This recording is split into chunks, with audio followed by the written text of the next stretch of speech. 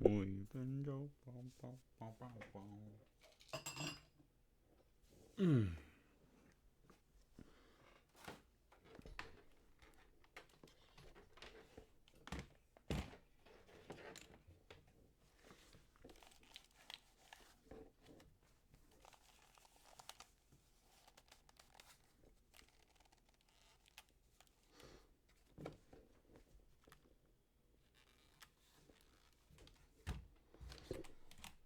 I do think I want some water.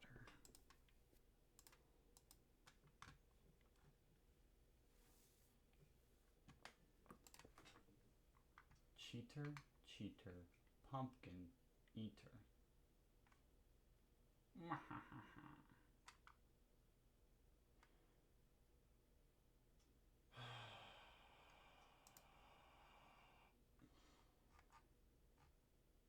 Crows who know, toes who knows who goes.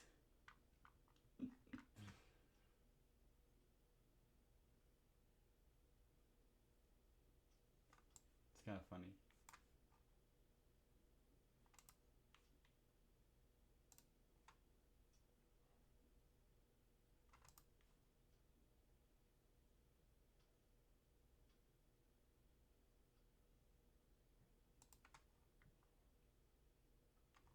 Knows who goes.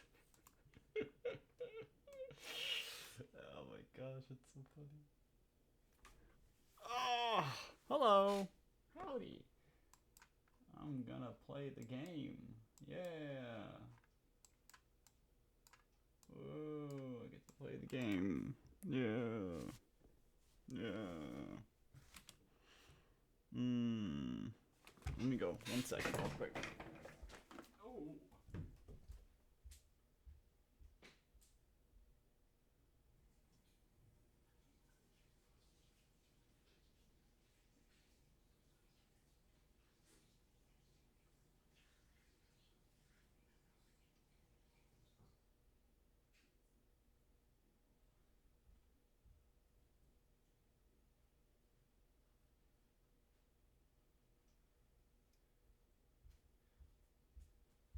It's so hot in here. It's so hot in this room. I hate summer. Right. Okay, I want to go back to bed. I went to sleep last night at like 9:45, so it's like right after I got off. I probably fell asleep within 20 minutes after that. It was some of the best sleep ever.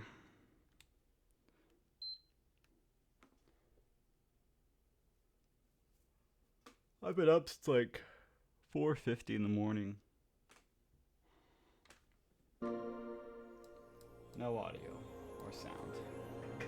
Let's go.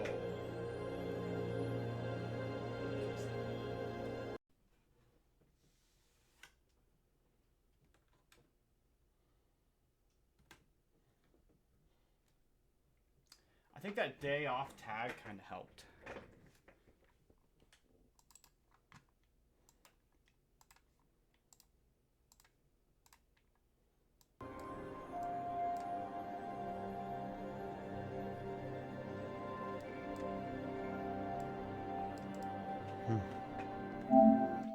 All right. Let us continue. So I'll probably do 4 rounds this morning. That's what the goal is.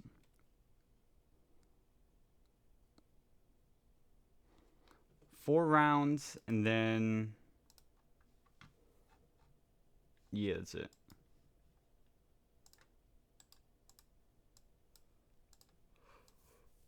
Oh, because I gotta go to work today at 3.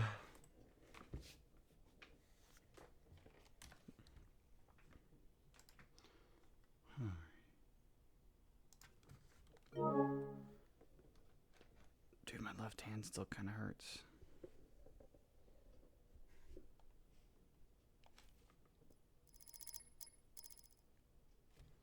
Audio is on. Yep.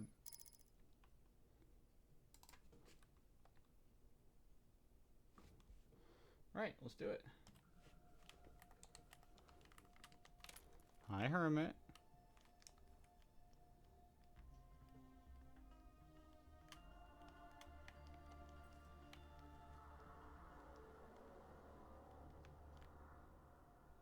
Pull the fire alarm, quick.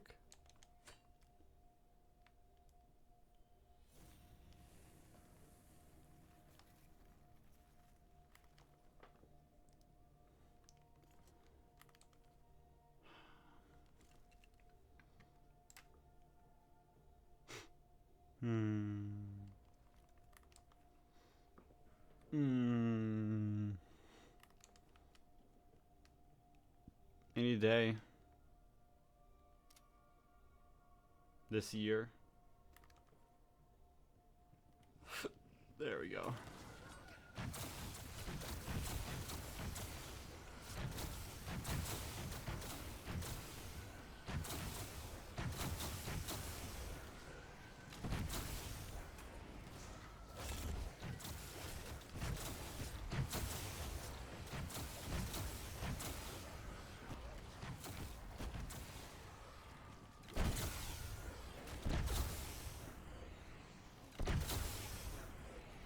I know, and I gotta get to 522.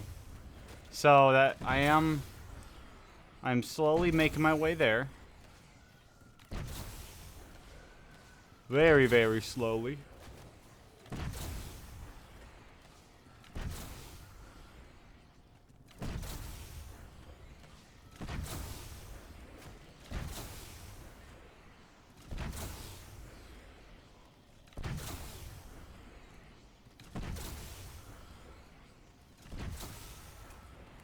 I should have at least tried to play yesterday a little bit. Today should get me to about...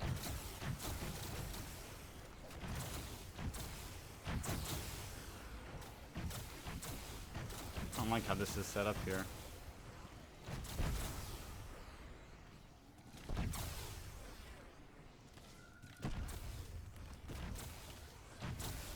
Today should get me to...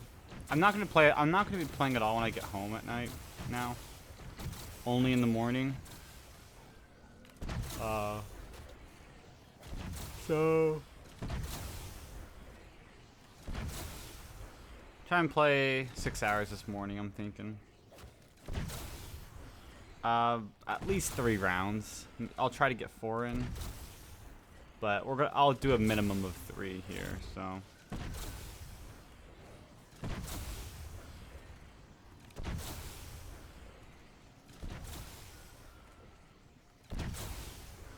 That'll put me at 63 by the end of today, 67 by the end of tomorrow, or no, 469 by the end of tomorrow.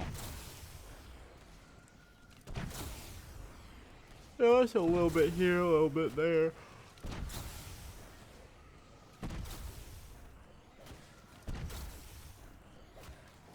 And hopefully we'll actually get good dog rounds now, you know. That'd be pretty cool.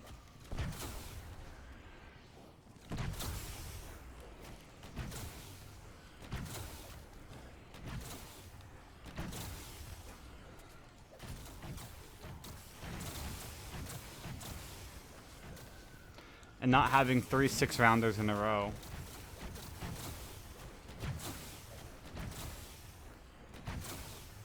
I'd prefer that, you know. Just a little bit. Ugh.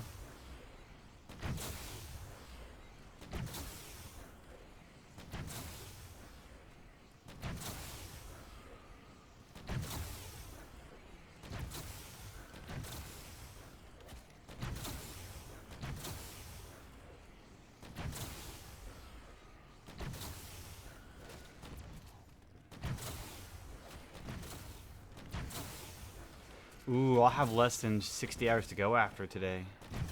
That's exciting.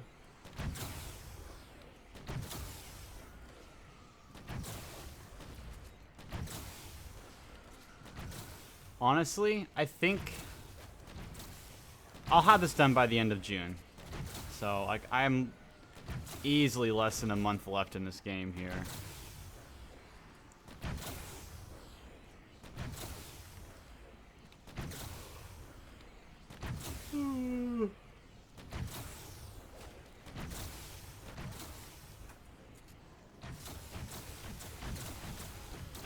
That is nice. That is nice to know that I only have a month of this garbage left. I'm just saying anything and everything to keep me motivated. This sucks. What's the next map? Classified, maybe? I don't know. I'm gonna have to play another map, though, after this, you know? I have to have, like, an end goal for something that I'm doing. So I have to... Probably classified. I don't know.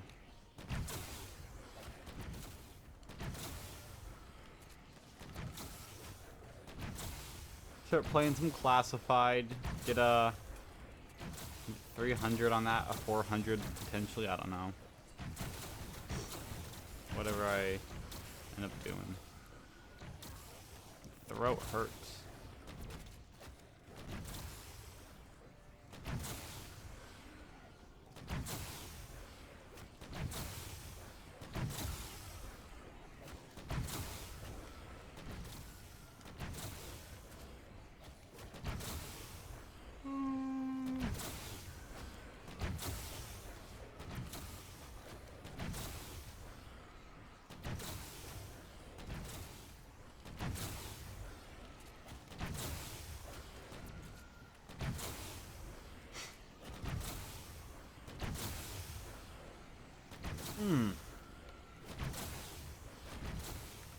Oh, it means I'll hit around 100 today. Ooh.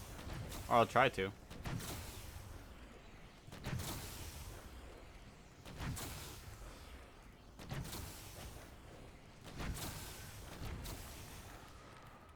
It's weird. 4 rounds used to take 10 hours. Now it only takes 6.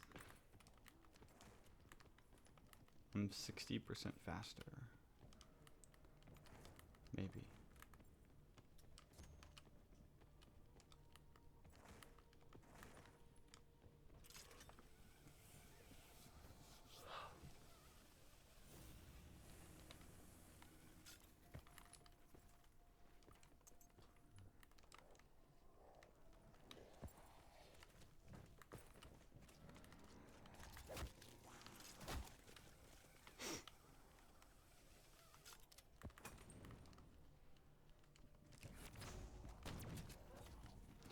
That is an insta-kill. I don't need it.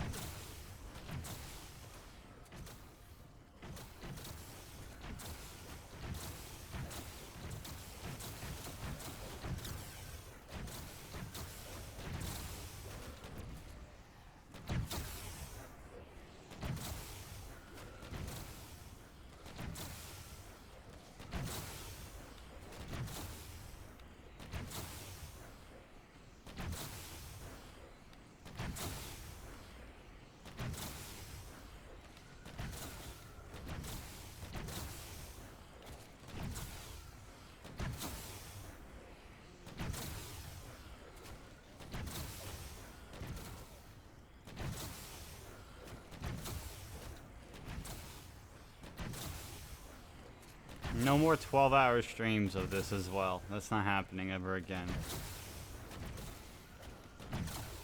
That was the worst thing I've ever had to do.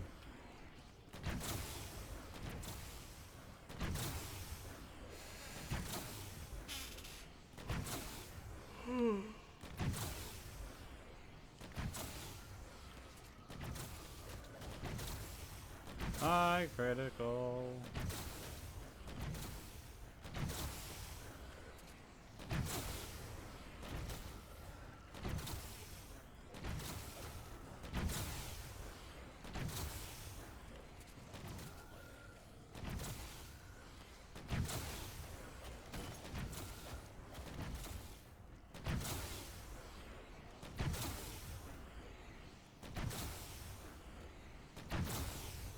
Video do I watch? I don't know.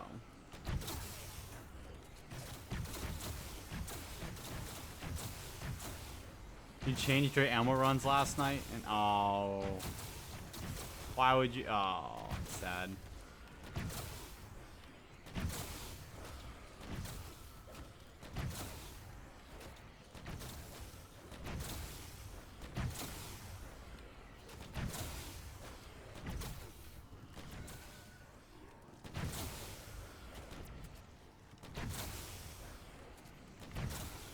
When's the 24-hour stream starting up? Never. I am never doing a 24-hour stream. Or at least like a 24-hour stream where I play zombies only. That's never happening. That was so...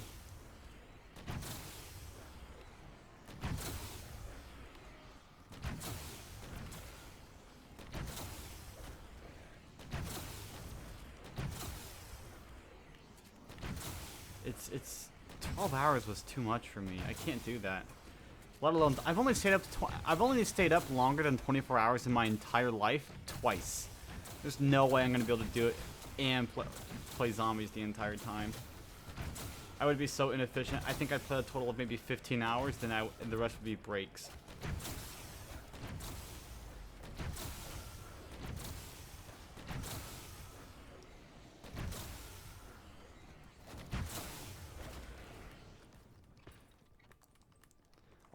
I was always going to the left and then the right way, because Jake was telling. What's the right way? Like, is what I'm doing here the technical right way? Here's the thing. No matter what. People say to do things, to do certain things in the game the right way. No, do it how it's most comfortable to you. That's like, oh my gosh, whenever Fortnite first came out, you could use mouse and keyboard on Xbox and PlayStation for Fortnite. People were like, here are the best keybinds to use. Don't use what the technical best. Use what is like comfortable for like you. I would always recommend someone does it the way they're comfortable with it over doing it what is the like a correct way.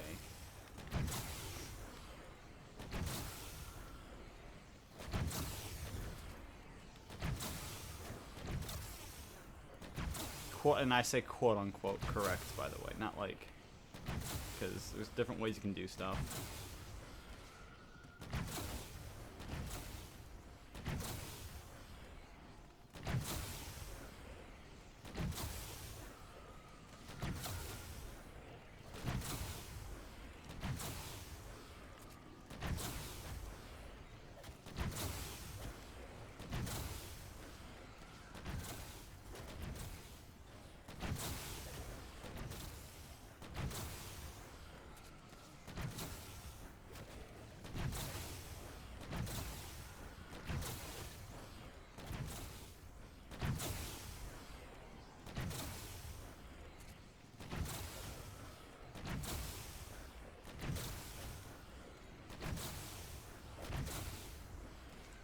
Yeah, the timing for that one, it's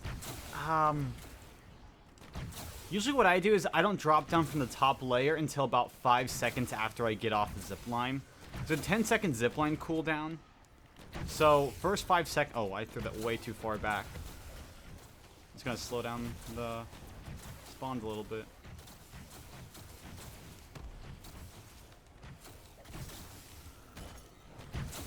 I stay up there for about 5 seconds, drop down, wait about 2 seconds, and then just go like normal, because it'll take at least another 3 seconds to get to the zipline after buying a shield. So like, because I'm timing my game and I can see my timer pretty easily, I just, I see what I drop down from the zipline at. Usually it's like, if it's like 21, I'll wait until the 26-second mark, you know. Just add 5 to whatever it is, and that's when I'll drop down from it. Then I'll just count out like 1, 2, and then keep going from there.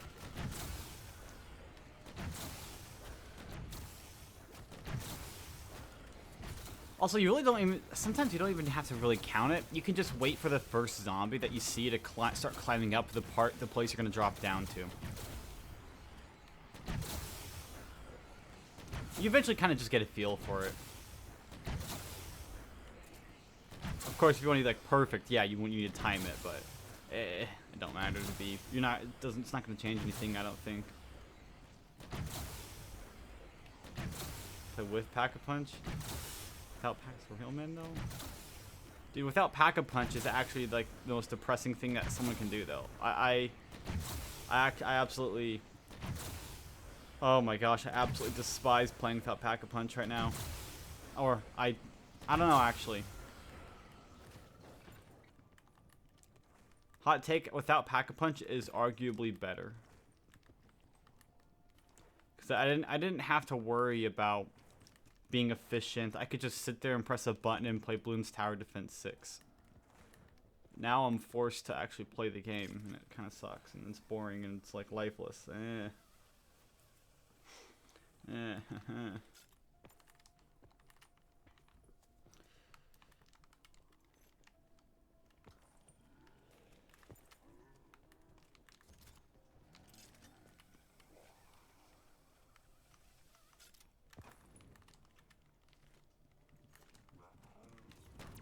Oh, nope, never mind. I thought that was going to be like a quarter of the way through the round.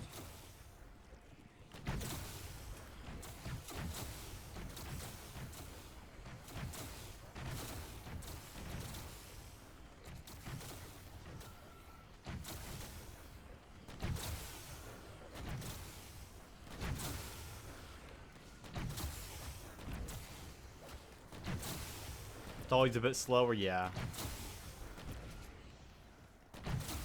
Using the Tundra Gun while doing the no Pack-a-Punch, like Tundra Gun and Snowball trading, that was by far, yeah, definitely the worst part of the game, I would say. Thinking back at it now, like, no Pack-a-Punch was so easy. It was just sitting there pressing one button. It was just a game of, there was like no skill with it, it's just patience.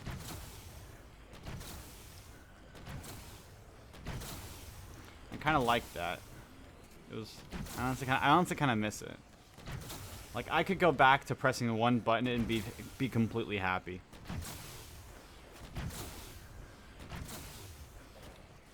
And I wouldn't mind in the slightest. It would mean I get to watch my, my show again. I would get to do all this stuff again.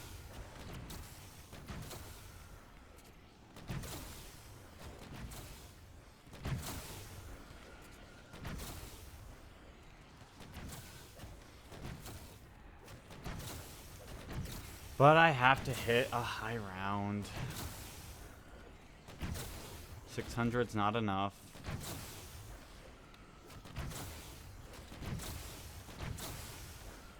Apparently.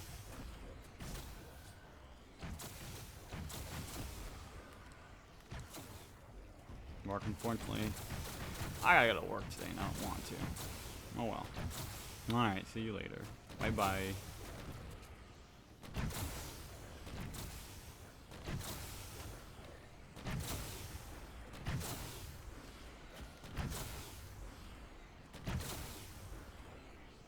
Worst bib Wonder Weapon in Black Ops 3, I assume is what you meant? Or worst weapon?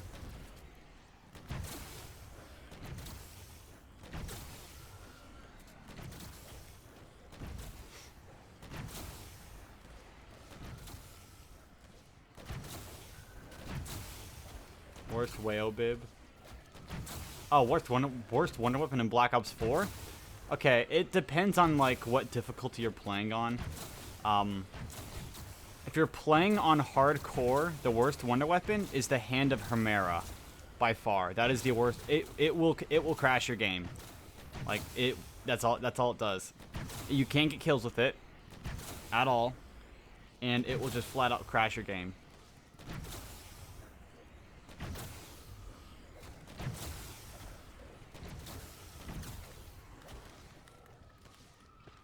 Looked oddly familiar from when I Dying Wished last time. If you're playing on normal,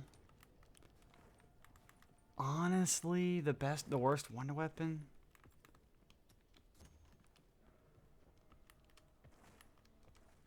No,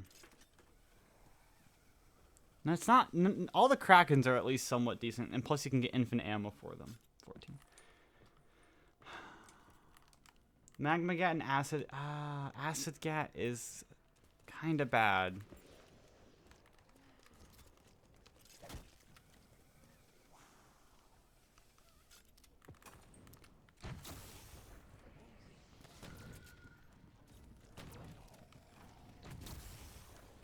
I don't know, I'm thinking. Ba ba ba.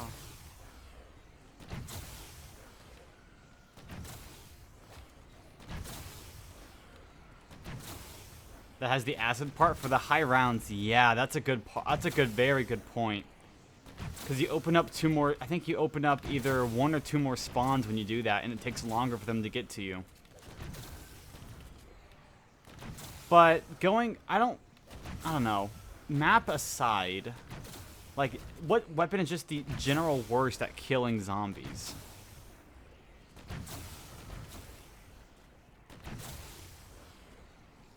Nothing from Ancient Evil. Because you can do tributes for a max ammo pretty easily. Maybe Alpha Omega? Maybe the dual-wield ray gun? That one has no ammo in it, like, at all. What else do I have? Tag.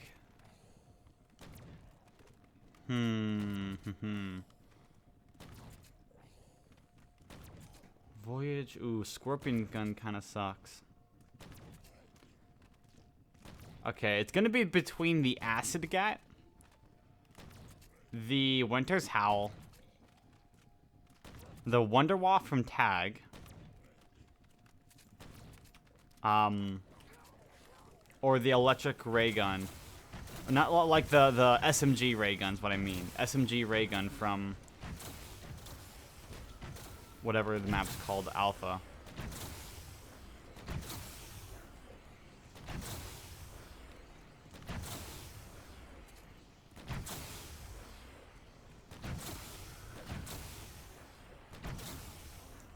Acid Gat, you technically do have infinite ammo with.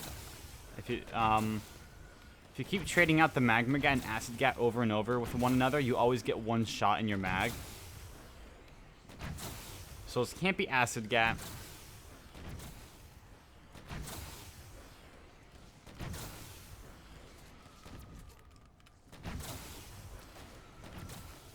Ooh. I would say worst wonder weapon is...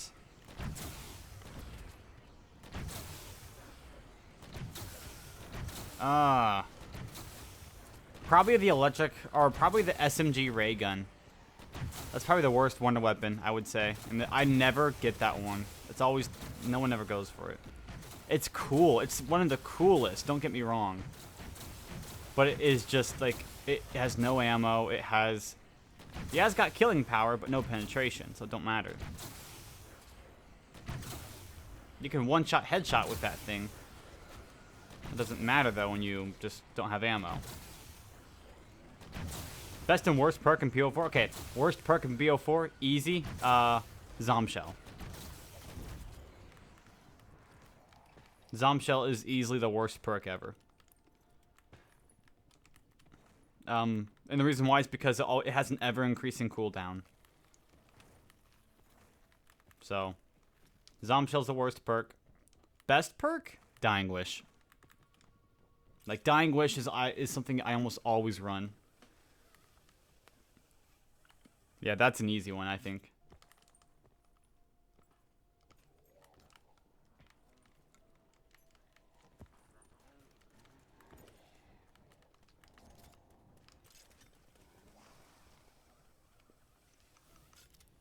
Now, I'll say best and worst wonder weapon. I'm gonna say...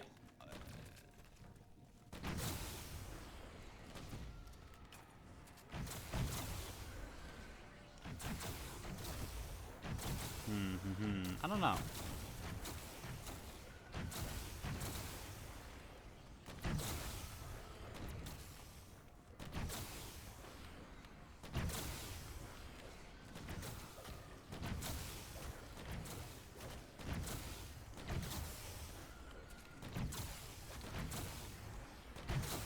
Killian Salvo. It's the best on normal, at least. It's not the best on hardcore. Until you at least get 2 insta-kills.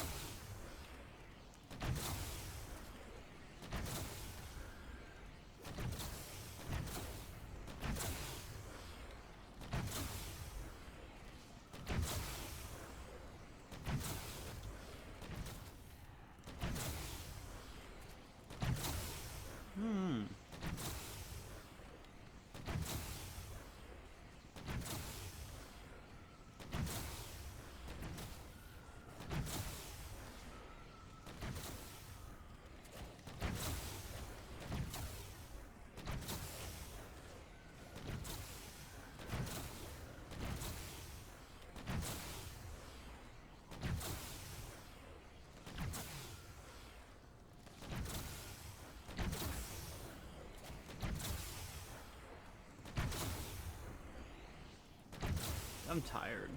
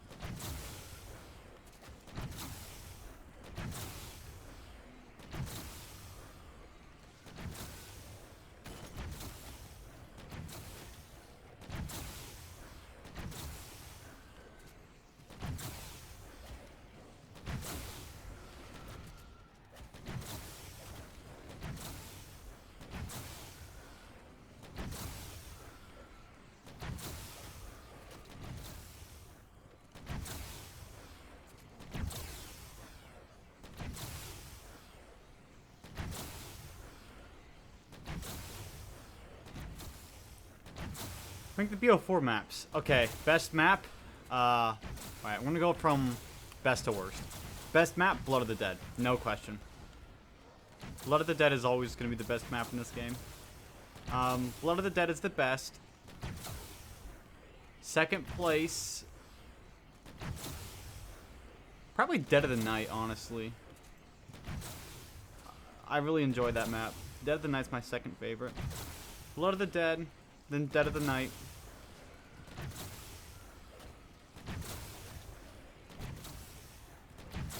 What else would be after that?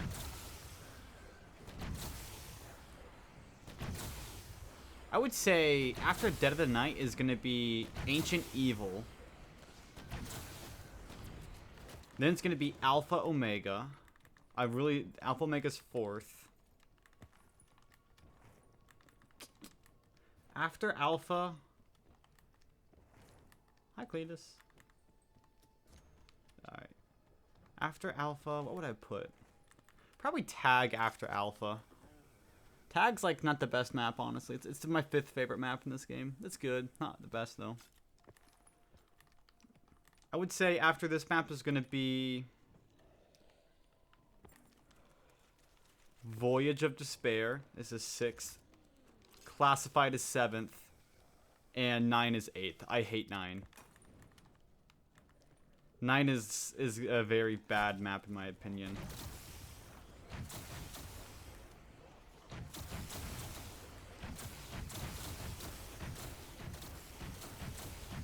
I'm not a fan of 9 at all. It's just, I don't know. I don't like it. Well, it helps that I went to bed at like 9 o'clock last night. 10 o'clock, Cletus. I didn't go to bed at like 2 a.m.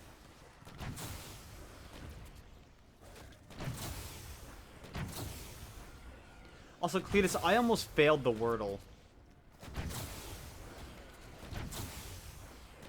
I almost failed it. I got it, though. Barely.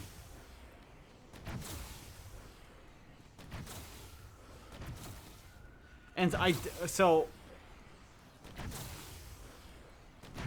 By the way, so the word I'm having you do for the Wordle, Cletus, that was sent after I completed it, alright? You're really good at it, so I'm giving you a little challenge.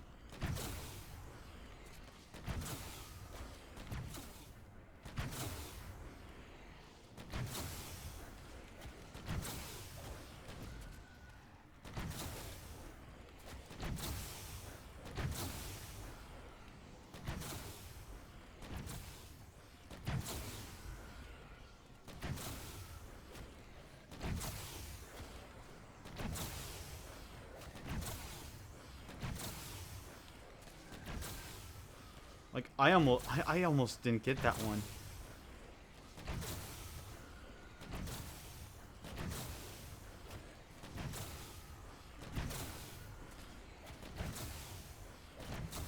Such a dumb word.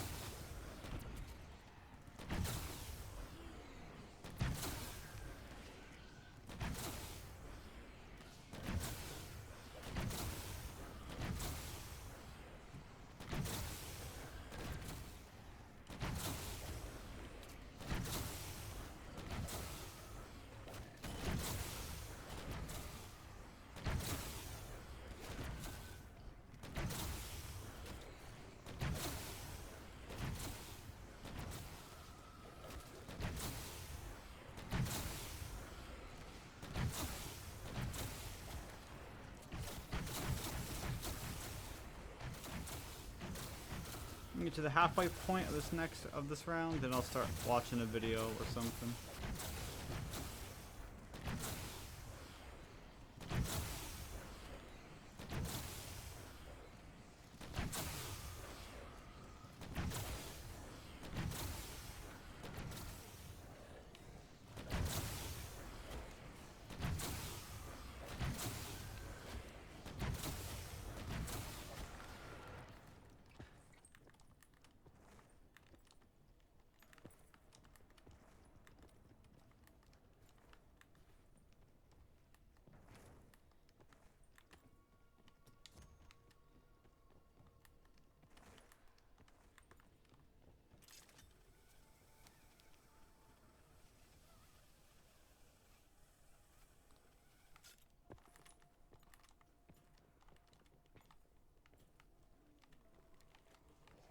Dang.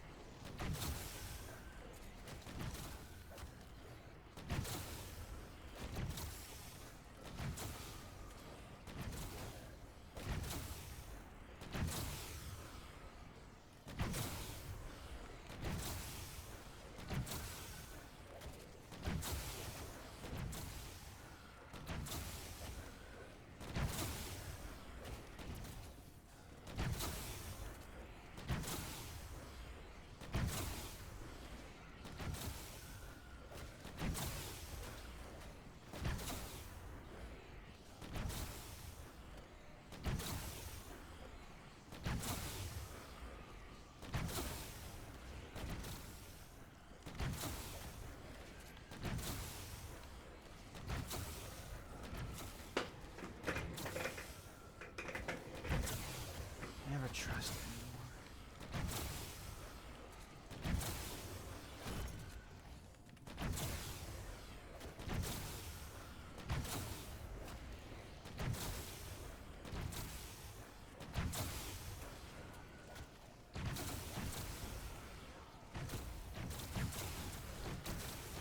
Step right up.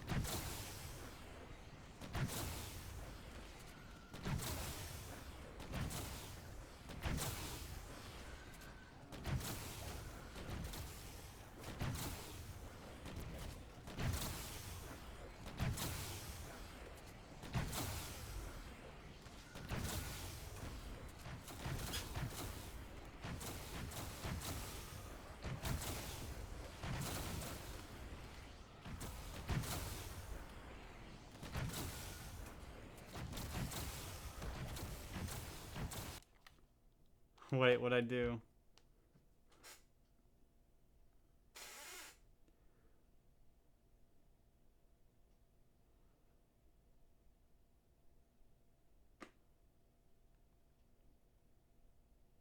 You got it. Nice.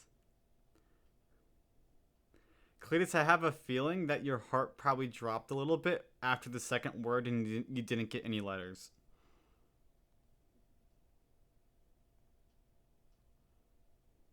I have a small feeling your heart was like, holy crap, what the heck? After the second word got nothing. It did? Yeah, okay. That one actually took me about 15 minutes to get. That word was it was pretty difficult.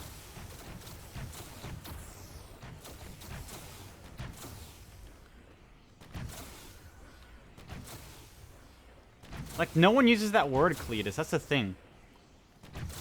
The only people who use that words are anime nerds.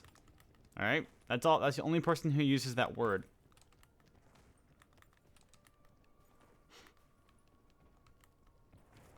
Sub 30-second guess. Die. You're here. Here. Let me show you mine real quick.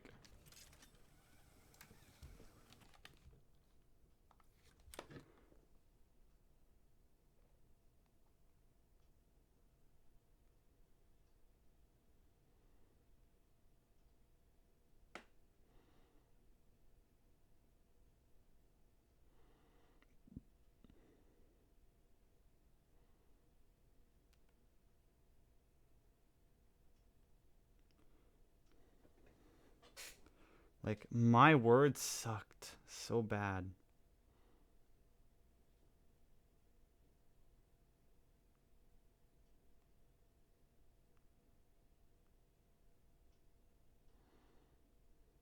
You see the third word I used? It's loading. You'll see the third word that I used.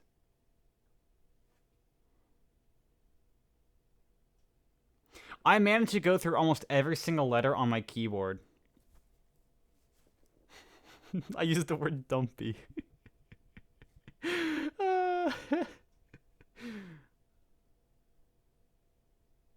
Playing style of a peanut. Dude, what am I meant to do though? I thought my second word was a pretty good guess.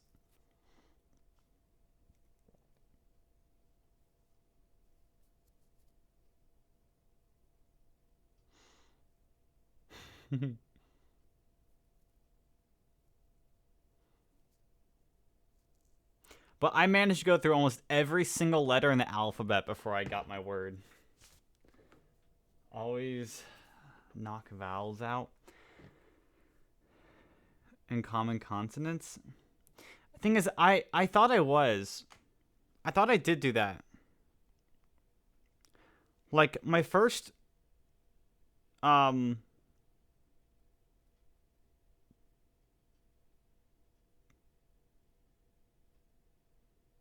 Like, by the third letter, I mean, yeah, third word, I knew it, I used them all.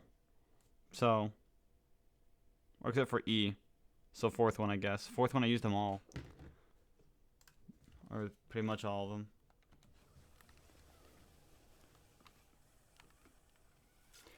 Here's my, like, that's such an uncommon word. Like, tell me, when's the last time you used that word, like, in an actual sentence? Or, like, saw that word?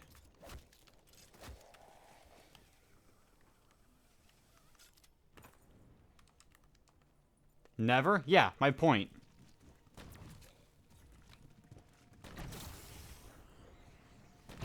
Or last week. Okay, never mind.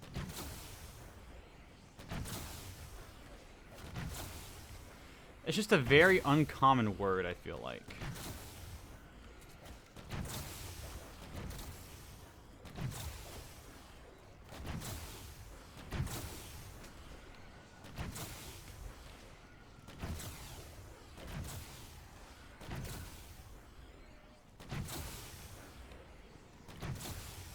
Yeah, I'll only play 3 rounds this morning. I'm not going to play 4. I'll play only 3 rounds. I'll have to use the word coins next time? Alright.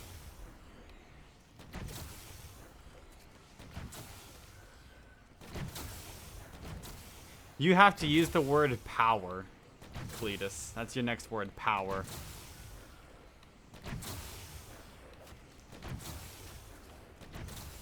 Wait, did you finish the Wordle, Zotis?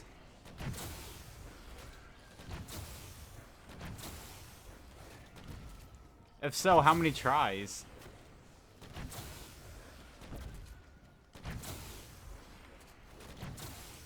I almost didn't get that one. Okay, like, when was the last time you ever heard that word be used?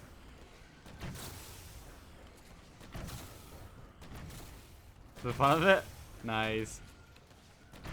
Uh-huh, 100%. 4? Okay. Such a dumb word. Like, when's the last... Okay. When have you ever heard that word be used in an actual sentence? Like, ever.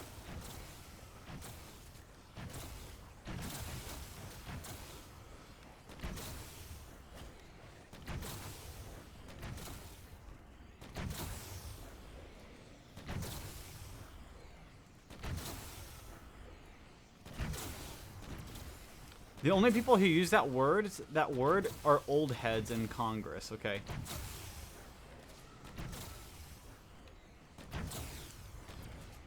Okay, that's what that's what I was thinking. I tried using the word Caesar. Or like,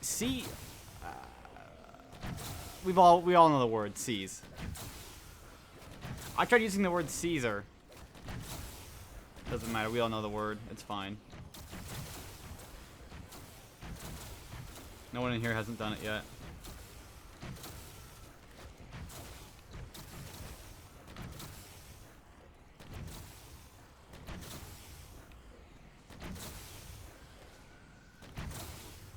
Yeah, because Caesar and Little Caesars is C-A-E. C-A-E-S-A-R.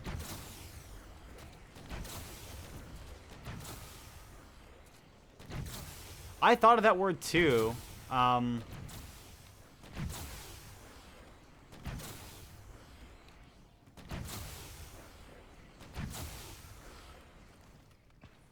Was almost the first one not to get it. Yeah. Who do you think the first one not to get it is gonna be? If you want my genuine guess, I think it's gonna be I think it's gonna be blank. Me? Really me?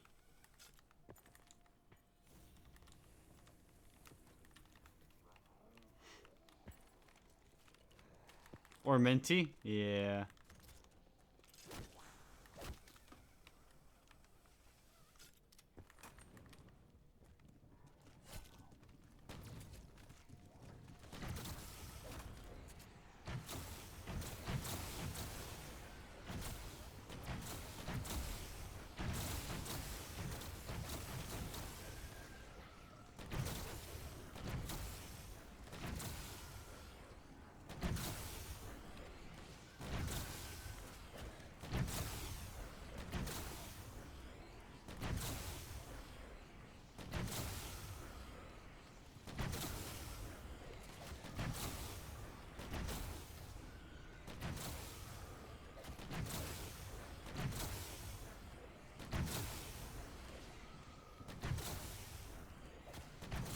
O-U-G-H, yeah. The word tough? Yeah.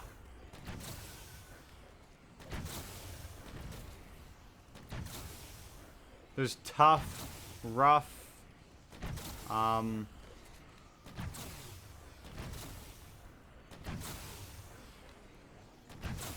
really many others, though.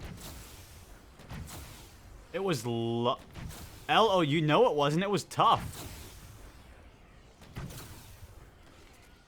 We never had L-O-U-G-H. That was never a word. It was tough.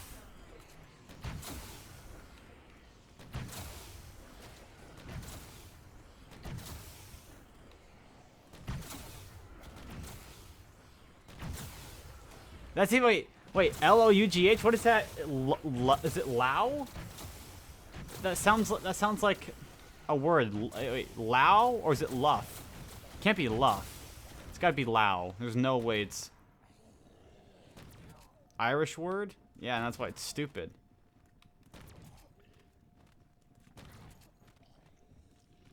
Dough? Yeah.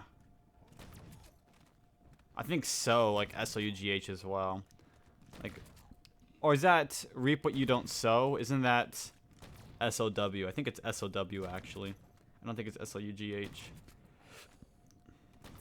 So, as in like I'm selling something, is S-E-W. I hate English.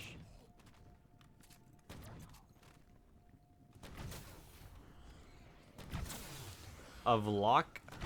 Loch? That's gotta be lock. What does lock even mean in that then? L-O-C-H.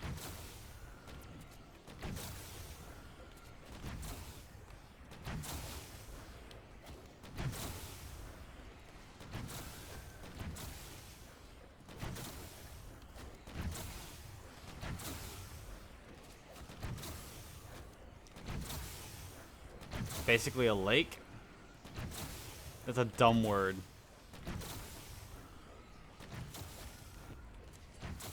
The arm of a lake? Me when lakes have body parts?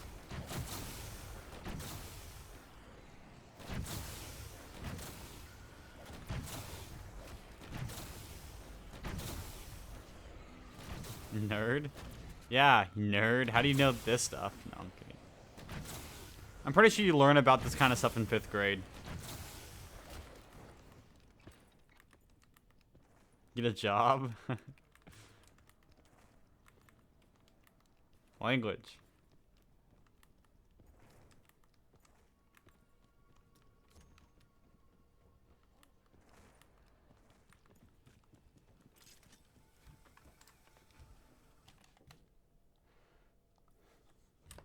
But no.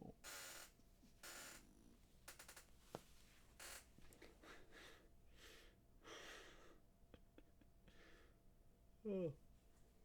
Man, I'm tired. Alright.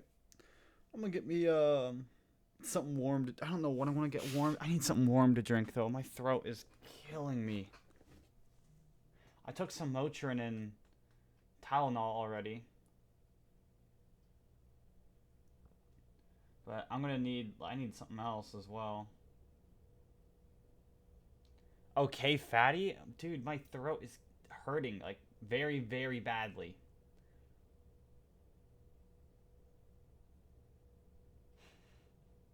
Too much dick.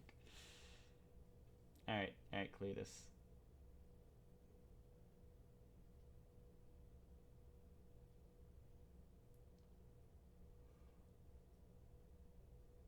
I can't believe Minty got it in 2 tries yesterday. Or Minty and Zodus got it in 2 tries. It's actually insane.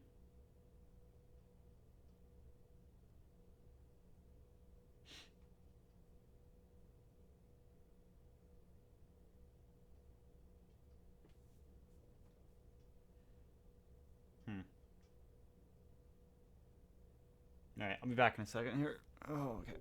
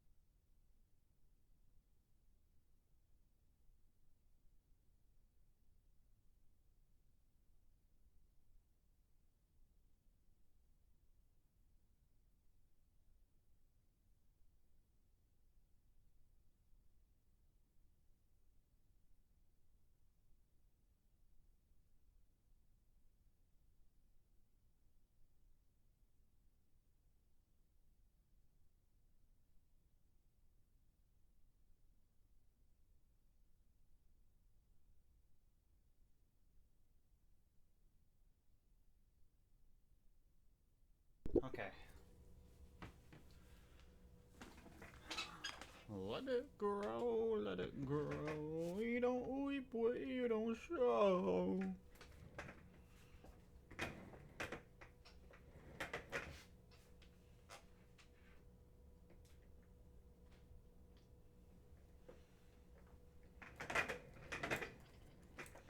Alright, music or YouTube?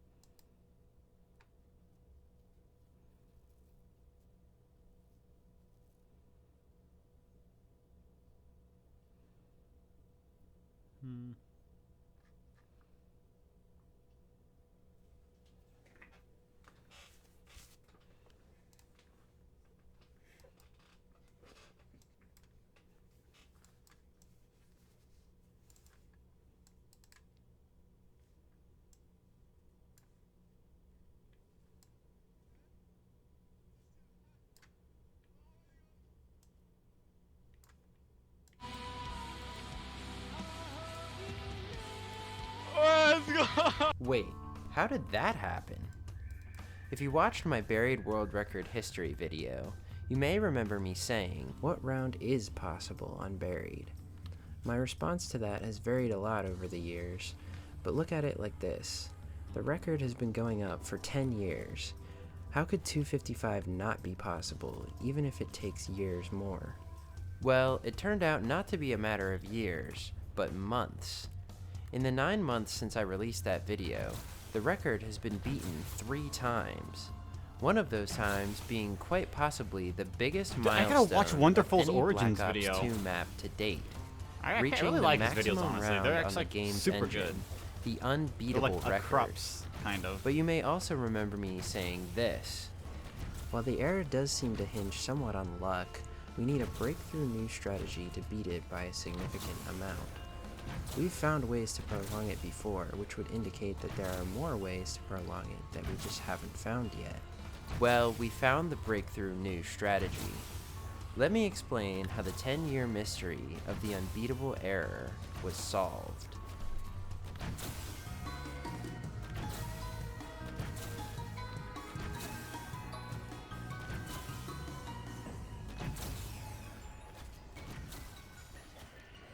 He talks slow? He does.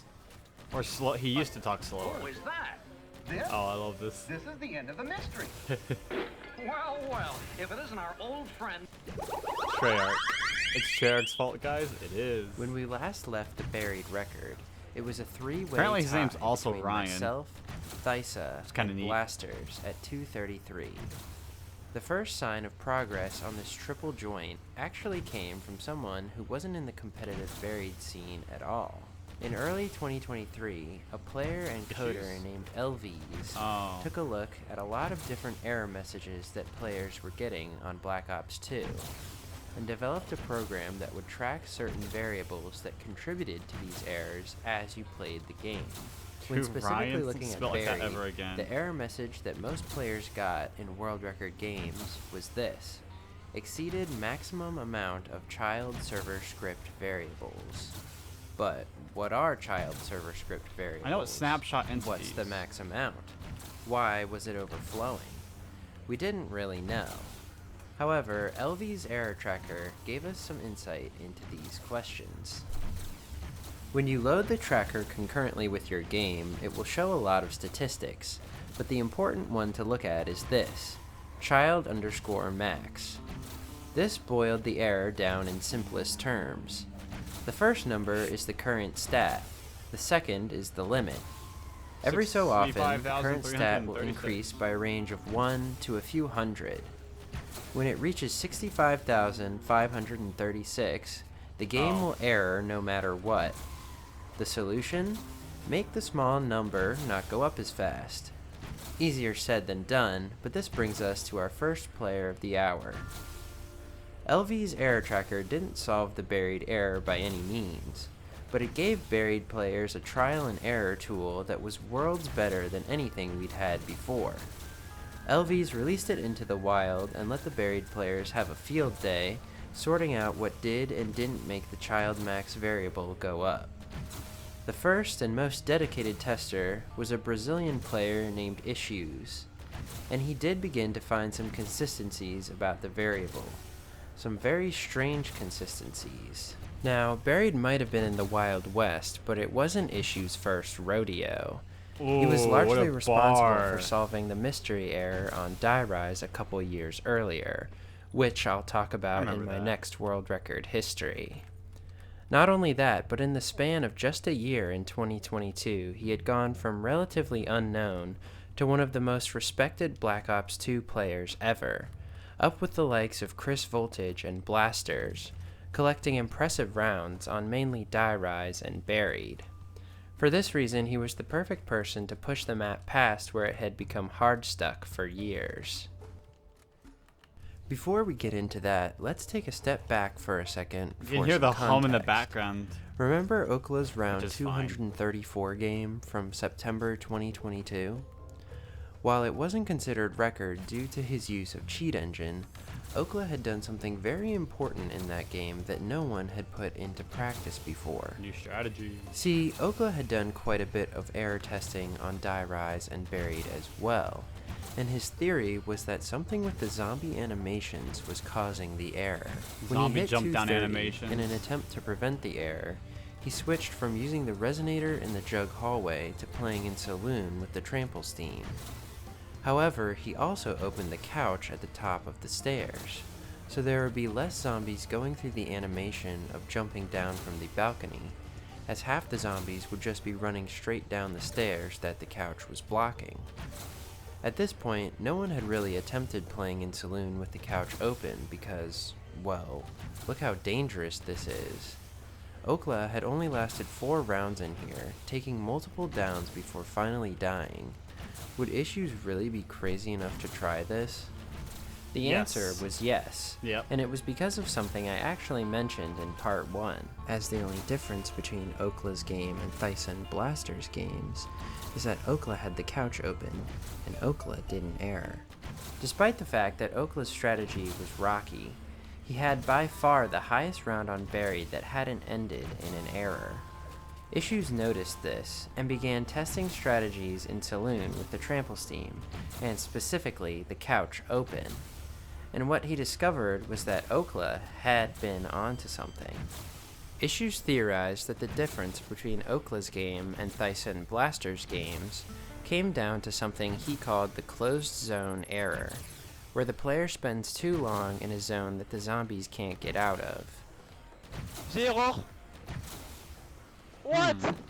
Now, it's hard to prove that this is an actual thing, but during modded tests that Issues had run where he simply stood still in closed areas like the Buried Saloon or the Transit Power Room, he would get errors after a certain amount of time. So, Issues decided to take on Okla's playstyle, only with more preparation. He found a much more consistent trample steam strategy for the requirements. It was a variation of the closed couch version of the strategy, with a different horde-up route to account for the zombies now having 3 paths to the player instead of 2. Much easier, right? No. Wrong. This is one of, if not the hardest high-round strategy in all of Black Ops 2 Zombies. This is because it often requires freestyle training. The same path for the horde-up doesn't work every time, due to variations on how many zombies run in from what direction at what time, how they pull to the player around the tables in the room, how much you get slapped while running a certain loop of the strategy, etc. So not only do players have to have incredible off-the-cuff decision making, they have to keep it up for tens of hours. The one mercy of Issue's Trample Steam strat is that when you go down, since the couch is open, the zombies will actually run away from you and act normally, instead of standing around you like they're in Times Square on New Year's Eve. So double downs are a lot less frequent, but this speaks to just how impressive Buried's next world record would actually be. By the summer of 2023, Issues had practiced his home-brewed strategy enough for a real game. He started out with the classic strategy of 7 resonators per turbine at Jug, because it was much faster and safer to get close to record. Issues would end up getting the fastest Buried 200 time ever of only 42 hours and 37 minutes, beating the previous 200 speedrun record by more than 15 minutes. 460! Then, in the late game, he switched to using Trample Steam and Saloon, like Blasters and Okla had done in the past. Maybe we should Issue's just binge advantage some of was his Wonderful's new videos. strat, That could help. and on 229 he put it into action. Clearly, he had practiced enough, because he played the next 4 rounds flawlessly. The fact that he hadn't downed at all in the game actually helped a lot, because he was able to keep using the Jug permaperk, which allowed him to take an extra hit. Things went smoothly until he took his very first down of the game on 233, after attempting a cutback with too little space. But he had room to stick the recovery and power through to the next round, beating the round that had stood as the record for more than 3 years. Almost He choked. successfully completed 234 as well with no problems. However, 235 did have problems. Issues noticed that the zombies' hitboxes were becoming glitchy. This was something he knew happened on Die Rise shortly before a player errored. Halfway through 235, he downed because of this, but managed to get away. That was bullshit, bro. The fuck? However, once he had bought Quick Revive back and resumed the strat, not even 30 seconds later, he downed again. Wow! Okay, this game is just over. Jesus.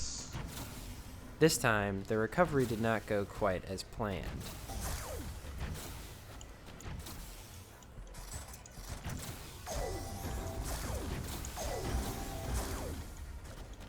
Oh, man, I'm he not died. that like that. Whatever. I was gonna error anyway. While this was a disappointing ending to an astounding game, it wasn't as tragic as it could have been. Because Issues had switched strategies extremely late into the game, he estimated that he probably only would have made it to between 240 and 245 before erroring. But this game was critical in opening up new horizons for Buried. Now everyone knew that the Trample Steam strategy worked, and we could finally see beyond round 233. Big things were coming to Buried, but they didn't quite play out in the way that people thought. Issues 235 would last for the rest of the summer, but someone else had been cooking on Buried for longer than Issues had even been playing it. In September, French-Canadian player Vano, who can only be described as a chronic Buried addict, started up his daily gameplay of the map.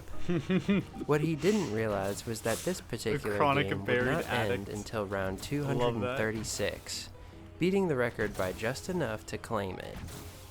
What happened until then borders on unexplainable. First, there's the interesting statistic that Vano played about 3/4 of this game while drunk. I'm not sure if that's more indicative of the Jug strat or Vano's skill at the game. He also did Trample Steam for only 1.5 rounds this game, on 208 and part of 227. By the statistics we've already gone over, this makes no sense. Toward the end of the game, Vano kept a close eye on his error tracker, and from 224 to 230, he noticed that child max didn't increase at all. Is it because of something he did or didn't do in his game? We don't know, but it gets weirder if you can believe that. Vano also got Vulture Aid on 167, and since he had the Tombstone permaperk, he had no way to get rid of it, meaning that he kept the perk for almost 50 hours of game time and didn't error.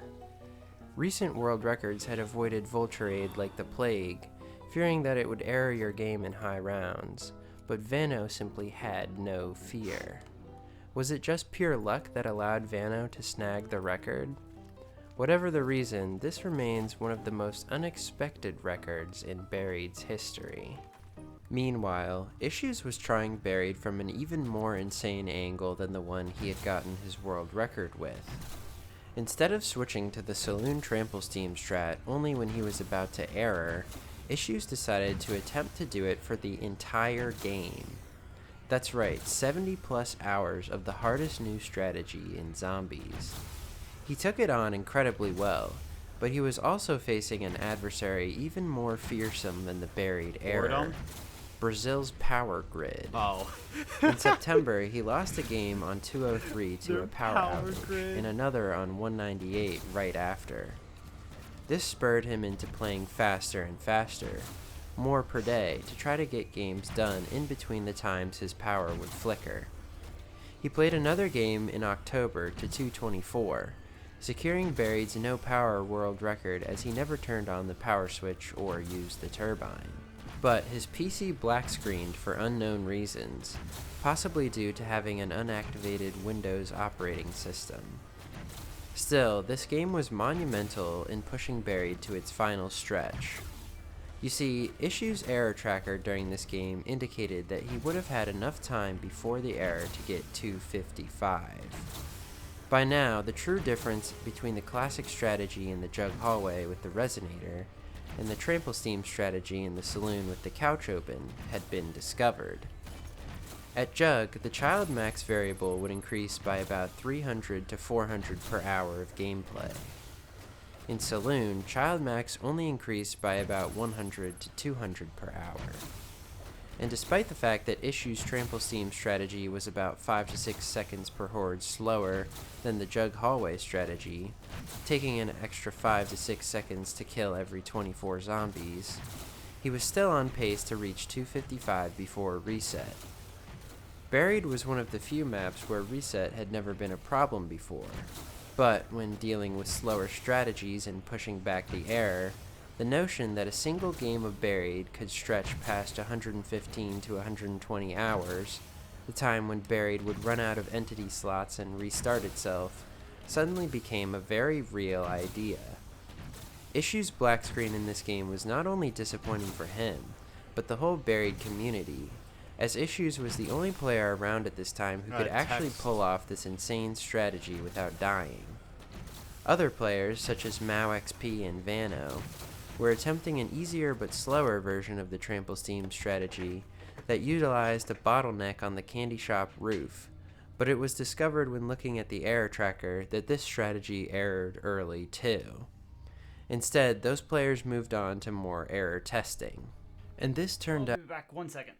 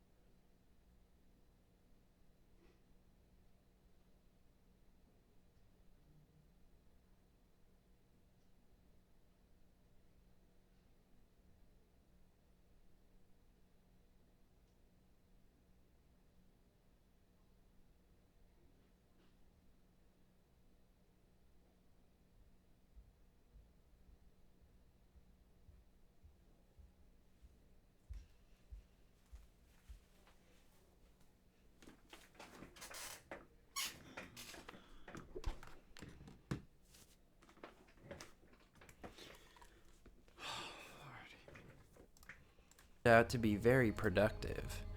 Vano discovered that PhD flopping the zombies in the early game increased the error, and Mao showed that picking up the numerous parts and entities that spawned in upon starting the map also gave players a lower child max variable by the end of the setup. And by far the oddest discovery was that spawning in as Russman gave a lower child max start as well. So yes, players restarting until they got Russman as their character was an actual thing. Issues took these community findings into account and continued. In December, he played another earth-shattering game, reaching another 200 plus with his strategy. However, things started going downhill on 208. While using Leroy to continually get max ammos to switch his perk drop from the witches every time he got Vulture Aid, Issues accidentally killed the witch with Leroy. This meant he had to go get the free perk from the piano player Easter egg. When he spawned in the zombies again, the child max value jumped up by nearly 1,000 and kept going up at an alarming rate. Was it because of something he accidentally triggered that nobody knew about? We're not sure, but either way, Issues had given up on this game a few rounds later, and although he continued to play it out, he ended up dying on 234. Then he went on Christmas vacation, and everyone expected Buried to go on hiatus while he was gone. However, it did not. Over the past few months, one other person had been spending hours and hours mastering Issues' strategy. A familiar name in the Buried scene, Blasters. And shortly after Issues' 234 game ended, Blasters started up his own game. Based on the new early game error discoveries, he played as Russman, picked up all the parts and debris off the map, and camped in the Jug hallway for the first 45 rounds to avoid flopping the zombies and increasing the error. He also followed in Issues' footsteps of never turning the power switch on. This is helpful for several things. A, it increases the reset time by several hours. B, it keeps Child Max from jumping up as much in the setup. And C, it keeps Vulture Aid from activating if you get the perk, so you never have to worry about erroring from it. The way to get active perks with the power off is by downing yourself with the Tombstone permaperk. Any perks you have will be given back to you activated when you're revived. Blasters put all this community knowledge to work as he powered through round after round on Saloon Trample strategy. He was mirroring Issues' best games, keeping his error variable low as he passed 200. He was grinding like a maniac too, reaching 220 and nearly 75 hours of gameplay in just 1 week. His endurance was peaking as he played long session 75 after long hours session, of gameplay in 1 week? but one thing was getting sketchier the longer he continued. Dang. Downs. You can take a lot of downs on this strategy as long as you can recover and get quick revive back each time. The way players do this is by going through the witch's house, saving the last witch, getting the time bomb, and then killing the witch. There's a 50-50 chance the perk will be Vulture Aid, and if that happens, the player uses the time bomb to respawn the witch, spawns a drop with the bank, and feeds Leroy candy until he changes the drop into a max ammo. Then the player can throw down the time bomb again, and repeat the process until they get quick revive. This guarantees quick revive every time, and also guarantees you'll never have to activate or use Vulture Aid, which ruins the strategy with its green smoke and error tendencies. However, if you've ever played Buried, you know you can only get a free perk every 5 rounds. Blasters had about 15 downs by 220, which if you think about over the course of 75 hours is not that bad, about a down every 5 hours. But at 220 plus, 5 of Blaster's rounds took about 5 hours or more, which meant going longer and longer without quick revive if the zombies trapped him, while the witch's house perk drops were still out of stock. Finally, on 222, after taking another down, Blasters decided to just play the Jug hallway strategy for a while, as it was infinitely safer and he still had a lot of leeway before the error. As he continued here though, he calculated that his child max variable was low enough that he could play the entire rest of the game at Jug. This was the final duel for Buried. As more and more people flocked into his stream to watch the game, everyone realized it was only a matter of time. Yeah, this Wordle... Blasters it's bounced like back and forth it's a 50-50 between the if you saloon like, and the if Jug it's easier or hallway not. for a few rounds, but switched permanently to Resonator at 234. He had to place the turbine up top by the workbench, because if the turbine affects the Jug machine while the power is off, it will turn off the player's Jug perk when it starts to stutter. However, this also it's just free? made the turbine Try safer from the zombies. I don't think it is. Blasters cut down It's Vano's kinda world difficult. record, blazing through round after round, and the impossible suddenly became very real. Players had been thinking 255 might be possible, but the lull in the record progression when it became stuck at 233 for years had made the community doubt whether it would ever be seen. Now we could I need to literally watch the see Origins it on world the record screen video that here in a Blasters second. was going to hit it, but no one would believe it I'll watch it until after they this one. saw it. Season? I was Just there do for that. the 255. Oh my gosh. That was so cool.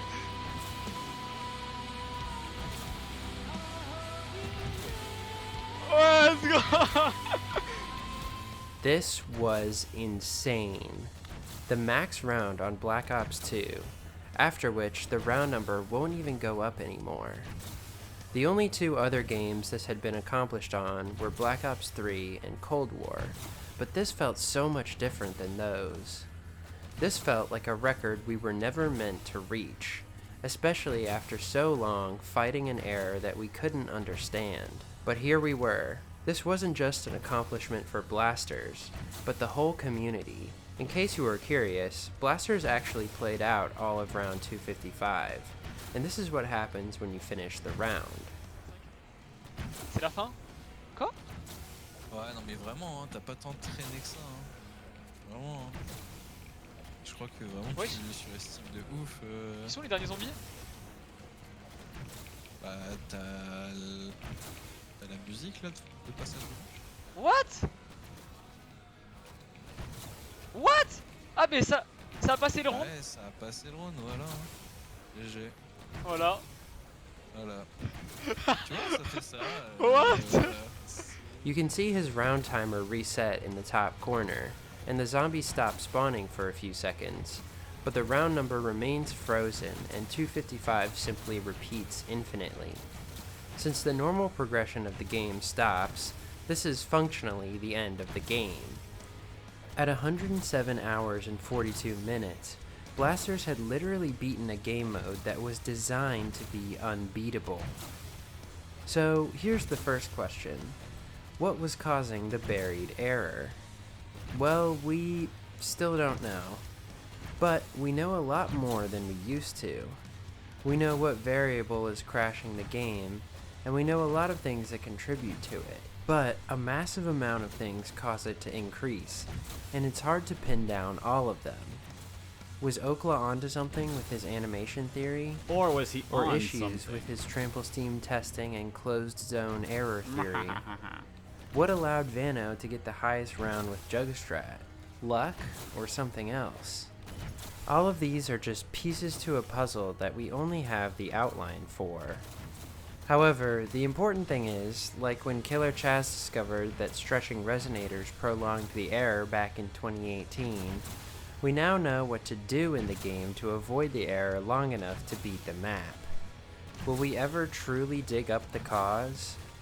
Of course we will. We're zombies players, we have nothing better to do. Real? Here's the second and much more existential question.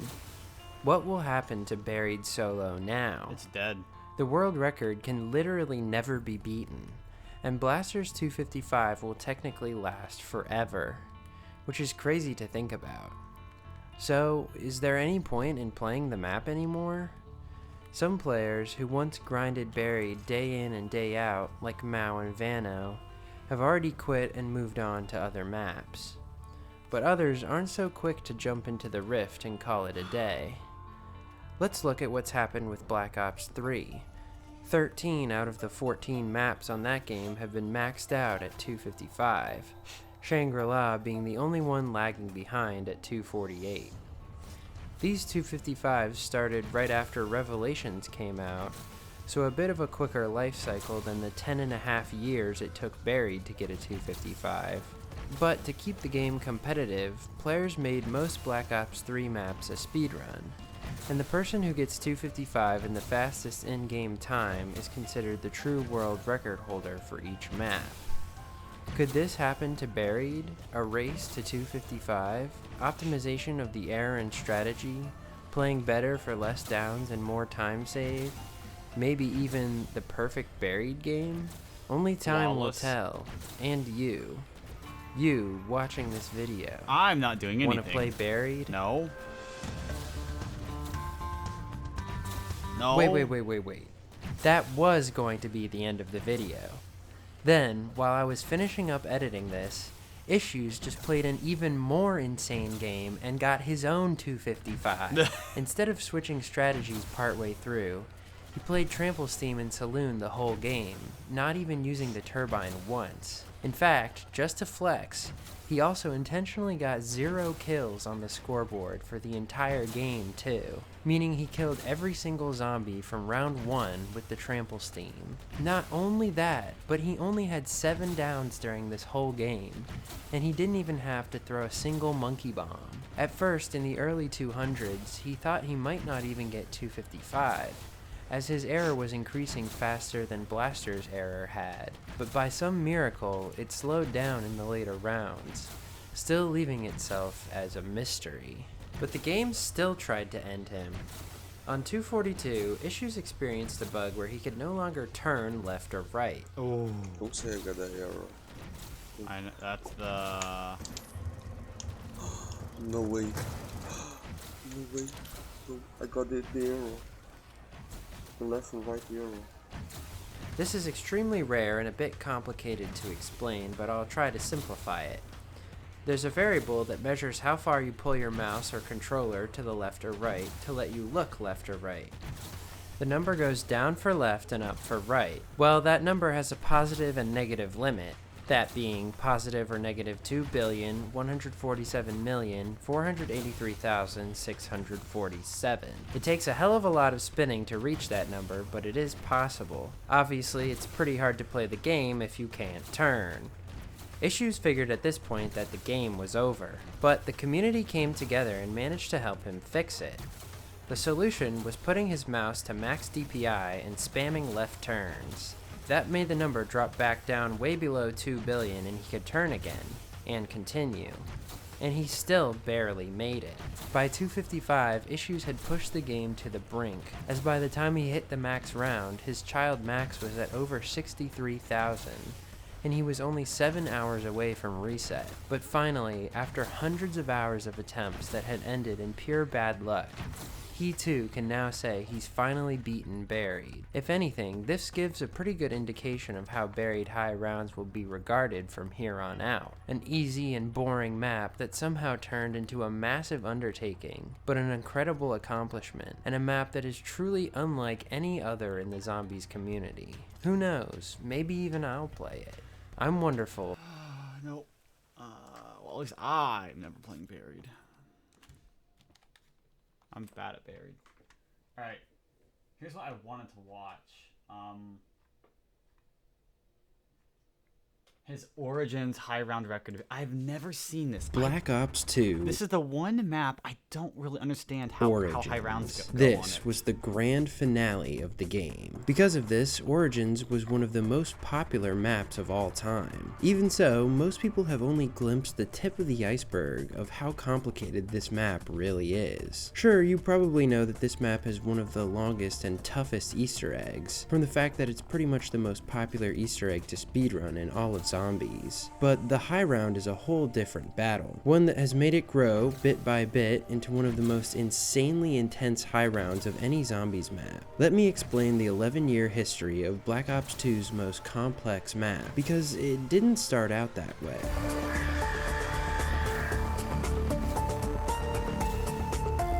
His font choice is so peak.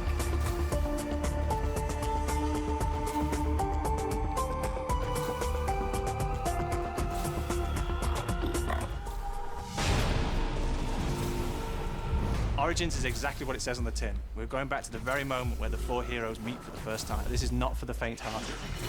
These characters are meeting surrounded by the horrors of war. We have a larger scale than we've ever done before, further enhanced by dynamic weather, from rain, fog rolling in, snow falling. Oh, by the way, did I mention the giant robots? We have 1,000-foot mechanical giants striding across the landscape. That gives a verticality and scale that we've never seen before in Zombies. It also provides hazards or opportunities for the skilled player. This Zombies map really has to be seen to be believed. If Jason Blundell's excitement didn't get you hyped for this map, I don't know what would have. The long-awaited map released on August 27th, 2013. Continuing with the theme of a unique feature in every major map, how transit threw in public transportation, Die Rise threw in verticality, Mob threw in afterlife, and Buried threw in friendship. Origins threw in the staffs and... Did I mention the giant robots? Both of which would become incredibly important for how the map plays, but I'll explain those later. That's because the first world record on the map didn't use the robots or the staffs. While most players were busy learning how to build the staffs or free Samantha, stay out of the mud, or shoot down the Panzer Soldat boss zombie, one player was taking a different approach. 2 days after the map's release, a player named Forrest from French Zombies clan AZP achieved round 56 in the first major high round game on the map. Forrest spent most of the game training in the Crazy Place. This is actually one of the most open areas in any Zombies map, but it's usually nerfed by the shifting rock walls that divide up parts of the room. You can get rid of these if you finish the entire Easter egg up to the last step, but also if you never pick up the first crystal for any of the staves, the walls never come down, leaving you with a slow but very easy space to work with. Forrest elected never to use any of the staves for this reason, and instead took the simple route, using the Ray Gun Mark II and the Pack-a-Punched STG to headshot the zombies as he looped around the room. But Forrest lost motivation after several hours of this, and ended up throwing the game and suiciding. It wasn't much of a loss though, because the next day another AZP member would make it much further than Forrest would have with this strategy. AZP Elnaris did use the staves. In fact, he built and upgraded them all. However, he found that the ice staff was by far the best, because of the sheer amount of zombies it could kill with a single charged shot. Elnaris put this to the test by running full hordes at the Juggernog generator, Gen 4, looping them around past the bunker and shooting once to kill the entire horde. However, when he ran to the church at the end of round 75 to bleed out the last zombie instead of wasting ammo on shooting him, as he was running back to his strategy spot, he realized just how fast and dangerous spawns on the map could get. A swarm of zombies popped up right in front of him on the muddy road, and with no ammo and no mobility, he ended up dying without killing a single zombie into round 76. But this record would not last long either, because some of the best zombie slayers in the game were stepping up and taking charge. And the next day, one of them would achieve the first round 100 ever on the map, just 4 days after release. This was one of the most famous zombie strategists of the early days of Black Ops 1 and 2, Mato Master 21. Mato also used a strategy at Gen 4, although it's hard to say exactly what he did, because in the video he uploaded, he's only shown running around the map celebrating his achievement. But we can extrapolate a few things from the footage we do have. At the beginning of round 100, Mato stands in a specific spot that would become very helpful to other players in other Gen 4 strategy attempts, a spawn control that forces all the zombies to spawn away from Jug, so Mato could run there and horde up. The fact that he knew how to do this indicates that he was probably running full hordes at Gen 4 similar to Elnaris, probably a bit quicker by cutting his route down and just staying near Jug. Mato also built the shield in the next door bunker to protect himself while training. But either way, Mato would end up downing during his celebrations, although this did not bring down his spirits, as he had achieved his initial goal of rank 1 on the leaderboards. But once again, this record would not last long at all, as the insanely powerful ice staff was carrying more and more players through rounds. 2 days later, and a third AZP member would bring the record back to the French clan, that being Dims with a 102. Dims also used a Gen 4 strategy, doing a full horde up around the generator and then running out to the mud road and killing the zombies there, so the respawners would spawn out by him and not in his way at the generator. But he ran into an issue shortly after passing Mato's record, an issue that, in fact, would completely control the map for all games to come. He ran out of ammo on the ice staff. Logically, with no max ammo, he switched staffs to wind, but he ran out on that one too before he could finish the round. Unfortunately then, he made a big mistake. He chose to use the fire staff, which A, doesn't kill, and B, errors you, ending his game within minutes of using it. It had also been discovered by this point that the lightning staff does not kill on high rounds either, making the ice staff and the wind staff the only useful staffs for a world record attempt. As such, from here on out in this video, when I refer to the staves, I am only talking about the ice and wind staffs. Dim's game was a big indication of problems to come, not necessarily with errors, but with what was slowing down players' games after 100. See, here's the thing about Origins. The staves, which are the only weapons that can kill on high rounds, are special buildables, which means they're not in the mystery box and you can't buy ammo for them. The only way to refill them and keep killing is to get a max ammo. Luckily, there are a lot of ways, both hidden and obvious, to get a max ammo on Origins, but a lot of these were not known, considered, or even understood in these early days of Origins, so we'll come back to that later. The next world record would come 3 days later when Steve IL surpassed Dims, using the same strategy as him of full hoarding at Gen 4. He experienced the same ammo problems, but at this point knew better than to use the fire or lightning staves, so if he completely ran out of ammo, he would start using the environment to kill, using the robot's stomping foot to crush the zombies and waiting until the Gen zombies came again so he could get a max. Sadly, since the robots only walked by every few minutes, this was incredibly slow. After suffering through this for a while, the game unfortunately ended when Steve signed into Xbox Live on 105 to talk in an Xbox party, and his in-game sign-in status changed, kicking him from the game. 2 days later, Steve's brother, Scotty I3, would tie his record at 105 also, on only his second attempt. Scotty used pretty much the exact same strategy as Steve, keeping close to Gen 4 and only running all the way around when he needed to for safety. He also used the robot foot to kill when out of ammo, but his game ended up freezing on 105. With his record taken, Dims would spend a while running back Origins over and over, and 1 week after his 102, he would achieve a 104,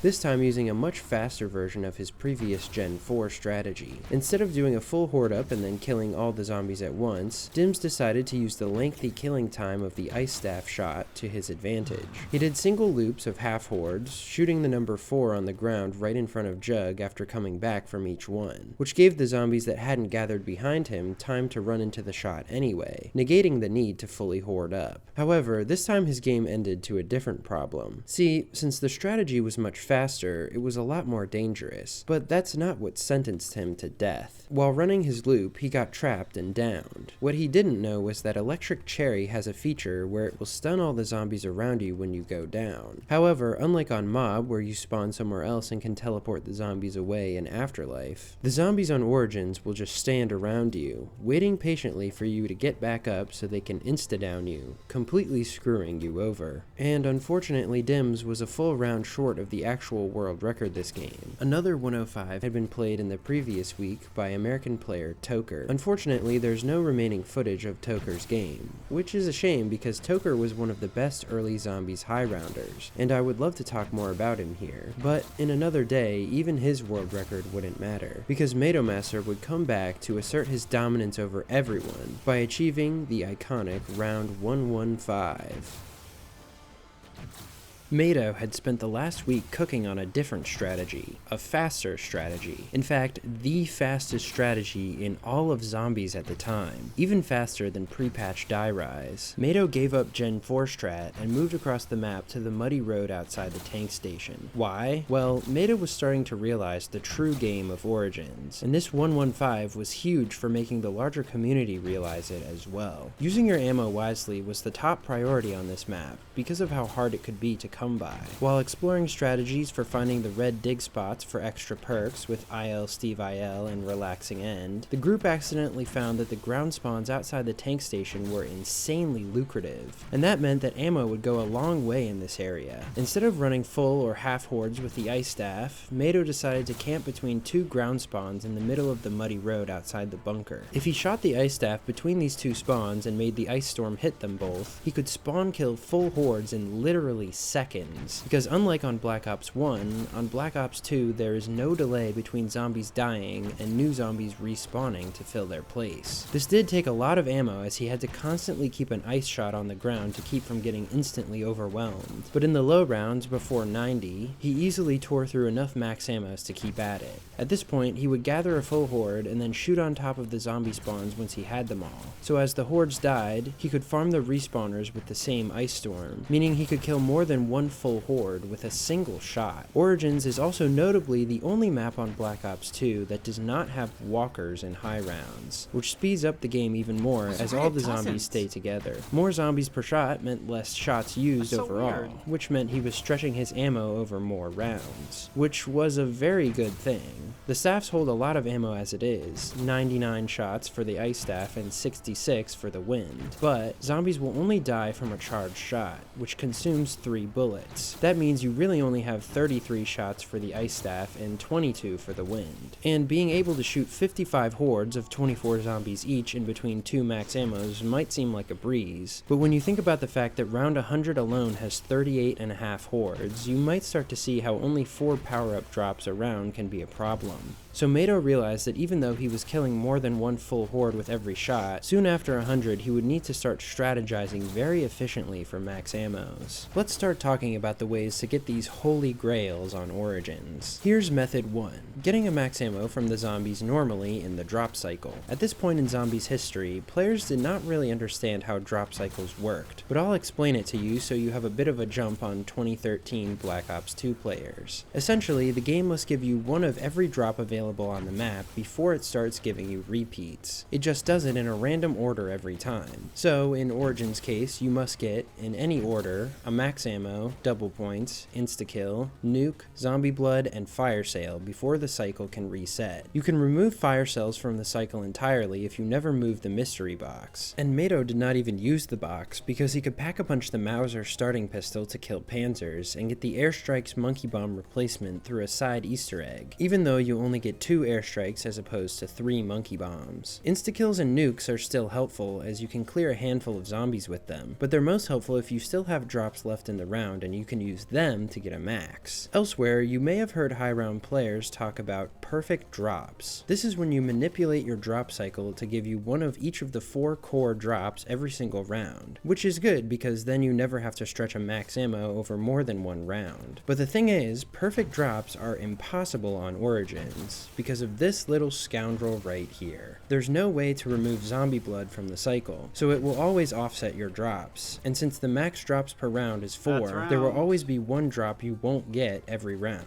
That is, except every 4 to 5 rounds when you get a Panzer. The Panzer always gives a drop when killed, and his drop is actually a continuation of the zombie's drop cycle, meaning you can get 5 drops on a Panzer round, but only if you kill the Panzer after you get all 4 drops from the zombies first. But I'm getting a little ahead of myself here. Mato didn't do a lot of drop cycle manipulation, so besides just taking max ammos whenever he got them, he mindfully used a lot more of method 2, the Gen Zombie Max. Origins had a first of its kind power system, controlled by 6 individual generators around the map instead of 1 central power switch. The balancing of this is that after round 10, if you have 4 or more generators activated, a group of 4 Templar zombies, also referred to as the Gen Zombies, will spawn at a random generator and start attacking it until it turns off. If you don't kill them, they'll continue around the map, attacking every active generator one by one until there are none left. But the good thing is, they'll give you an automatic max ammo when you kill them with a gun, or when they capture all the generators and die on their own. Once the Gen Zombies are dead, they won't come for another 3 to 5 rounds, but if you time it right, you can use this max to your advantage. This and all other extra methods of getting a max are outside the drop cycle, so they are essentially extra maxes that you can use to tide you over between your actual drop cycle. At this point, it was actually thought that you had to wait for the Templars to attack all the generators and die to get the max, because killing them with the ice staff alone does not actually give you the max ammo. So every time they came, Mato would watch their icon and stall until they took all the generators and died, and then go pick up his max. The Gen Zombies max is one of the most helpful things on the map, because there's another disadvantage working against you that I should mention as well. The fact that you can only fill up 1 staff at a time. Mato used both the ice and wind staffs to kill, as did most other players, but you cannot hold more than 1 staff at a time, meaning taking a max ammo will only fill up the staff you're holding.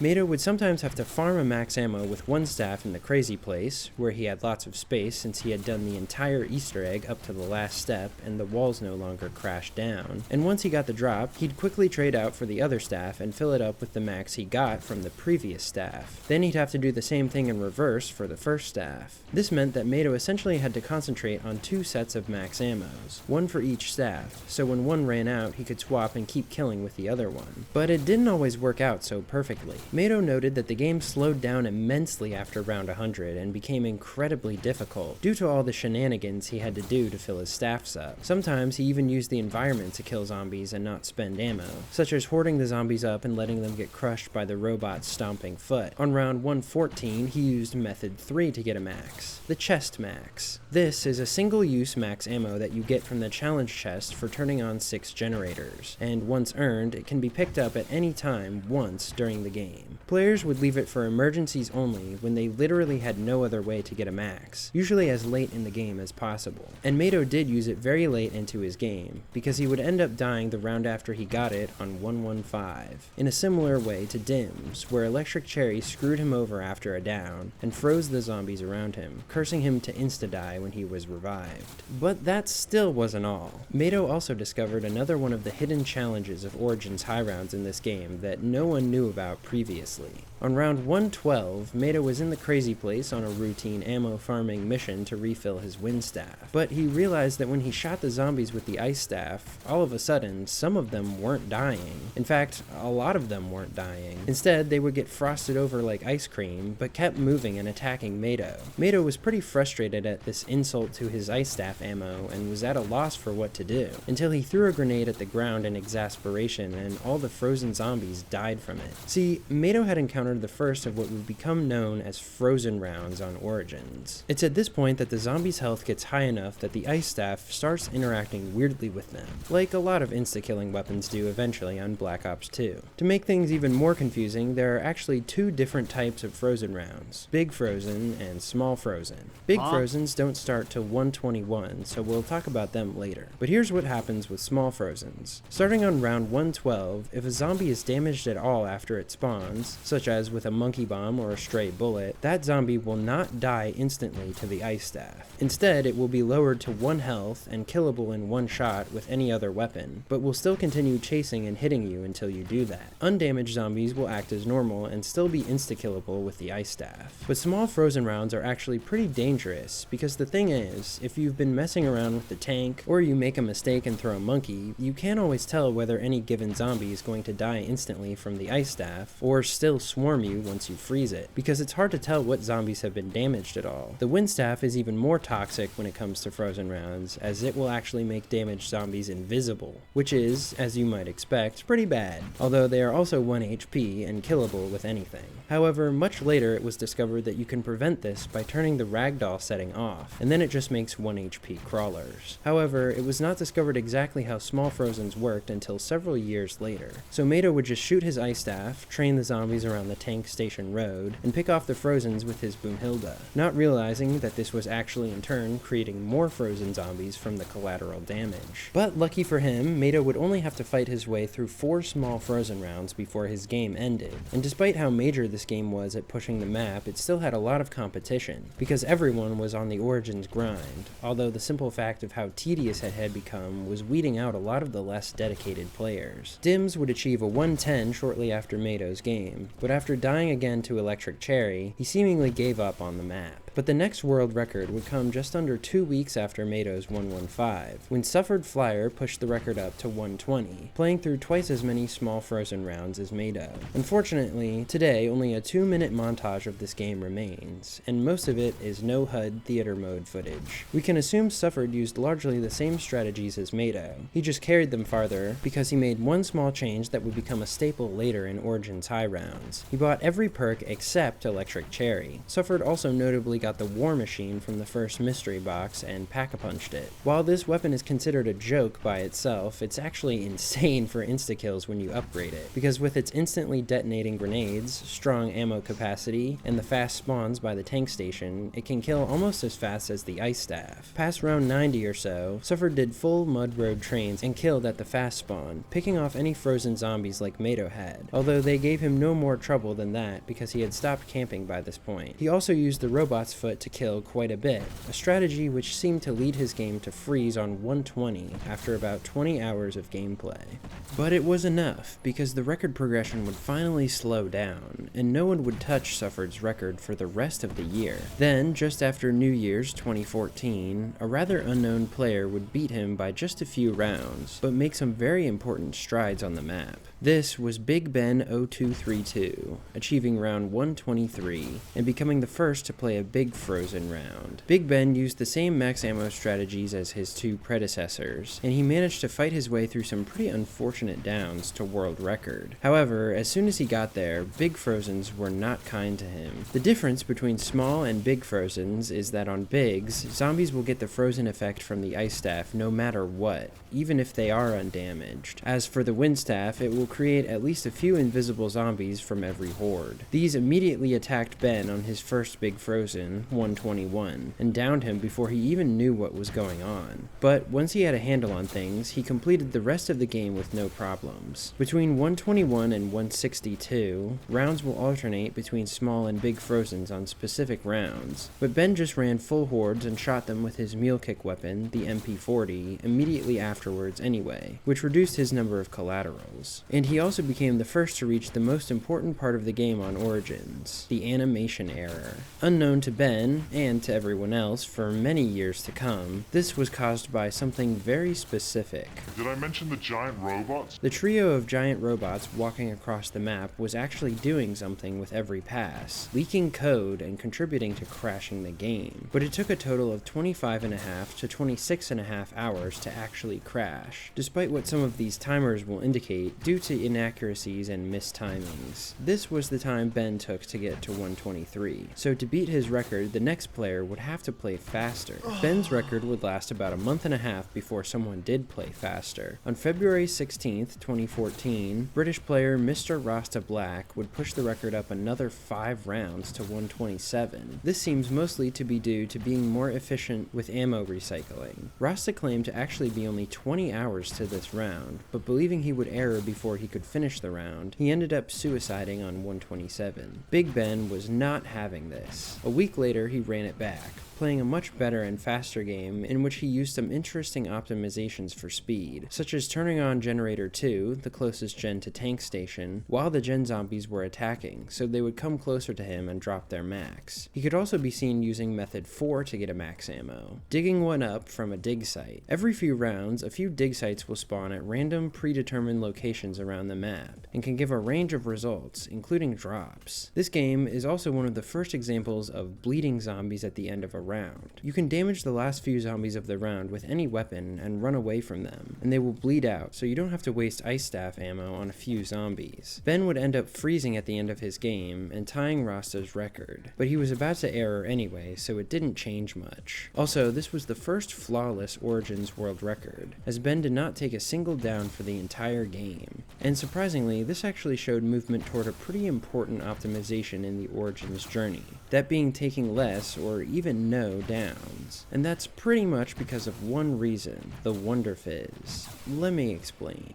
Think about it. Have you ever been hitting the Wonder Fizz for one specific perk and all the while you can never seem to get it? You might start feeling like the Wonder Fizz hates you. Well, I'm here to confirm that the Wonder Fizz actually does hate you. Or at least it has some incredibly bizarre waiting mechanics on this map in particular. See, when you start the game, you have an equal chance to get all 9 perks from the Wonder Fizz: Juggernog, Speed Cola, Stamina, Deadshot, PhD Flopper, Mule Kick, Electric Cherry, Double Tap, and Quick Revive. Imagine it's a roulette wheel with an equal chance to land on each one. However, 5 of these perks are special in the Wonder Fizz: Deadshot, PhD, Mule Kick, Cherry, and Double Tap. These are the perks that don't have physical machines on the map, and you can only get them from the Wonder Fizz, except Mule Kick for some reason. Here's the catch. Every single time you hit the Wonder Fizz for a perk, there's a 25% chance that one of these perks will be added to the roulette wheel another time, meaning you now have an additional chance to get it for the rest of the game. time. In turn, that means you would have less chance to get Juggernog, Speed Cola, Stamina Up, and Quick Revive. Now, here's where the problem comes in. You probably know that you can only take 3 downs before the Quick Revive machine disappears. On Origins, if you lose all your revives, the only way to continue to get them is from the Wonder Fizz. This wouldn't be a problem if you just got all the perks. If you took every perk you got from it, the game would run out of options of perks to give you.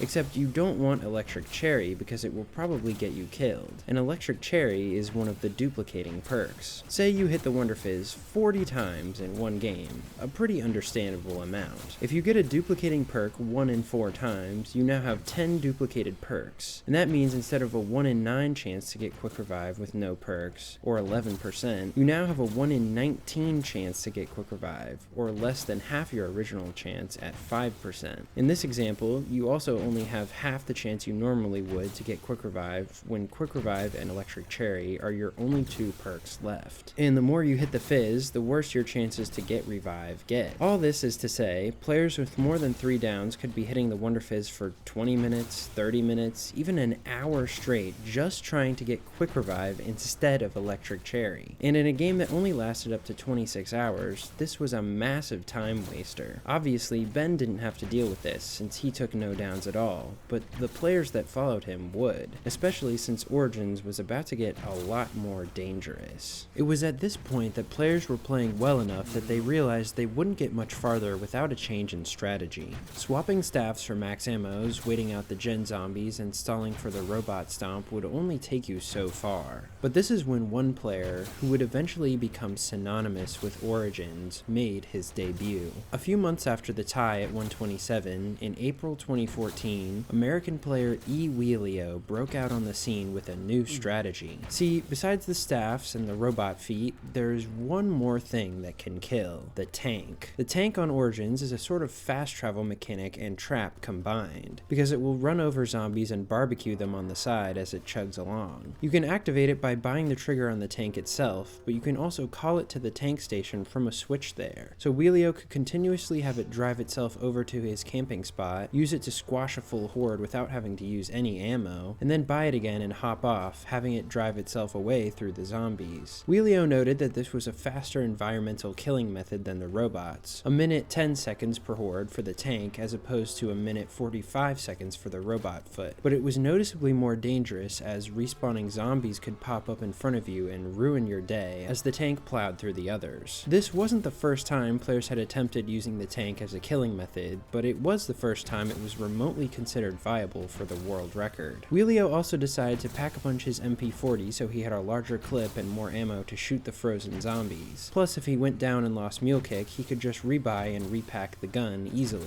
And he did end up taking 6 downs in this game, the final one being caused by bad respawners after sending the tank on its way. This just happened to also be on 127, turning the record into a 3-way tie. And if that wasn't crazy enough, this record would turn into a quadruple joint as another American player, Twitcha, also got 127 on May 12, 2014. Twitcha did not use the tank like Wheelio, as that strategy had not become widespread yet, especially because it was considered very dangerous. Instead, Twitcha continued to use the old method of killing zombies with the robot foot when he ran out of staff ammo and had no methods on deck to get a max. But his game would eventually end to the animation era right as he stomped a horde. His record would last the shortest of all the 127s, because just 3 days after it, Wheelio would avenge his previous death and prove himself. One thing Wheelio was obsessed with was speed, more so than any previous record holder, which is why he stuck with the tank strat to try and push it and improve it, and it turned out to be the right move. On May 15th, 2014, Wheelio reached round 132 with his low ammo tank strategy, finally clearing the tie. He had his routine down to a science. Whenever he had no ammo options, he would call the tank, wait at the top of the hill with the horde for it to drive over, let it run over those zombies and whatever respawners popped up between him and the tank, stay ahead of it down the hill to where it parked, horde up on top of the other hill, hop back down through the mud, activate the tank, kill that horde, and repeat. This was also the dawn of players using the Raygun Mark II in place of the Boomhilda, as it wielded considerably more ammo and damage for panzers. However, this meant that you would have to get it from the first mystery box or else restart, because if fire sales entered your drop cycle, it would ruin your ammo chances. Wheelio actually managed to get both the Mark II and monkeys from the first box this game, making it very lucky, and he powered through 5 rounds above the previous record before he hit the animation error. This record set an impressive precedent, and it gave Tankstrat a lot of credibility to see it done so well. Because of this inspiration, Wheelio's record would be beaten just a month and a half later. On June 29th, 2014, Twitch's continuation of his origin streak pushed the record up to 135. Earlier that month, Twitch had come within 1 round of taking the record after adopting Tankstrat himself, but his game had ended to a freeze. He managed to get Tankstrat's SPH, that's seconds per horde, the measure of how fast a strategy is if you're new here, down from 70, what Wheelio was running it at, to about 55. Twitch also popularized Method 5 in this game, the Tank Max. This was not actually used much until almost a year after the map came out, but here's how this one works. There are 3 initial parts for the lightning staff, which are placed at intervals along the sides of the tank's path, positioned so that you have to jump off the tank as it moves along to get them. If you pick all these up when you ride the tank again, as long as you're on the tank when it passes a specific checkpoint, you have opportunities to get random drops where the parts once were. This has an equal chance to be any drop except bonus points, so there is some steep luck involved considering you only have a 16% chance to get a max for each one. Once it spawns, it will despawn after 30 seconds like a normal drop, and each individual drop point will wait 8 to 12 rounds to spawn one again. Not the most reliable method, but it gave Twitcha a lot of extra opportunities to get drops. Twitcha experienced some pretty intense moments later in the game, like this.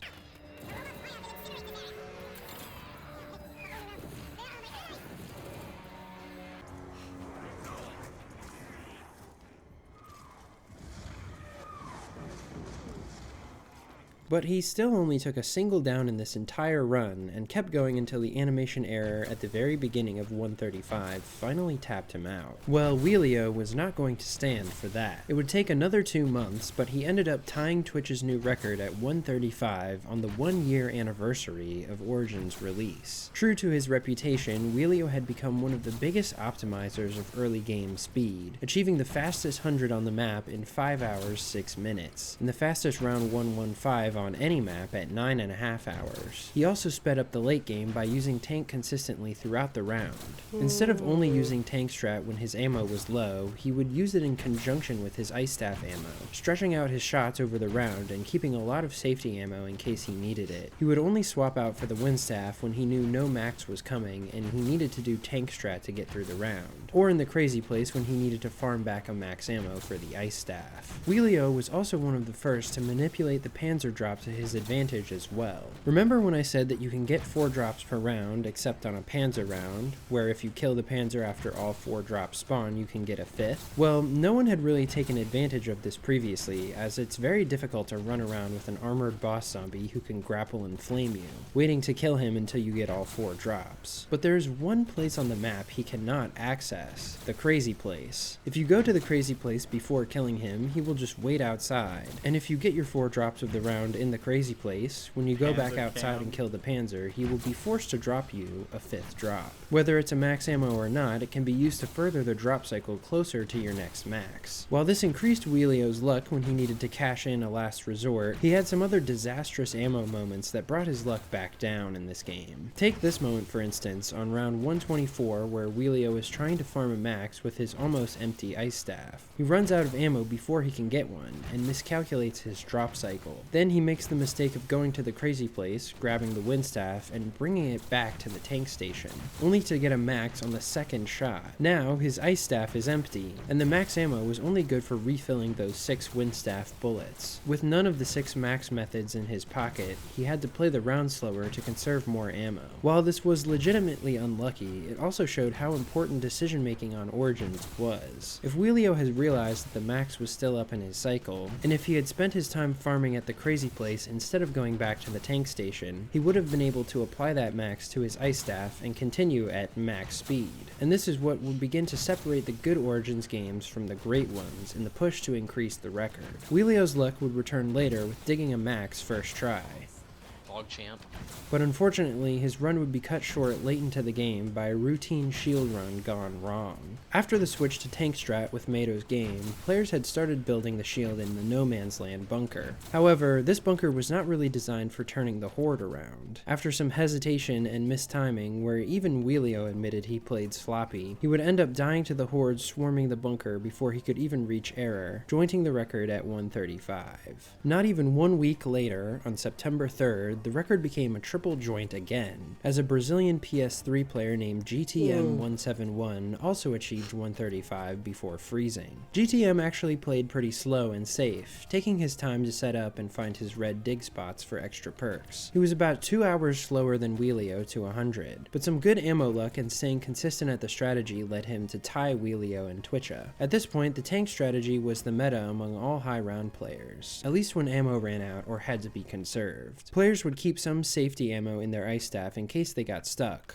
although the ice staff is not a good panic weapon since it takes a second to charge up, and it's a 50-50 whether you'll escape or not. But GTM only took 3 downs, stalling his need to hit the Wonder Fizz until the very end of the game, which led to him becoming the final panel in this Origins triptych. After this, it would take another 3 months, but then, one of the greatest Origins games of all time would be played. Unsurprisingly, it was by Wheelio, with his world-famous 144 that devastated the Origins scene far beyond anything anyone had played before. I don't think it's any stretch to say that this game's montage got quite a few people, including me, into playing Black Ops 2 high rounds, just because Wheelio made it look so cool. But enough glazing, let's look at the stats. Wheelio finished this game on December 14th, 2014, giving himself 9 extra rounds on the record for Christmas. This massive increase was owing to a couple things. First, let's talk about what he did differently. Wheelio was already faster than either Twitcha or GTM, so he had a leg up there, but for this game he figured out how to kill even more zombies using the Mark II,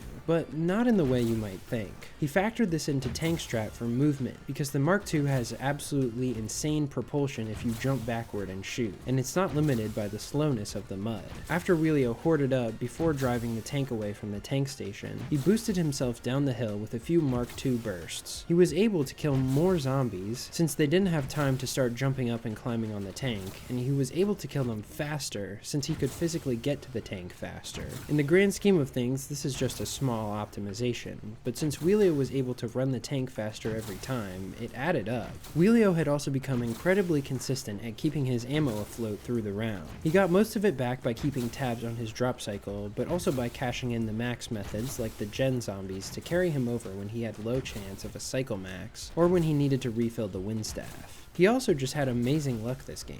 For example, take this clip on 131 where he goes for the tank max, gets it, but tragically misses the jump. The max disappears right in front of him, despite him trying to use the max's drone to pick it up. However, he immediately goes back for another tank max, and gets it. The chances of this happening, since it's a 1 in 6 back-to-back, is 1 in 36, or less than 3% chances. Wheelio ended up taking method 3, the chest max, on 135 to push himself through the round to the new record. This impressive synthesis of luck and skill made it so that he only had to play 1 round where he didn't have any ammo, that being round 140, which he noted took over an hour. And how did it finally end? Well, rather disastrously actually. Even though Wheelio was less than an hour to the animation error time, he was still playing out of his mind to try to finish the round, which he still had time to do. Let's set the scene. Beginning of 144, he tries to get his drops for the round with the ice staff, pulls an insta-kill and double points, but runs out of ammo before he can get the rest. He heads down to the crazy place to try to farm the last 2 drops with the wind staff, so he can swap back to the ice staff to refill it. But before he can shoot his first wind shot, he gets caught on the last cutback for the horde up and goes down.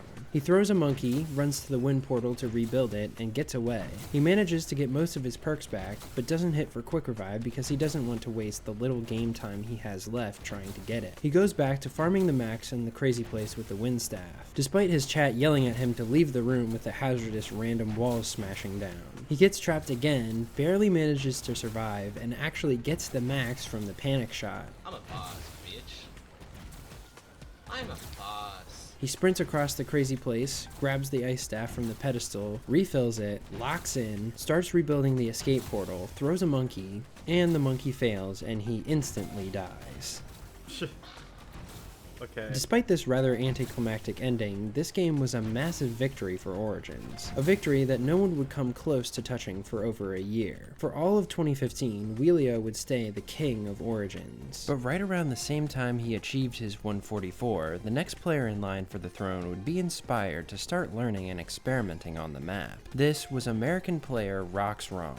If Rox wanted to get anywhere close to Wheelio's record, he'd have to take a step back and start from the basics. First of all, now that using the Mark II boost for tank strat was required to beat Wheelio, that meant that all players contending with him had to start doing restarts to get the Mark II out of the first mystery box. The problem? The Mark II is not very common, so this could take a while, and that was just the very beginning of the game. Origins would soon become a map synonymous with pretty brutal restarts, that guy's not just especially if moonwalking you towards restarted me? from Mark II and monkeys from the first box. However, Rox did not do that, and just got airstrikes in place of monkeys instead. Players also understood the drop cycle much better at this point, thanks to a player named Burke2004, who figured out the details of how it worked, along with the exact timings of the tank drops. Rox even made a tutorial for other players on the details of how the drop cycle worked using Burke's information. Over the second half of 2015, once Rox had a handle on the strategy and was in a place to improve his decision making, he achieved 2 133s, a 137, 2 138s, a 140, and a 141, all failed attempts to snatch Wheelio's record. Then, as 2016 dawned, he would finally get the game he'd been trying for months for.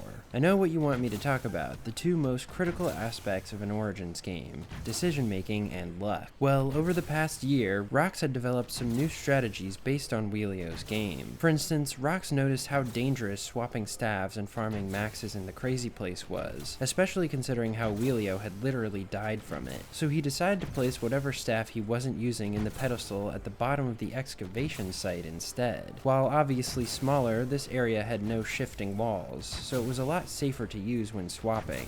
Unless you downed while using it, which admittedly, Rox did. He only took 3 downs in this game, but he noted that he wasted a lot of time hitting the Wonder Fizz for a quick revive that he didn't end up using.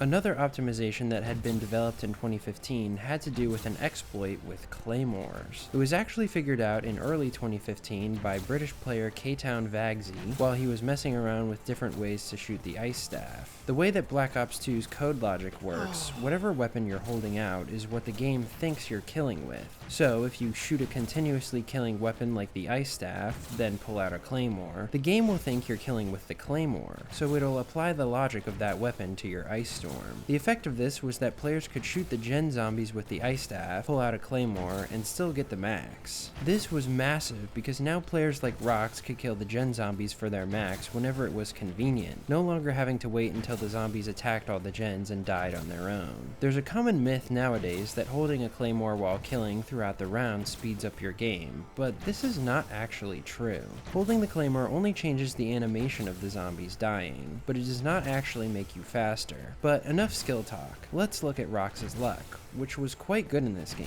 He got 3 tank maxes when he needed them, and he didn't have to use his chest max until 139.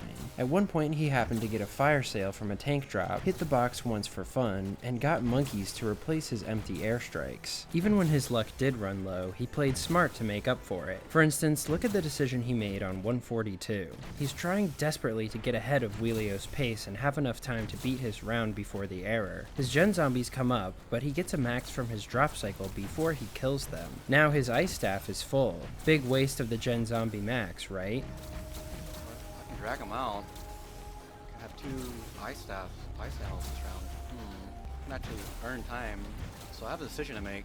I can camp this round out, restack with ice. I'm gonna do it.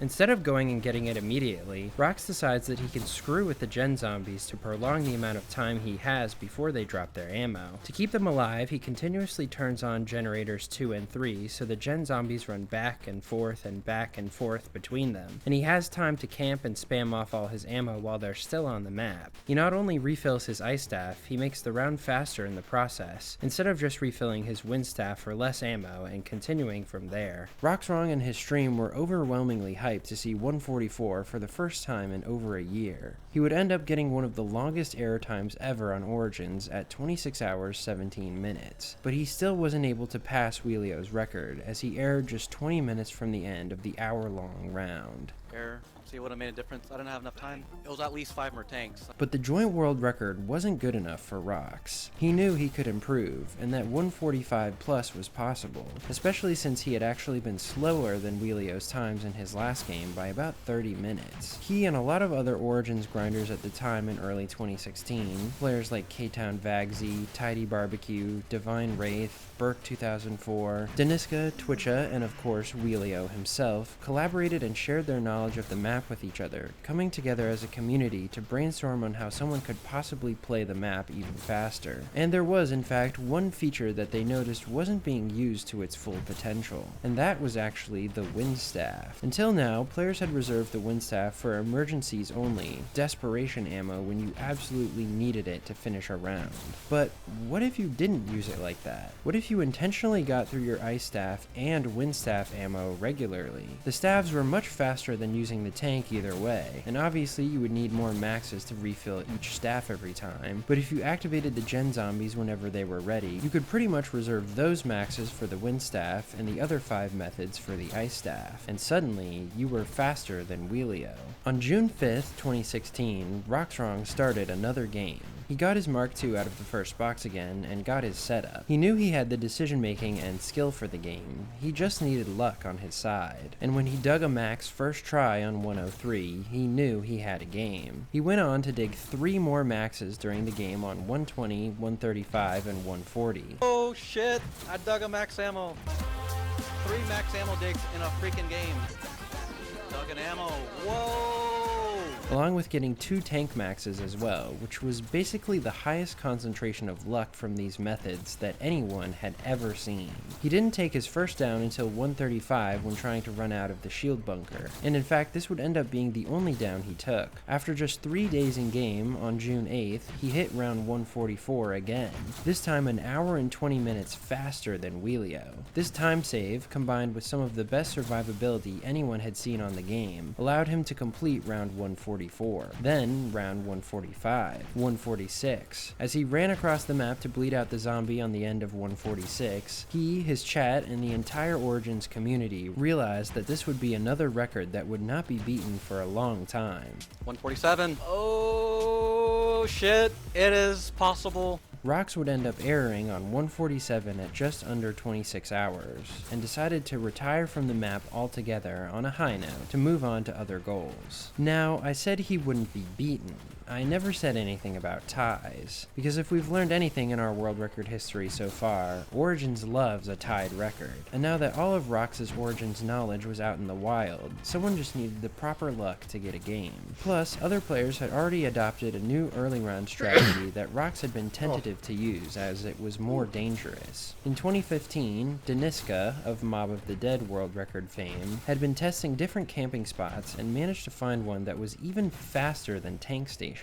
On the mud road between the church and Generator 4, there were 2 ground spawns right next to each other that could supply you with zombies even faster, but you were set upon by more spawns closer, so if your ice staff shot lapsed even for a second, you could easily die. But even if players just used this until round 50 or so, they already had an advantage on Rox. In fact, just 2 weeks later, Rox's fellow grinder K-Town would also achieve round 147. K-Town was one of the most prolific Origins players, and by the time he got this record, he had reached round 100 on Origins well over 100 times. Unfortunately, there's no footage that still exists of K-Town's 147, so I'm showing you gameplay from another one of his high round games. This game actually didn't start out so well, as for much of the game, K-Town was consistently behind Rox's pace. In fact, at 140, K-Town was 2 whole hours behind Rox's game. But in the last 7 rounds, K-Town managed to pull it back with a massive uptick in luck. By combining drop cycle maxes with gen zombie maxes, he doubled up on ammos for the ice staff multiple times and managed to shoot ahead of Rox, making some 40 to 45 minute rounds 20 to 25 minutes instead. His game would balance out with Rox's luck, and he would also error on 147.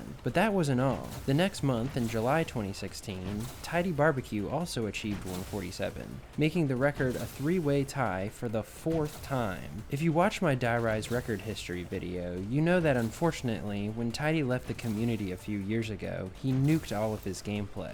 Almost nothing remains of his games, but I managed to find this short clip of this game in which you can see him getting the longest known error time at 26.5 hours. It was around this point that players began to worry that 147 would never be beaten. And sure enough, the rest of 2016 slowly passed by with no progress on the record. At round 147, even with full ice staff ammo, rounds were taking about 45 minutes, and there just wasn't enough time to complete it before the animation error. Players began to brainstorm again as to how they could possibly be faster. Some theorized that they could restart for more than just the Mark II out of the first box, and instead restart to get the Mark II and Monkeys and the War Machine out of the first box, which is technically possible but has less than a 1% chance of happening, so no one ever got a game started like this. But the consistency of the 147s, especially so close together, convinced players that the record was not held back by luck, so much as simply playing. Why am I hearing Tagged or Toten end game music in this video? I'm hearing I'm hearing music from Tag.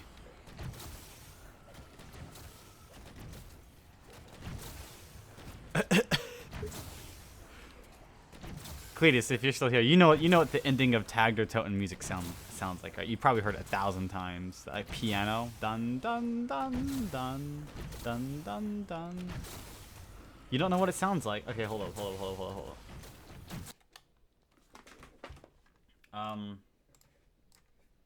right, hold up. Let me bring this up here.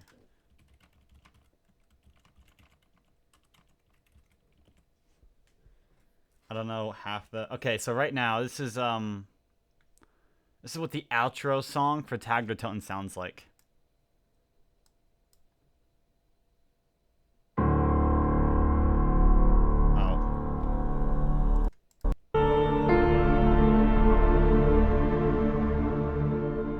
Okay, well, not like that one. Where is it? Oh, here it is. This is it. This is it.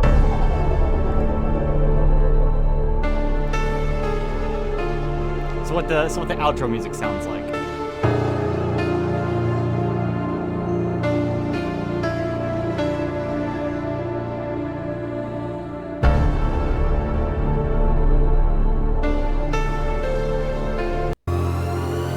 Alright, so I'm watching this video, this world record video right now. Listen in the background, ever so slightly, you can hear it. Ever so slightly. Got a game started like this. But the consistency of the 147s, especially so close together, convinced players that the record was not held back by luck, so much as simply playing perfectly. But on a map with so many moving parts, that was hard to make humanly possible. It's in the background. Why did he add tag music in the background? You can hear the piano of it. Never got a game started like this. But the consistency of the 147s, especially so close together, convinced players that the record was not held back by luck, so much as simply playing perfectly. But on a map with so many moving parts, that was hard to make humanly possible. But Origins is a numbers game, and while it would take over a year to see any progress, that progress did eventually come. At the beginning of October 2017, K-Town beat the Father, the Son, and the Holy Spirit of Origins. He just barely managed to scrape past the record to 148 at the 26-hour mark. K-Town actually played this game on an Xbox One, where Why?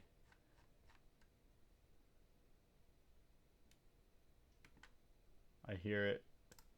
As the Holy Spirit of beginning of October 2017, K-Town beat progress did eventually. This is a numbers game, and while it would take over a year to see any progress. Hold on, I would leave a comment. 51 1. I had a double take on the wait, 51.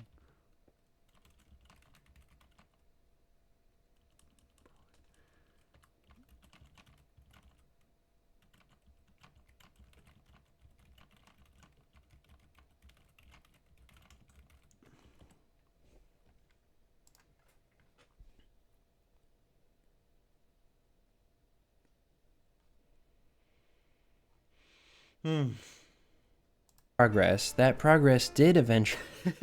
Why is Why is tag music in the background? Really come. At the beginning of October 2017, K-Town beat the Father, the Son, and the Holy Spirit of Origins. He just barely managed to scrape past the record to 148 at the 26-hour mark. K-Town actually played this game on an Xbox One, whereas all the previous records for the past 3 years, dating back to GTM's game, had been played on Xbox 360s. The Xbox One actually has some stuttering and frame lag issues when emulating Black Ops 2, but impressively, K-Town managed to overcome this challenge and still play fast enough to make it to 148. At this point, he knew he couldn't finish the round in the next 15 to 30 minutes before the animation error took him, so he suicided by getting stomped on by the robot, and when that didn't work since he had the golden helmet, he just let the zombies kill him. You would think the record would stay here for a while. K-Town certainly did, adding an emote of the round 148 icon to his Twitch, but a previous record holder crept back up a few months later, coming back with an absolutely unbelievable game.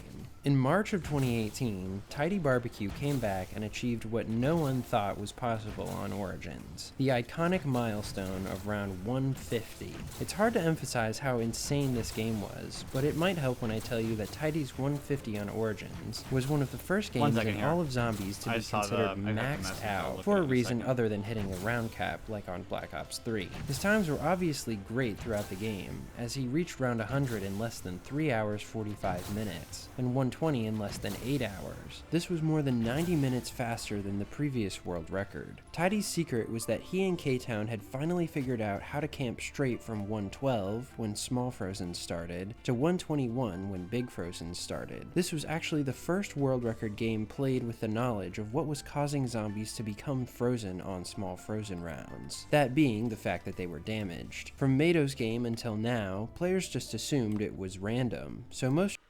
Alright, let's look here. First thing I gotta do is this one. What is this?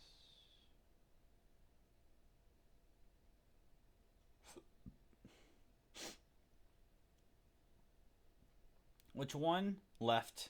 I say left one.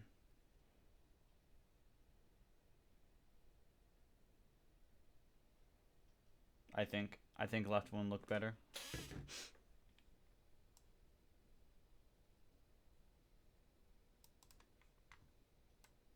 My opinion. Just didn't risk camping past 112. But funny enough, this discovery actually came with the release of the Black Ops 3 remaster of Origins. Why? Well, on the high round on that version, players would sometimes throw airstrikes to give themselves time to hit the gobblegum machine between rounds. K-Town and Tidy realized when grinding this map that the zombies that were damaged by the airstrikes always became frozen on Small Frozen rounds. Since it was discovered that frozen rounds work exactly the same on Black Ops 2 and 3, they put 2 and 2 together and solved the mystery. Upon his return to Black Ops 2, Tidy set himself up to camp until Big Frozen rounds started on 121, by taking extreme care not to damage the zombies before killing them. That way, instead of doing full trains, he could stand still or do smaller ones by the zombie spawns. From 120 on, he proceeded to play a game so perfect that even by today's standards, if you were to play the same way as Tidy, even if you were to get crazy rocks wrong luck with 4 dig ammos, you would still not be able to beat his round. Tidy only took 1 down on 141, and clutched up in other situations where he came very close to downing.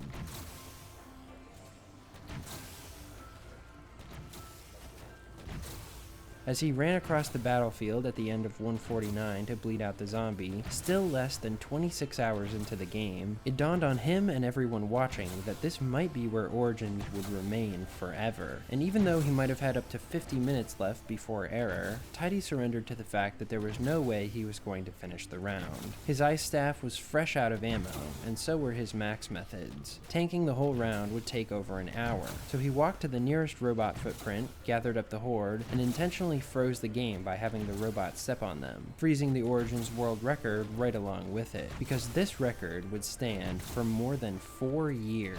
People quite literally just stopped playing Origins for a world record for a while after this. Even with the popularization of Redacted in 2019, an offline mode of Black Ops 2 for PC, Origins did not make a comeback, as it was discovered that nothing really changed about the era between console and PC, and it still always happened between 25 and I hear more tagged or and Toten 26 background and a half music. hours. Loves the DB cheating. Yo, true, man. Oh, I heard. But this long dormant period Yeah, and that's not my actual game. That's like, that's that video I'm watching. It gave players a lot of time to experiment, and they began to realize that Tidy's game might not be the end-all be-all everyone had thought it was. In fact, with the new ability to play the game much more easily on PC, with files such as strategy testing scripts and patches, players started learning that even after the better part of a decade, the map still had things to teach you and undiscovered inner workings. It wasn't until 2021, but by then players had had enough time to cook on new ideas that something major emerged. Easily the biggest idea since Wheelio first used the tank. For years, players had been using tank strat, but now, while searching for ways to make the map faster, they began to think about all the time the tank wasted driving to and from the tank station around the map, and how they could use it. See, you can kill zombies anywhere with the tank. The tank station mud road was just the safest place to do it. But as far back as 2017, players like K-Town and Lamster had messed around on strats where they actually followed the tank around the map, and continued killing zombies with the tank for its entire journey. You could even boost over the trenches by tank station with the Mark II. By 2021, K-Town and, of all people, survival map expert Chris Voltage were bringing the idea back into the spotlight. However, in practice, it was extremely difficult, as fast spawns along the tank route could trap you in an instant, so players had to practice for hours and hours just to survive one round. But in September 2021, K-Town played a game to 149 on PC, where instead of waiting for the tank to come to him, when he activated it, he would ride it over the trench and then run ahead of it, letting it kill the zombies that followed him as he moved along. He used tools like a zombies remaining counter, which isn't allowed for official high round runs, but this game was huge in proving that fast tank could feasibly be done for a game that could rival Tidy's. In early 2022, Brazilian player HGM Rick also jumped on practicing and furthering fast tank strat after completing his famous Black Ops 1 Shangri-La 208 game. Rick developed an even better version of the strategy where you would hoard up at certain points along the tank route to kill more zombies, such as the bridge between Generator 4 and the tank station. This meant he could lead entire hordes into the tank instead of just the zombies that happened to spawn close to it as it drove. But none of these contenders could bring down Tidy's record. It wasn't until March of 2022 that another contender tipped the map over the edge. Well, sort of. French Black Ops 2 player Notwake hopped on the map on Redacted, and since this was PC and players could change textures by substituting image files, he slapped a McDonald's Play Place camo on the ice staff and tank and hit the ground running.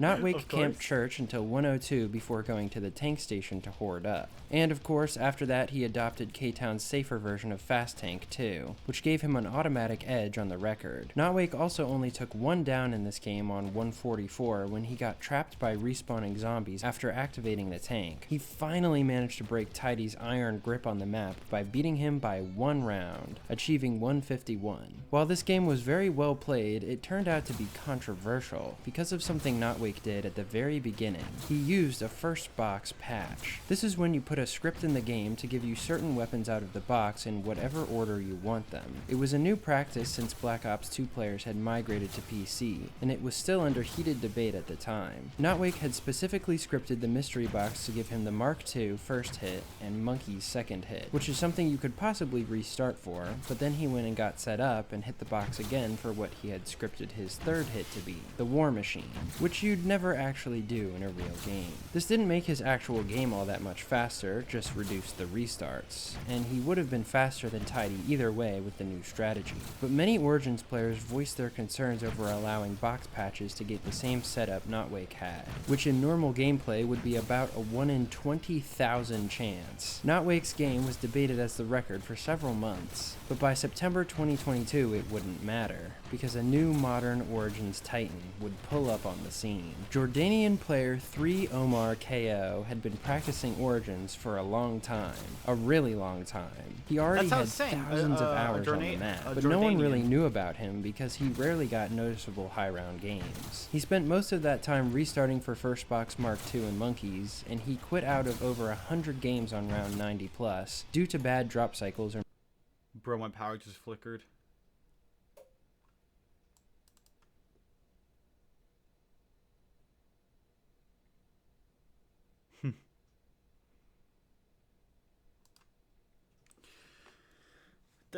Why is that sending a shiver down my back? My power just flickered. Alrighty.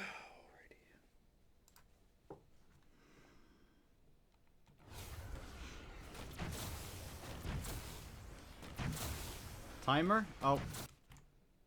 Wow. You noticed like instantly. Thank you.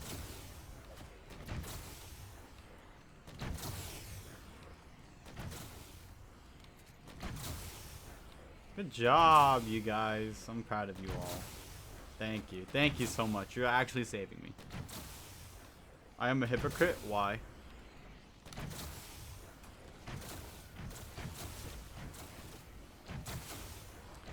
My friends were sleeping on FaceTime. Last 3 days. Dude, I can't do that. I can't do that. I've tried. I can't do that.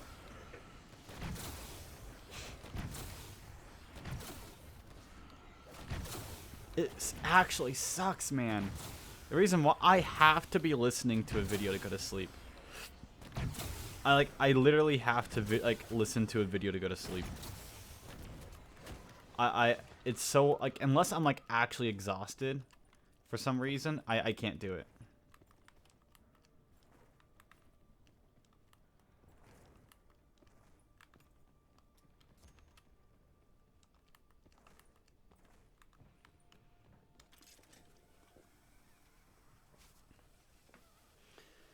It's just, boom. Me after couples explode. Boom. Massive explosion. Wow, they exploded.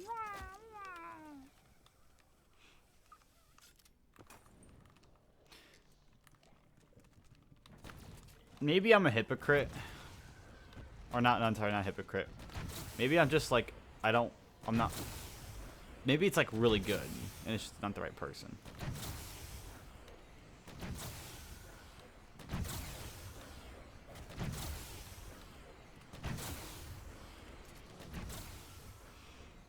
So maybe I'm just like missing out, and it's just not the right person. But I didn't like it.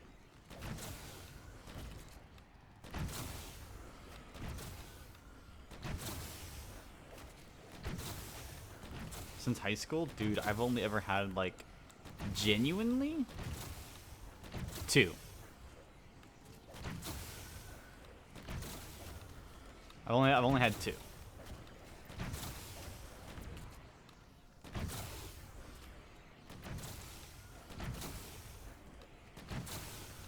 And my standards are a little are maybe a little too high at this point. I don't know. I don't know if my standards are high. Actually, no, I don't think they're high. I just think it's not. I can't find there's anyone that actually interests me. So.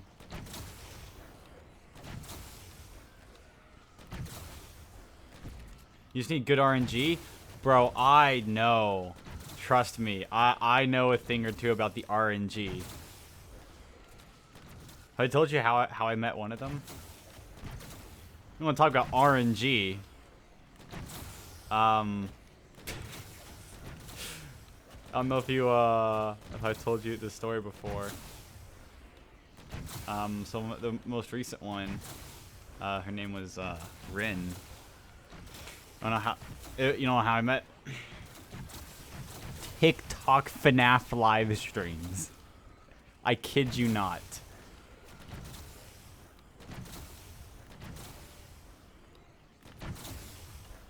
I did live streams on TikTok of me playing Ultimate Custom Night.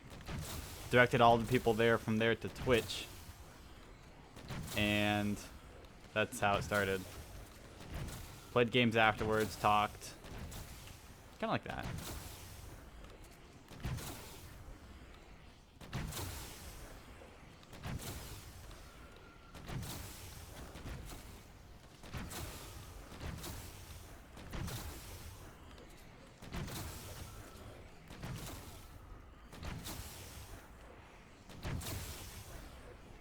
Oh well.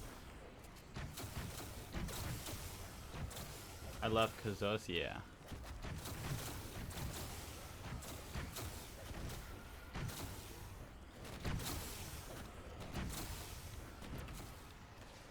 Except with Rin, it kind of wasn't my choice really. But you know.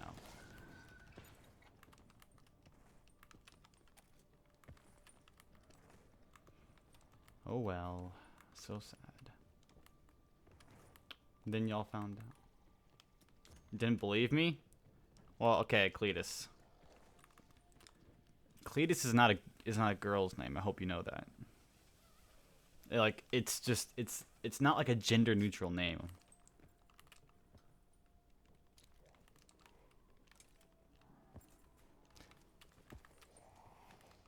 If I ever talk about someone like okay, well okay, here's the thing. If I ever talk about like I'll show them, I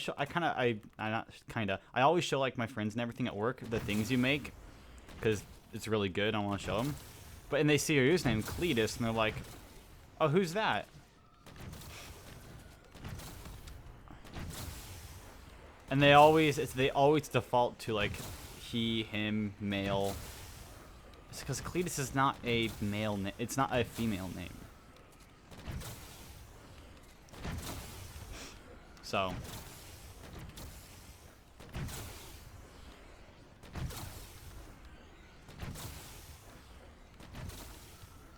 That's why we didn't believe you at first.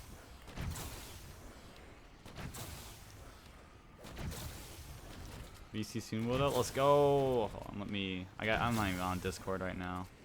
I'll go to that.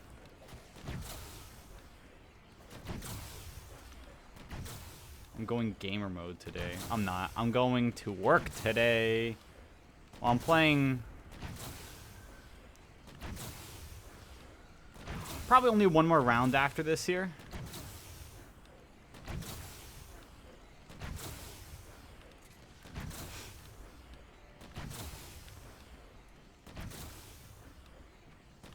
Well, here's the thing. For me to do good, I need the round has to end by 1:30. If the next round has to end by 1:30, I play. Or sorry, 12 o'clock.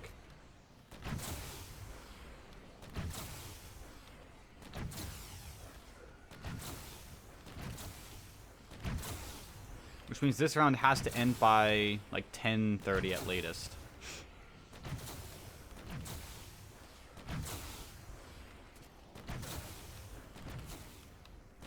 Since I'm not going to be playing at night for the rest of this game, more than likely.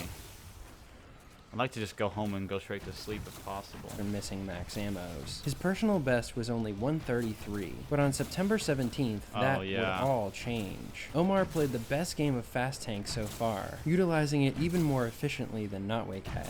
The Mark II became even more effective as you could use it to propel yourself extremely fast up and down the muddy tank route. Omar also utilized methods 2 and 5 a lot, getting 3 tank maxes and 17 gen zombie maxes. But he also had some pretty unfortunate moments as well, such as on 141 where he inadvertently got trapped on a moving wall, panic shot to save himself, and the max ammo he was trying to farm for the ice staff spawned right on him and his full wind staff.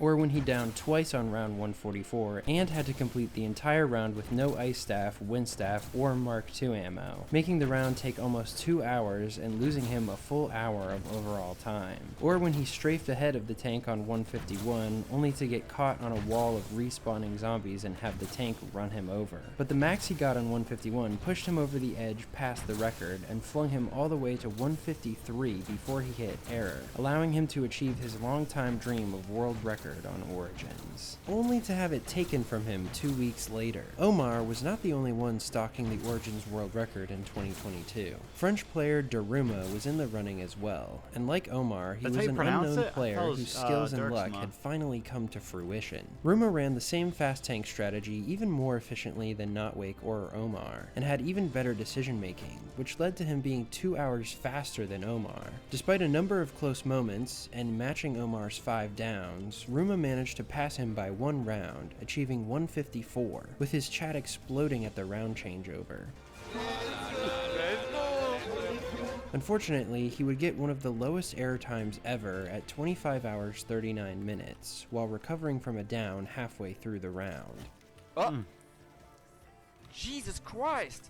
This record would reign supreme for much longer than Omar's did, but just like before, players took a step back to learn more about the map, and a lot would be discovered over the next year, some things even rediscovered. Because here's the funny thing, until 2023, Notwake, Omar, and Daruma actually did not have the same knowledge Tidy did about damaged zombies becoming frozen zombies on small frozen rounds. Because Tidy had deleted his gameplay long before these three started playing, and because most of the Origins community from his time had left altogether, this knowledge was lost on the new generation of world record players, until Daruma discovered it for himself from how airstrikes and Mark II shots created frozen zombies on small frozens. Just goes to show how much of a setback lost media can be. Daruma in particular noted how difficult it was to learn to beat a world record when he couldn't even see how definitely a jab at Twitch but right now there. that they were catching up, it was full throttle Since he ahead was on making this during the Twitch optimizations. It took things. until November of 2023, but Omar would come back to show just how much modern strategies for the map had changed when he destroyed the record by another 7 rounds, the biggest push since Wheelio's 144 game.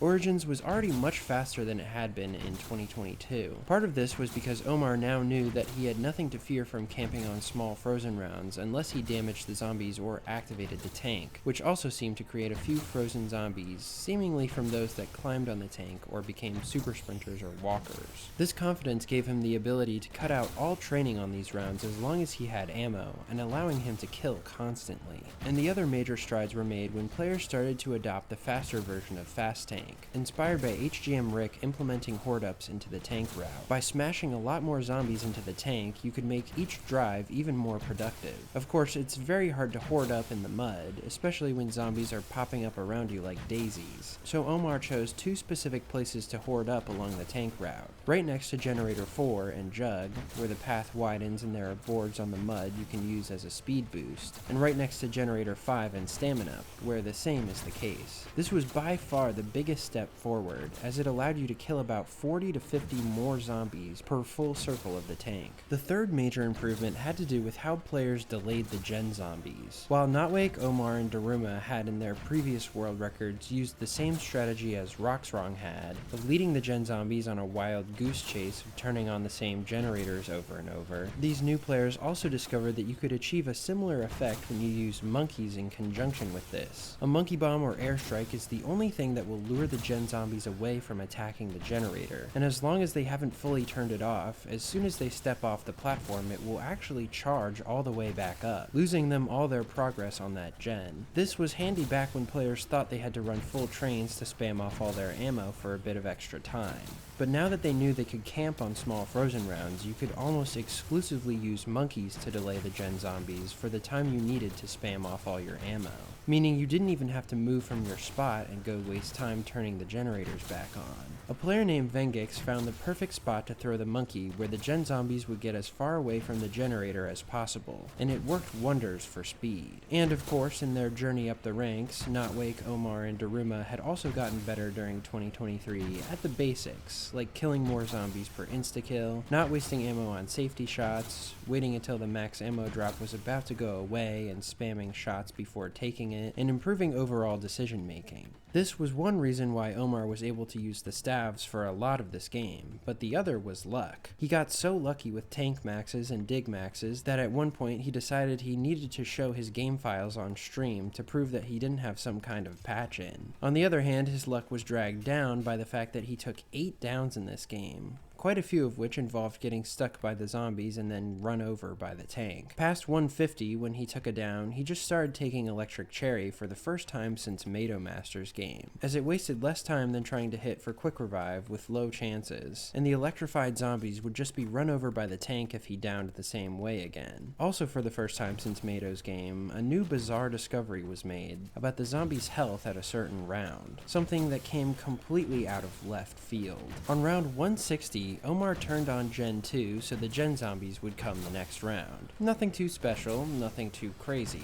When it was done, confirmed by the Maxis success quote, he ran off to continue the round. It wasn't until about 30 minutes later that he saw something very strange out of the corner of his eye. The Gen zombies were still standing at Generator 2, with the portals they spawned from and everything. And when he approached them, they ran to attack him instead of the generator. He killed them with the Wind Staff and the game finally went back to normal, giving giving him back the 4 occupied zombie slots he'd been missing out on for the past half hour. This lost him some time, but he was able to make it past that round to 161, going on to error at just under 26 hours while trying to dig for a max. So no one thought much of these glitched gen zombies, which would end up being a big mistake down the line. For players watching from the outside, this game was insane to see, especially since not long before, 150 had been considered the max. But since history repeats itself, this record would once again be taken from Omar less than a month later, because Daruma was not keen on giving up his top spot. Before Omar's game was even over, Daruma had asserted that he would take back the record. In mid-December 2023, he broke through the restarts and got a godlike game. Not even in terms of luck, but more in terms of logic. And he had even more tech to bring to the table. First of all, he had discovered a way to get zombie drops without staff ammo. After frozen rounds started, he could shoot the zombies as they died to the tank flamethrowers, and they had a chance to give drops, on small frozens only if they were pre-damaged, just like regular frozen zombies. This gave him an extra opportunity to get a max if he had no staff ammo at all. Daruma also decided to undo an optimization popularized by Rocks of putting the stabs in the excavation site. Instead, Daruma always put them back in the crazy place. This was because it was actually much faster to get them from here and to farm a drop here. He even developed a fast way of farming that involved hoarding up at the ice gate and shooting next to the wall, which would also hit the 2 spawns above. But even more groundbreaking, literally, was his new knowledge about the dig spots. See, in 2023, players had been looking into the game's code to see if there was any rhyme or reason to how dig spot luck worked, and found out that it was actually much more specific than anyone probably imagined, and you could manipulate it to your advantage.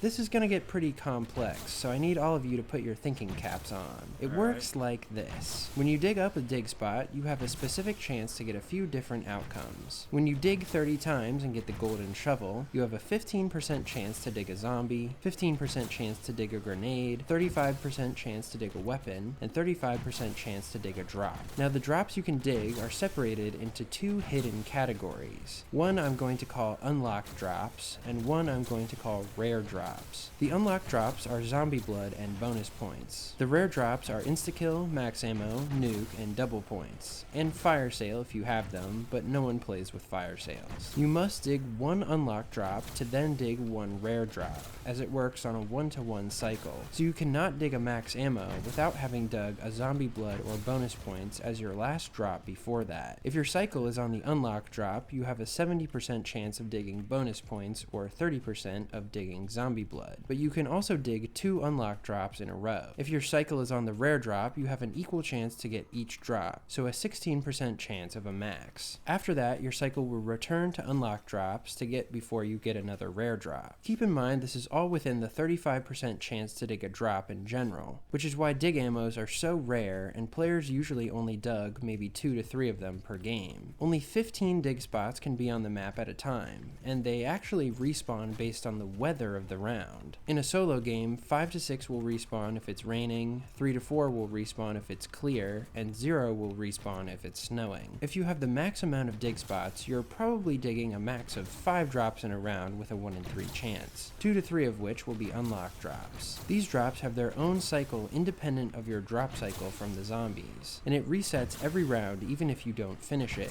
which would basically be impossible anyway. But this is important to know for the fact that you can never dig 2 of any drop in one round except bonus points and zombie blood. However, the unlock to rare drop 1-to-1 cycle does not reset across rounds, meaning that you can queue up a rare drop dig at the beginning of a round by ending your last digging sesh with an unlocked drop. This would mean in the new Age of Origins, it would actually be better to keep digging even after you get your max ammo to queue up the next rare drop, since the rare drop cycle resets and you have a chance to get another max right off the bat. Theoretically, with this strategy, you could literally dig a max almost every round, although realistically, that would never happen. The other important thing to note is that on any given round, drops from the zombies will actually reduce the drops you get from dig spots. For example, if you already got your 4 drops from the zombies, you can only get 1 rare dig drop. If you got all 4 and the 5th panzer drop, you cannot dig any rare drops that round at all. As such, it's better to dig at the beginning of a round than the end. Now that I just earned a PhD in yapology, let's look at just how far Origins had come with strategies like this to end up at this game.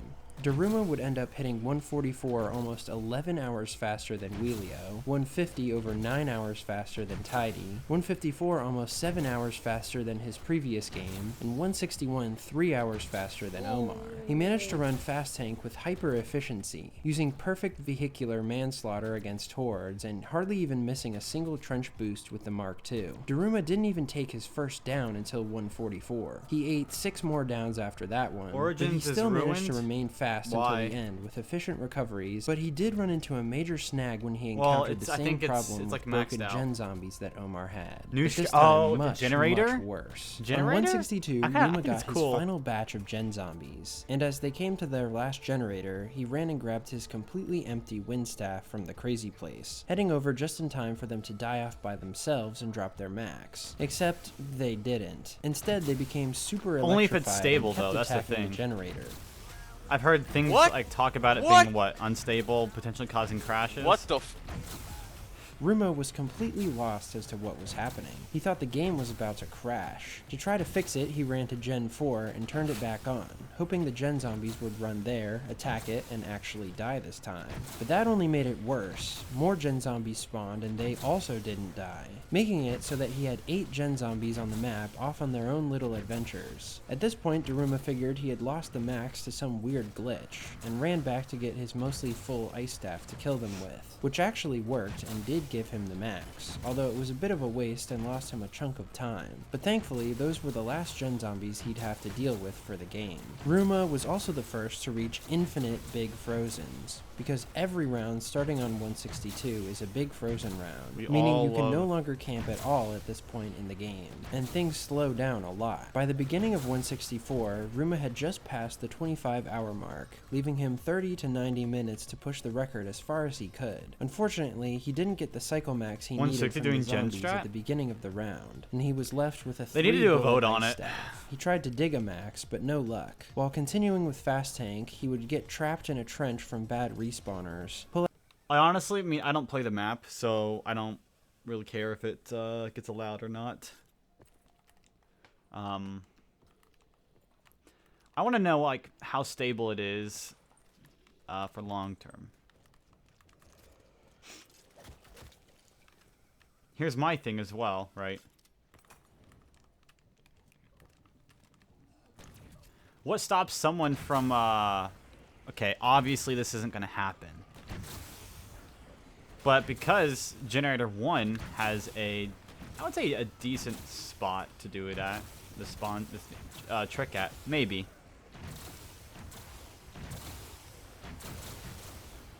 Would it be possible to just stay in spawn so you only have the, what is it? So if you stay in spawn room, you only get 2 robots, right? Which I know it should extend the animation error. Now, is that a technically possible thing to do, though?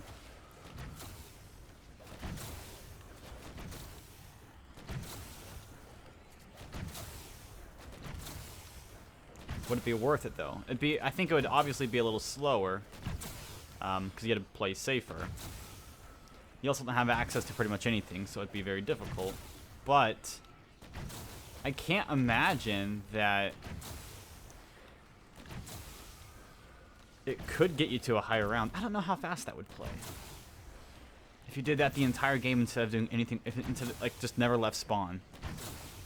Never opened up any, it's just the ultimate first room, you know?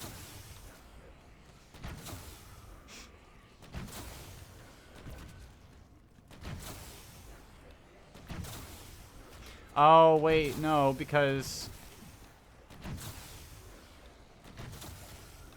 26. Something I wonder is how would you? It only works when the zombie cap is when the zombies are currently at their cap. It kills off 5 of your zombies, 5 or 6. I don't know how many, maybe 4 or 5, whatever number it is. Make some generator killers or Templars, and then if you step off of it, those guys die, and that counts as the permanent kill. But if you don't have the max number of zombies, we'll say you're at the end of a round, there's, I don't know, 15 zombies. How are you meant to kill those last 15 off, though, you know? You really don't have any weapons that you could use to kill them off. Now, I don't know if I know if you like shoot them and they run away, you can bleed them, or bleed them out that way. But can you do the same thing? Could you just run them around the room for 5 minutes or something, and then they just die out that way?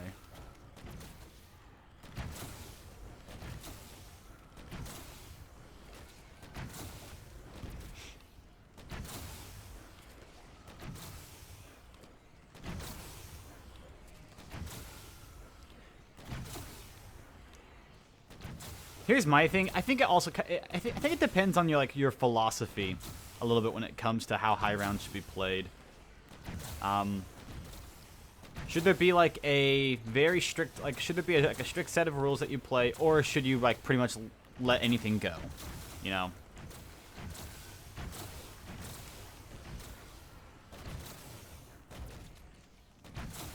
For me, I'm more of a let anything go. The whole point of it for me is just to see what the highest number on screen you can get is. But I know some people think that some strats are kind of stupid and cringe. So, and there needs to be a little bit of integrity when you play the game, which I completely understand as well.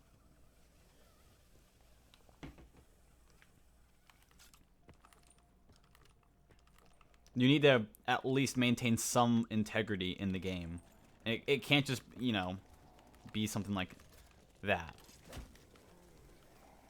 Like, you can't just allow electric burst on every single map. I understand it, and I think some maps would benefit from it. I understand why they don't allow it. It's to like it's to keep the game somewhat interesting still, you know. I mean, it's Black Ops 4 at the end of the day. All you're gonna do camp regardless, but you know. So, I get both sides to it. I personally would rather everything be as many things be allowed as possible, because I just want to see what the highest number of people can get is. That's what interests me about high rounds. So, but I don't make the rules. I wish I did though. I can't talk with my mouth. Oh my gosh.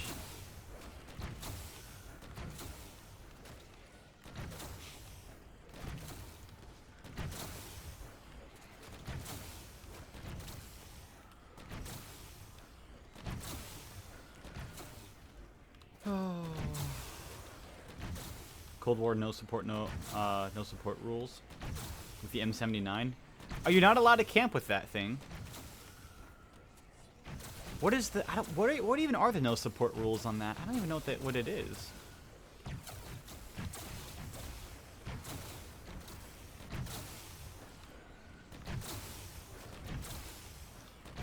You cannot camp with it? Dang.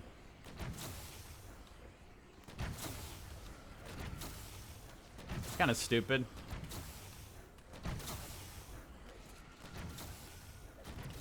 The whole point of it is M79 with PhD is considered support. How about the things from the support tab should be considered support? That just like logistically makes no sense. That's not support. That's like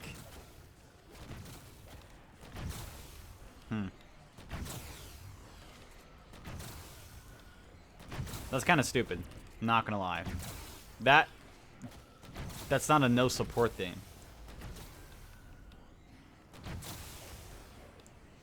M79 banned and no support? I think that's stupid.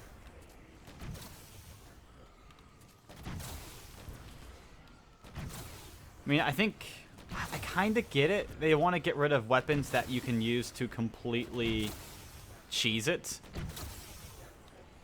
But I don't know if that's like the play with it though. It's like a perma stun on the zombies, yeah. But it's not a get out of jail free card still though, like a chopper gunner is. Chopper gunner is one button, you're guaranteed not to die.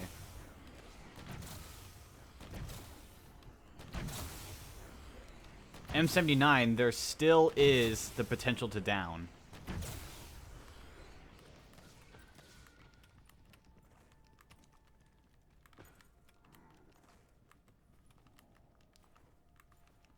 no support M79. Here's okay. Actually, I do like this one thing. I like what Cold War does with its different categories. I do kind of like it. You have your main category where you have pretty much everything allowed. There's nothing that you can't do in that game. And then you have your more restrictive categories, no support, no armor, that restrict certain parts of it. I wish Black Ops 4 had something like that, because in Black Ops 4, you can't do a lot of strategies on the maps just because, you know, rules say so. And it's not like these change from, there's no categories, you know, it's the same. It's like Black Ops 1, Black Ops 2, there's only one mode. So that's the one thing that is good about Cold War with it there in their records. There's like quite a bit of freedom with how you can play. That's why I will say this until I die, there should be an any percent to every single category.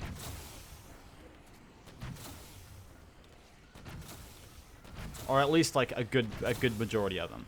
There should be an any percent where anything goes. Obviously no cheats, but you know. No cheats and no like game-breaking glitches that completely like ruin the map. Like, you know, outside of it, one spawn on D machine, but I still love the idea of an any percent. Just like take the gloves off and let the player get to as high of a round as they physically can. No restrictions.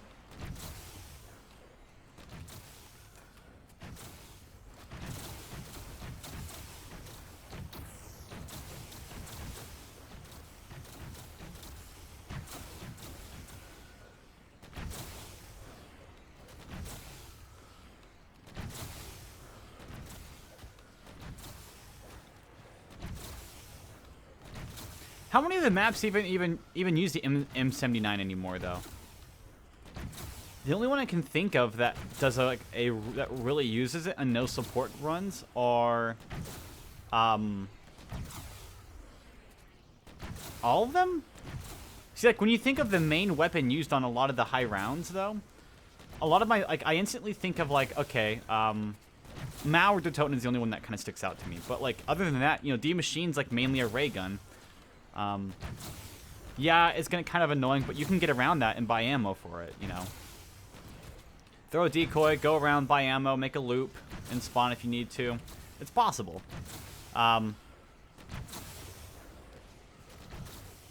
There, was it Forsaken? You can use the, oh, no Forsaken. I don't know about Forsaken. No, because, yeah, you use support on that one. It's a pretty big part of it.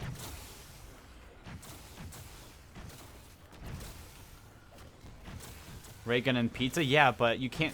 That's not sustainable there, is it?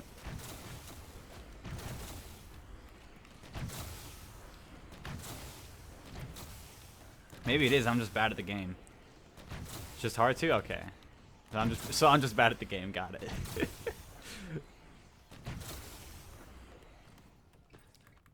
Be on no support because of things like no perk, no support, and other categories like that. It would be completely ruined. Gotcha. Okay, that makes a little more sense then. Wanda? What about Cosmo? Or like Timmy? Or Poof? We all love the Fairly Odd Parents.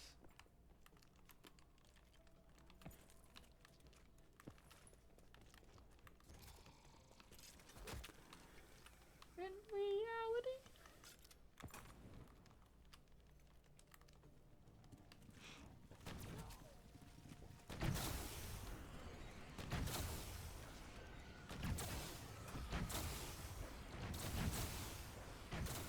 Well, that's actually really good to know. I had no idea they even banned that.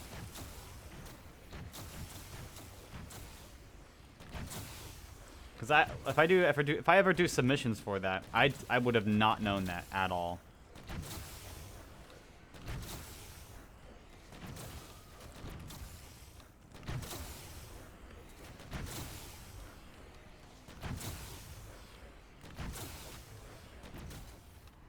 So is it just the camping aspect of it that's not allowed, or the M79 in total that's not allowed? Oh, okay. Oh, yeah. So it's just the M79 in total that's not allowed then. I don't know if it was like, could you still use it but run in a circle? But no, that answers my question. I know purist you can't camp. It's supposed to be like old zombies, where like, you know, Black Ops 1 and 2. Explosives plus PhD. So are one or the other allowed, but just not the combination of them? Or is it, like, I can use Semtex, you know, but no PhD? Or could it be like, oh, I can slide into them with PhD, but no explosives?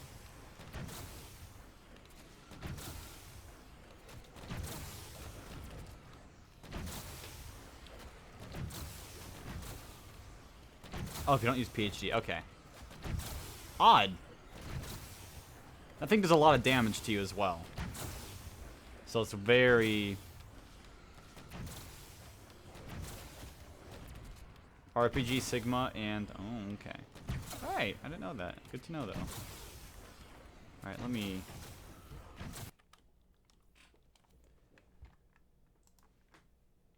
pull up Discord.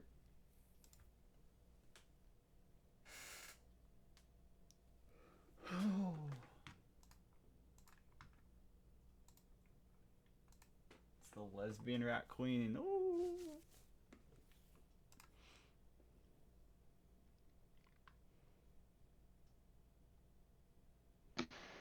Hello. Dude, this Wordle is so stupid. I hated it today. Hmm? The Wordle for today was so awful. Bro. I can't even Actually do any of them, bro. It actually sucks. Like to the nth degree. I can't do any of them, bro. So fucked. I had to use the word dumpy in it, and I still didn't get anywhere with it. Nice. Stupid game. RuneScape has updated. Please restart your client. Oh my god. Yeah, an update. Oh my Super god. fun update. It added like a lot of cool stuff, like A lot of cool stuff. like sex to it. I don't know what they even did. The sex update. Sex. Let's go. Yes. Let's fucking go. Finally, I've been waiting for this update forever. Apparently, Phasmophobia is going to get a movie. I'm kind of excited for that, and the FNAF 2 movies. Like, I want to watch that later this year. The first one was good. I keep hearing everyone, like, all my friends say it was awful, and I hate them for saying it because it's not. Bro, I was very tempted last night. I fell asleep at like 12 o'clock and I was playing until like 3 in the morning. I was very tempted to just unmute and fucking scream at the top of my lungs. And what? I don't know why. On FaceTime, bro. Oh. Perez was asleep. I was trying to unmute and just, bro. Yes. That's a play. I can't do that. I can't fall asleep. I have to watch like some video or like listen to something as I fall asleep. There's no way I could just sit in silence and just have my eyes closed. That's no. A little too much for me. My attention span's not good enough. I gotta be like listening to that one guy, the stick figure guy. I forget what his name is. I don't know.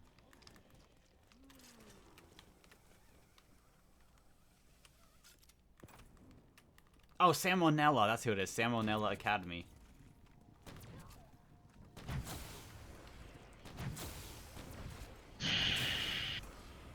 The best.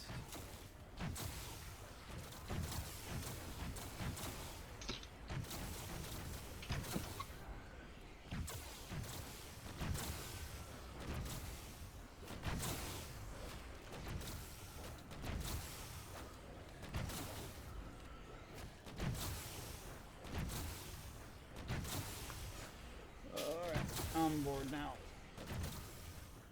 pull out the ice staff a second too slow and die. Even so, with his ammo setup for that round, it would have been highly unlikely that he would have finished it anyway. Daruma accepted this ending as no more time wasted playing, situating himself firmly once again as the king of Origins. That was where this video was going to end, as for all of 2024 there was no progress on the record and no one who could stand against Omar and Ruma. However, I figured that ending, with time lost from a glitch and a death from bad luck, would be a pretty disappointing conclusion to this narrative. So, I decided to add another chapter to the story. As I was editing this video, I put a bounty on the Origins world record and let the Origins players attack it like a feeding frenzy. Plus, players had now figured out what was causing the gen zombies to break on very high rounds. It all had to do with how badly the game was ported to PC. If you don't know, on regular Steam Black Ops 2, there's a bug starting on round 159 where infinitely killing traps will no longer affect the zombies, or at least they will affect them very strangely. This was a big issue on Buried and Mob of the Dead, so early on in Redacted's life cycle, a patch was developed to cap the zombies' health at 158, so players on PC could compete with console. Otherwise, playing on PC would be completely pointless. However, this patch intentionally avoided Origins, because capping zombie health would mess up Frozen rounds, and then give PC a huge advantage. But an unintended side effect of not patching it was that the kill code that was meant to clear the gen zombies when a generator was finished powering up, or when the gen zombies took all the generators, could not actually kill them.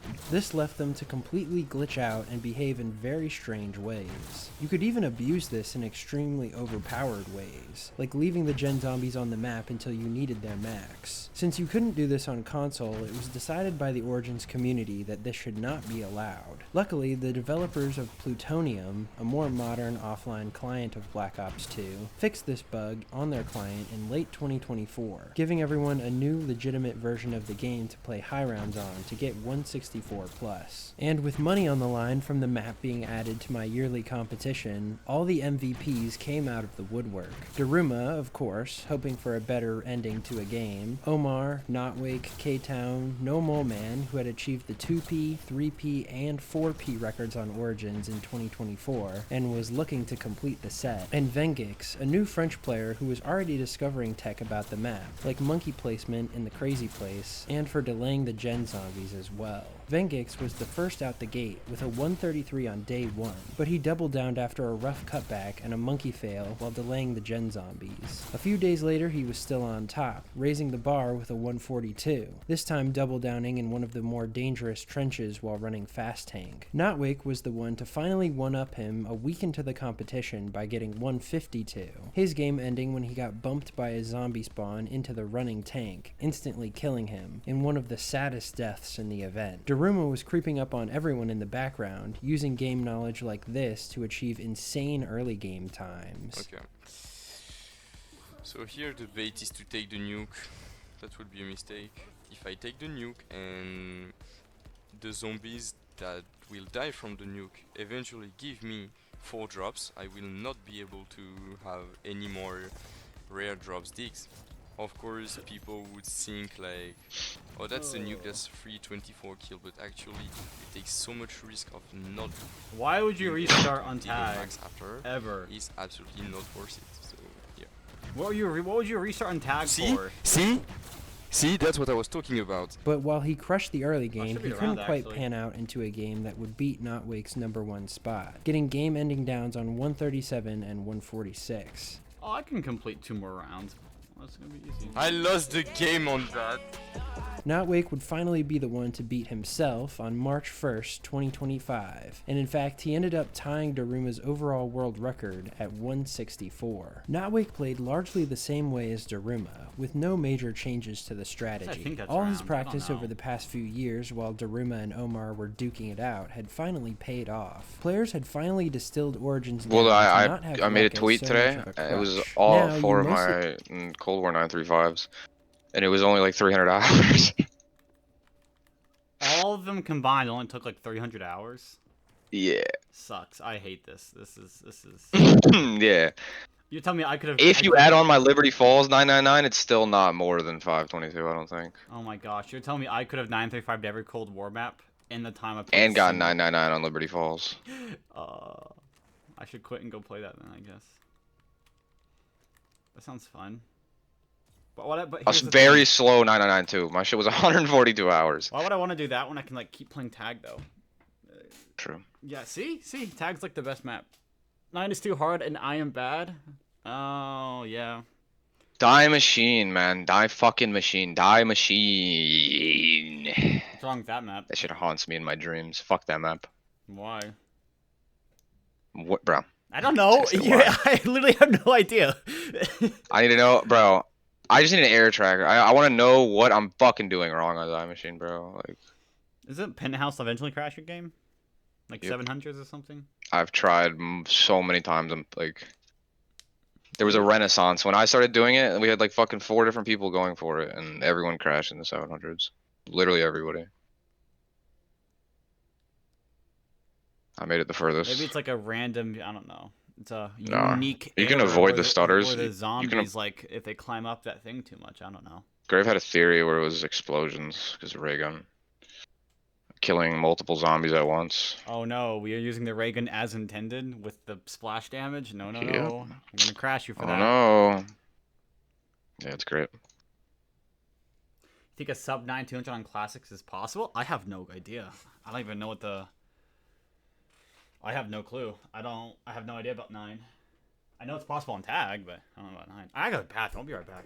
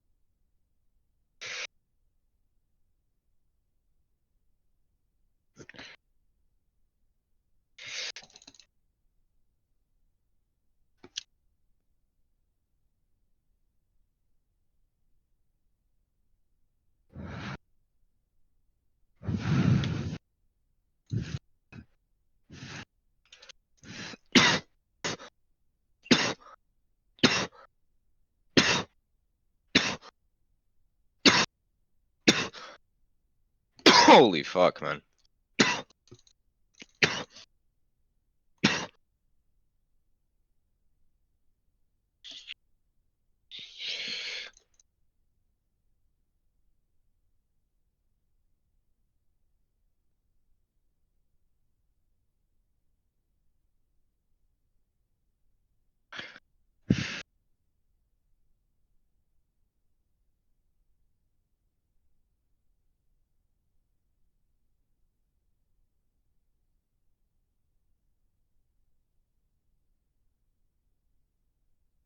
Three cabbage patch boys. Alright, no more runs.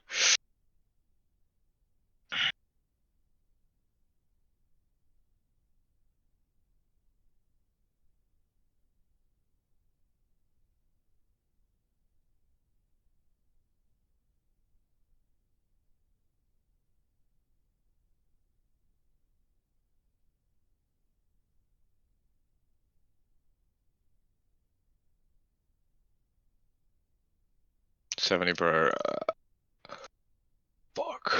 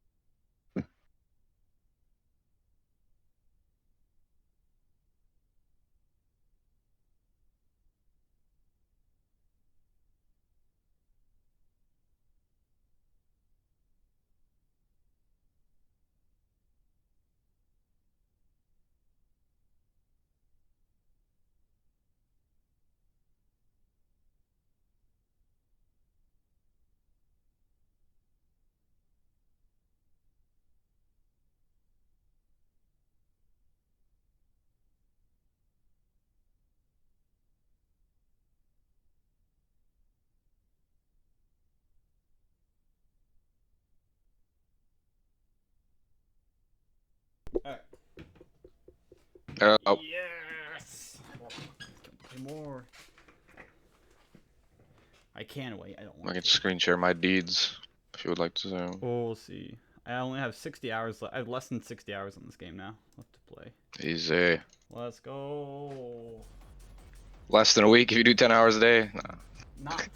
Oh my gosh, dude, that 12-hour. I actually didn't play it all yesterday. That 12-hour day killed me. I couldn't do it. Yeah. You gotta think about it though. Even if you do one more like big day, you're fucking just done basically. Like I can do like 5 hours a day for like a week or 2 weeks straight. That's not like the worst thing ever. But 12 hours in one My day, limit is like. My limit's like. I don't know. I can easily average 10. Like I did 10 on the Liberty Falls for 2 weeks. I did 10 hours a day for a week, or for 10 days on the Forsaken. My limit would probably be like 14 a day, to be honest. I couldn't. Oh, I can't do that. I mean, the most I've ever played in a single day is I think 11 and like 11 and a half I did hours. 30 hours straight on Liberty Falls. No, I can't do that. That's just because I had to though. I was forcing myself to play. Like, I would have fucking gotten cooked if I didn't. Actually, I will be able to do 2 more rounds before I leave, so I'll be able to make to 465 hours before work. I'm not playing at night now because I want to be able to go to bed when I get home. Braz did 1 to 600 straight on Mauer. 1 to 100 or 600? 1 to 600. Oh, that's a lot more than 100. Played for 40 hours. Dang. How's a 1 He to had 600 100 downs. He was falling asleep, and the Panzer came in. He fell asleep while playing, and the Panzer came in and smacked the fuck out of him. It's so funny, bro. Isn't the Mauer to Toten? Does that mean like 600 to 935 only takes like 10 hours or? This was slow Mauer. He was shooting the wall. This was like the second Mauer 935 ever. Oh, okay. It's like, dang, that's like 40 hours. His game was like 70 hours. What was he doing? His game was 70 hours. Oh, okay, that's not like the worst. Maybe we'll just like after this game's over, I'll run up Mauer in like 2 weeks or quickly as well. Okay. I'm doing with support. There's no way I'm doing no support. There's no reason to do no support. I just want to see a 935 on screen. That's all I want to do. That'd be kind of cool.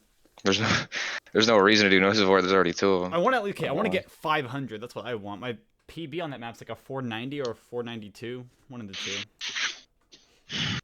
My average on Cold War is like fucking 900. Cause I'll finish DM eventually. It took me like 25 hours, 40-something minutes to get to that round as well. And I ended up crashing on... It was on Xbox. I ended up crashing. I started using the flamethrower because I accidentally bought that. Started spamming the flamethrower. This is like after I got some weird bug where I took... I mean, obviously you get the zipline bug where you're like in an infinite falling state. I don't know what the heck it is. And I was like really high up off the ground, but also like in the ground at the same time. I've had one where I just fell through the floor completely, so that was fun. Oh yeah, I fell through the floor in the Forsaken game. I think I told you about that. How'd you fall through the floor in Forsaken? I fell through the floor on like 770 or some shit. Where? And it just popped me back up. You can fall through they have a failsafe for it because it was so common. Instead of fixing it, they just fucking made a failsafe for it. So if you fall down there, it just pops you back up. Too. There's a few spots on the map where I know, like when I was trying to get outside the map and all that stuff. Once you melee lunge way over the barrier, you can you have to like walk along some certain paths so you don't fall through the map and get teleported back in. Yeah, I had a fucking heart attack, bro, when I fell under the map. It wasn't even that. It was literally like not even a full second I was on the map, but I was so fucking, my heart dropped, bro. Well, it seems like a pretty valid reaction to have your heart completely like almost might as well just stop at that. Like imagine you just fell out of the map, right? You just fell under the fucking boat. I've been like oh my gosh, I have it anywhere but here, so I'd be safe. But oh my gosh, that would be the scariest thing ever. I would have had nothing I could do unless I switched to Shroud and maybe found a way to get out. But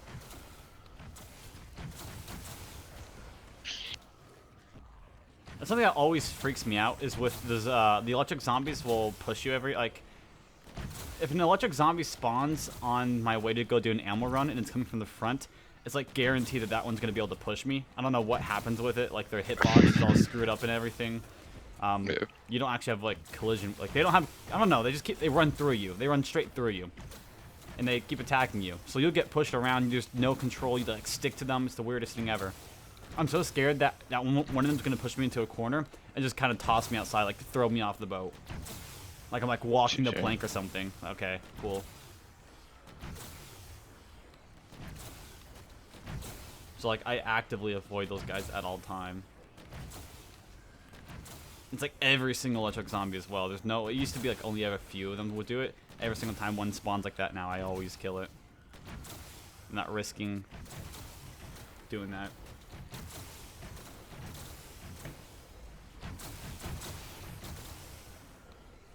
Oh, I gotta send a voice message.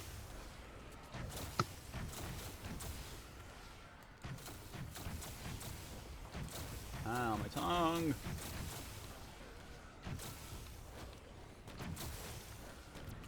Alright, do 2 more rounds. I'll put 465. And then I'll do probably only 3 rounds tomorrow morning. I don't know.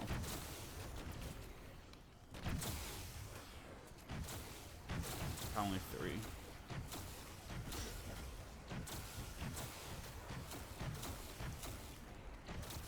I could be probably at 500 hours by 2 weeks next Monday.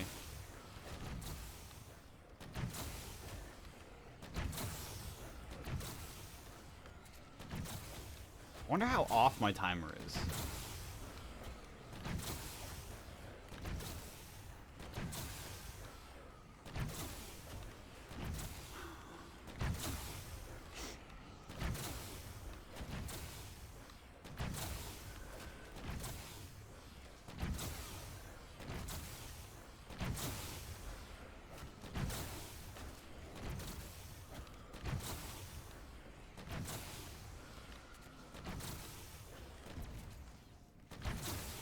Max, nuke. Give me a max next game.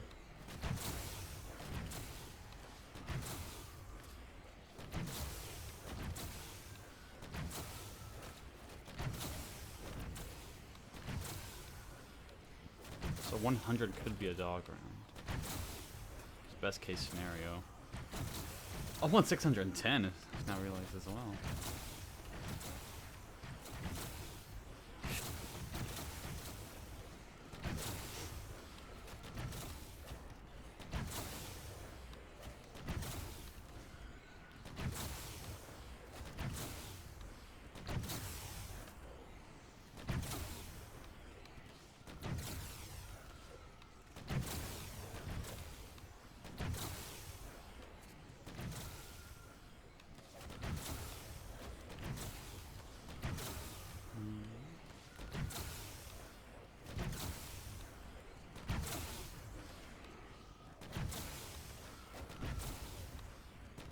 Give me a max right here.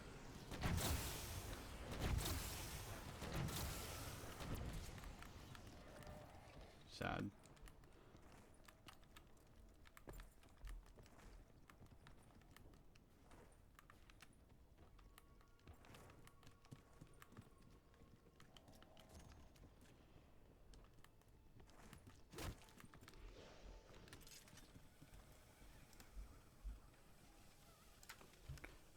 I gotta real quickly, so my internet say somewhat stable. Do that. And then this. They're making a Phasmophobia movie. I can't wait. They're gonna find out it's gonna be like an Oni or something.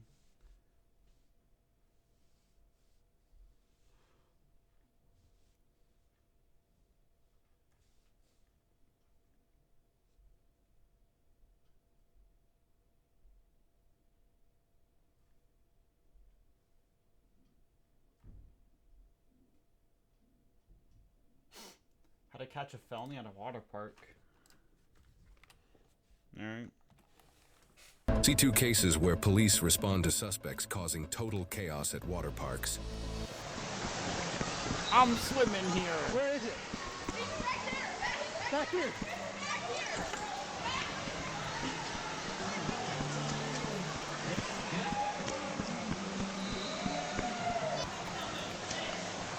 Sheriff's office! Hey, hey, Sheriff's office! I just want my baby, man. I just want Come my here. baby, please. Can't find her, please. Sheriff's office. Please, I'm not resisting. Put your hands behind your back right now. Okay, please.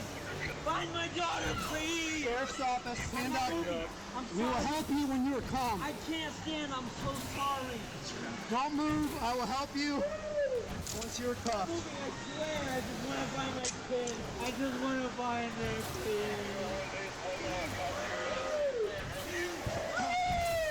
Calm down. I'm sorry. I'm not doing nothing. I'm literally just... Well, I'm trying to hold you up so I can double lock the cuffs, bud. My guy, my knees are weak. I can't find my kid. Wait, how old's your daughter? She's only 13. Do you have anyone else here with you, adults? Right now you're under arrest. I will go find your kid. That's okay. I promise. I'm getting up. I promise. I literally Come just with me. want to find my daughter, please. How much you had to drink? I have a little, but You reek of booze, so don't tell me a little. Be honest. I am being honest, sir. Literally, I'm just very. Look, I'm going slow. Why would you assault a lifeguard? Who assaults a lifeguard? I just want my daughter found. That's it. Okay. I don't care about me. Please, just find my daughter. I'm just asking you why you assaulted Who's like, a lifeguard. yeah, it's a good idea to. They do nothing, man. If somebody tries to stop you from finding your kid, are you gonna stop? Why didn't you ask for help? Why didn't you just ask for help? I did. I promise. Were they helping you? No, they weren't. I am. Says your wife's over here? Yes. Let's go talk to her, okay? Okay. Sit him down for a second. He's got a missing kid. Swear to God, I am not giving no information. Sit down. Sit down. You should go straight to jail. I'm going to square away the situation with the kid. Hang tight. All right, where's your, Are you the one that was assaulted, ma'am? I will take your statement in just a second. I got OC spray in my hands and my eyes here. Wow. Pepsi. What? Pepsi. I have a Mountain Dew. Diet Mountain Dew. Yeah, if you were to put Dr. Pepper on like a ranking, like A tier to S tier, S tier, really? Root beer, actually. My apologies. Root beer is the best soda ever created. Where would Dr. Pepper be on that list? Root beer would be just below, or Dr. Pepper would be maybe like an A+. A plus? Maybe not an S. Root beer is safe for S. Get the hype around Dr. Pepper. Dr. Pepper's good, bro. You just can't have it too much. For me, like top of the list is Sprite. That's the best one. Sprite is like actually nectar of like heavens and whatnot. Was anyone else assaulted? Just her. Like I see Sprite and it's just Yeah, like, get the manager in here. Hey. The water park manager said there's a female lifeguard. He pulled her down and was on top of her, punching her. She's in here. I drink piss, usually. I don't know. delicious. That's my go-to. Yeah. That's like difficulty. You gotta like arc it and aim it and everything, you know? Yeah. It's not fun to put it in like some container prior. It's not skillful. Get the skill expression in it. It's a skill issue. So I look over and he's like getting in my lifeguard's face, so I run over there. He like punched her on the face, pulls her on the ground, and starts smashing her on the ground. Oh, so many runes. I'm loving it actually. Holy fuck. That guy right there. And that lifeguard right there. Alright. Watching the video, how to catch a felony at a water park. This guy apparently just goes and beats up a Screenshare that lifeguard shit. for no reason. Like, out of all people, what can a lifeguard do to you that makes him like beating up worthy? Screenshare. How dare you sit there and hope, potentially protect kids? You shall pay for this and get decked. You have the right to remain silent. Anything you say can Will be used against you in a court of law. You have the right to an attorney if you can't afford it, or will be pointed to you at no cost, or something like that. Shut your mouth. You know you're supposed to be my dad. You have the right to remain silent. You say it can't be used against the court of law. You have the right to have an attorney. Wilda loves dragon fruit tree seeds. Dragon fruit tree seed? I do that actually so good. I never had a dragon fruit before. I grow dragon fruits on Woodscape. It's kind of nice. Played the Grow Garden on Roblox. Dude, Best your game ever. dad is my dad's best friend. You asked me to find your kid. We found your kid. It's Potato with your wife. cactus. Now shut up. Dude, You're the under arrest. pressure I update's told you coming 7 out, times and it's you're gonna be the under best arrest. update ever. Then read your rights. Remain Potato silent. cactus. Potato cactus. But you know Is you're it like arresting me on false causes. Because you know I didn't touch a you. big potato that You has know like that. Because spikes you've on grown it, up or with is it like a cactus again, that you're produces denying it potatoes? because you don't. It's just a potato cactus. I kind of Are my hardwoods done? 6 p.m. easy. Man, So what do you what do you do in that game in RuneScape? Kill bosses, you gain XP. So it's like a I'd like dungeon, like a dungeon crawler type of game. With Uh, or is it more like high pixel skyblock but just 2D? You can kind of like choose whatever the fuck you want, to be honest. Like you don't have to like look at this. Hold on, I'm not even watching it. 1 second. What's your socials? The cops are getting their socials. Follow them on Instagram. Alright, I'm watching. Like if you absolutely hate fucking like bossing and shit, you, like this guy. This guy didn't like questing or bossing, so he made a level 3 skiller, and he got 200 mall. You can just skill, gain XP. And there's people like fucking Cave War has good boss cases. It just kind of reminds me of the Hypixel from Like or this Hypixel is Skyblock. fucked, actually. But like you can kill bosses and shit. Get really rare things and sell them for real world money. Then you get banned. Wait, how's that like? How's that on the RWT. my game? Well, not my game. My gun just shot like rapidly like 5 times. I don't know what that was. That was so weird. But like if that's not, I mean, they can say, oh, you can't do that. But if it's through third party, how are they gonna know?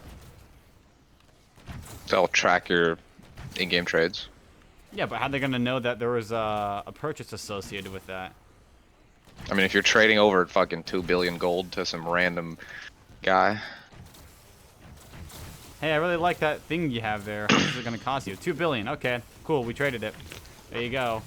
But back behind the scenes, there could have been some like Discord conversation about it. Nah, it's maybe noticeable. Oh. When you're like muling and shit, it's like repeated. Muling, actions. like isn't that what? They mule their gold to other accounts. Oh my gosh. Yeah, it's so fucked. There's Venezuelans who genuinely just farm gold on RuneScape because RuneScape gold is worth more than Venezuelan currency. That's actually insane. Holy crap. Same with World of Warcraft.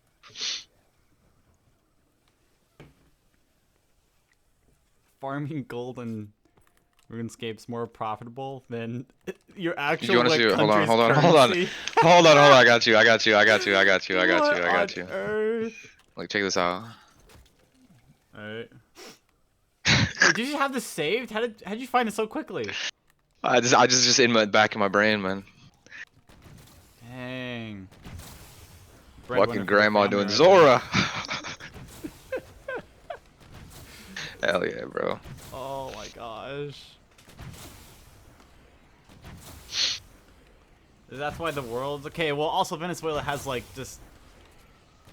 It's known for that. Stupid inflation. Yeah. Like, holy fuck. Like that's what Venezuela's like mainly known for right now. I feel like. And that's like actually sad as fuck if you can, because like you don't make much money playing this game if you're not having 100 accounts, and they're playing on fucking like absolute garbage laptops that can't even run like 2 accounts at once. And the fact that they're making more money than they would just working is actually fucking unbelievable.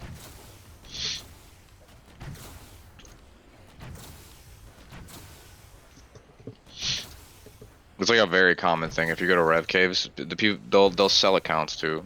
Kobe bought an account off of Venezuelan. How much did it cost him? Like 100 Australian. Dang. Why is America the world's keeper? I don't know.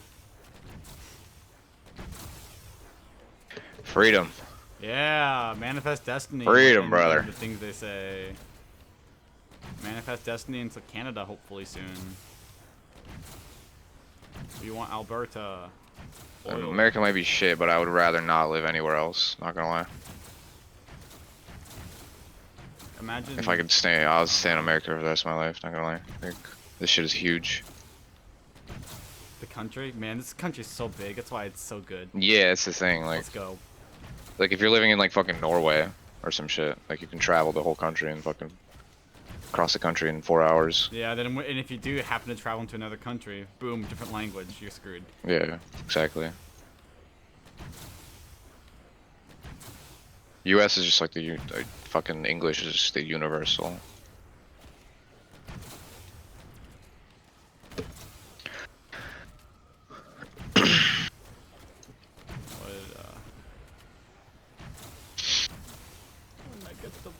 Right, but we're paying for the countries that don't pay us back. Isn't it like NATO? We like don't we like?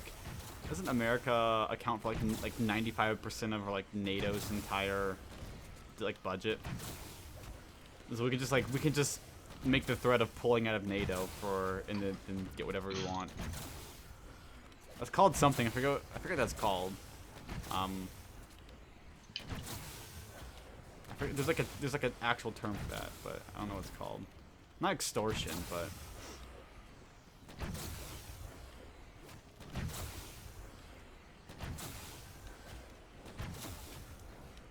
actually, Critical, I love giving my money to the government, so I don't know what you're talking about. It's like really fun, actually.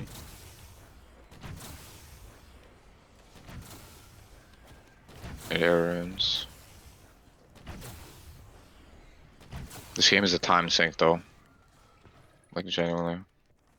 I love giving away like 10% of all the money I make to the government. I have. I don't remember them working 10% of my job, but I'll gladly give it to them. Let's see how many. I have 86 days on this main account, and I have 86 days? 50 days on my alt. Shoot, I probably have upwards of like 700 days on Tag at this, not Tag, Black Ops 4 at this point. Jesus. Or, I don't know, maybe it's like 13,000 hours. I have 5,000 on Cold War. I did the math. I have a lot of fun. I've spent like fucking 40% of my life just playing games. Like I have over 10,000 hours in total on games. I have probably like just Cold War and RuneScape is already 8,000. Across my entire life, I probably have like 20,000 hours in all games. Like Minecraft, I have like okay, but here's something about I have 2,000 on Fortnite. A lot of that time is spent AFK. Like Minecraft, like 8 hours to 12 hours a day spent AFK farming or something. Yeah.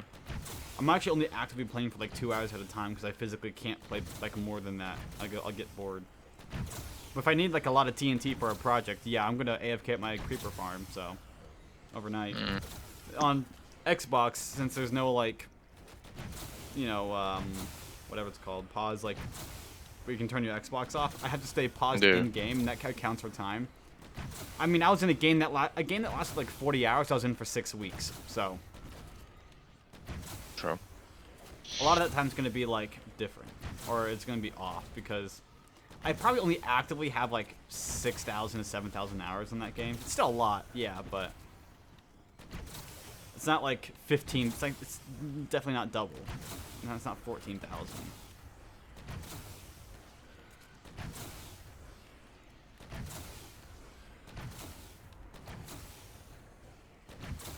But it's fine. I'm in college. I have a job. It's fine.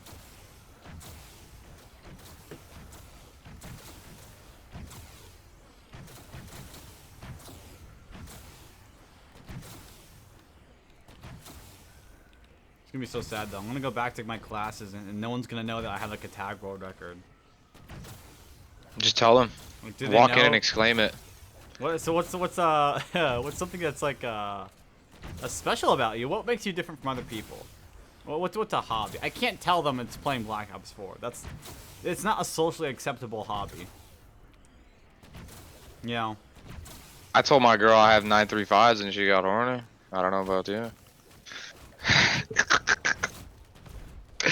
Like, bro, I don't know what happened. A little risky. I almost downed, but it's fine. Or dying wished.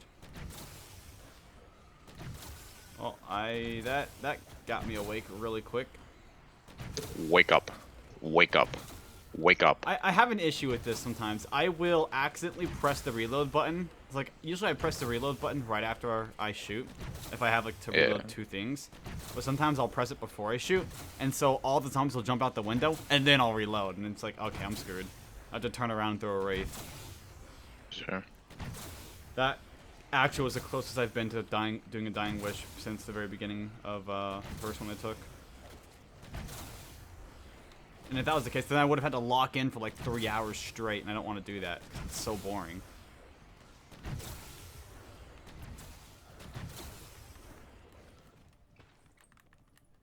I could just go back to knifing and go get like a 630 and be happy with it.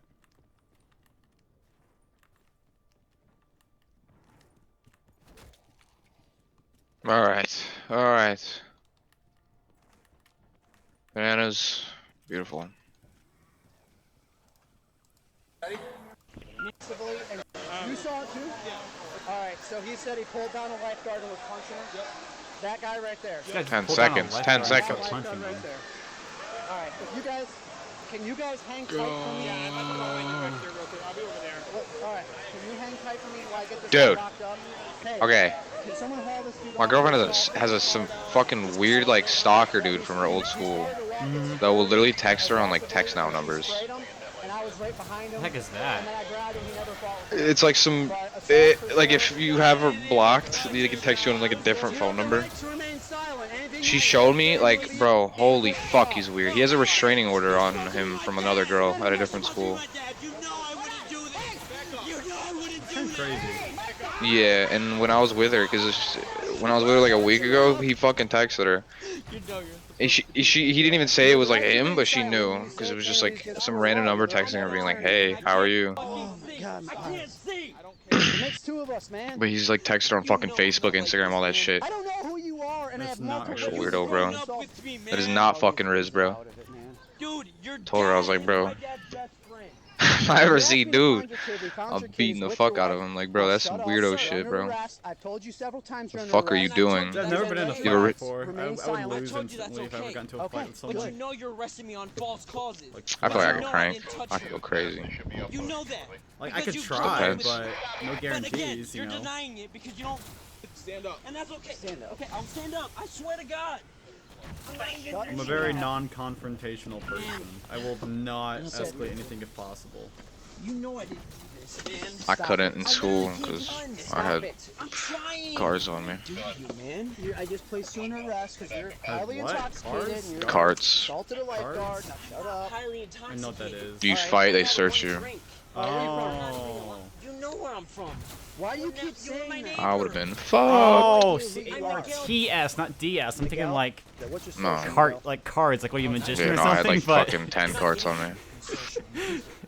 that makes I had to so make the much split second more- decision. I was like, brother, I am not fighting this kid in the hallway. I'm good. I'm not getting fucking searched and fucked over with 10 cards because I want to fight some kid. Yeah, THC cards. I thought he was saying cards, like Nah. magicians. Like, oh, pick a card, any card. What should be a simple call I definitely did not hear it correctly. What's going on? We're in the water park. Mom had a couple of drinks, I'm not gonna lie. And I asked her, I was like, do you need to go home or something? Are you Get okay? too high? And she goes, no, Nuh-uh. I'll be good. And then apparently she said I something, I wasn't sure what she said. She never said, had I'm gonna change real quick, I'll meet you out here. Why is she not coming back? You know what I mean? There's this annoying kid. Oh my gosh, no one. His name was like Zach or something. Are you here with He would like anybody make a else? whole spectacle in a scene of trying to like get away with as much as he could behind the teacher's back. Bro, I hate motherfuckers like that. There's no reason for you to be hitting that shit in class, bro. That was the stupidest shit ever. Whenever people would like think they're cool as fuck hitting that shit in class, like, bro, you're just a moron. Like, genuinely, go to the bathroom. 10th grade, learning about geometry, like, you know, learning about the He thinks he's Pythagorean cool as shit, theorem. hitting it behind the teacher's And back. here you Like, are, bro, you're here you are doing that. corny It's as like fuck. Actually. That's mom. That shit used to make me so. That shit used to grind my gears.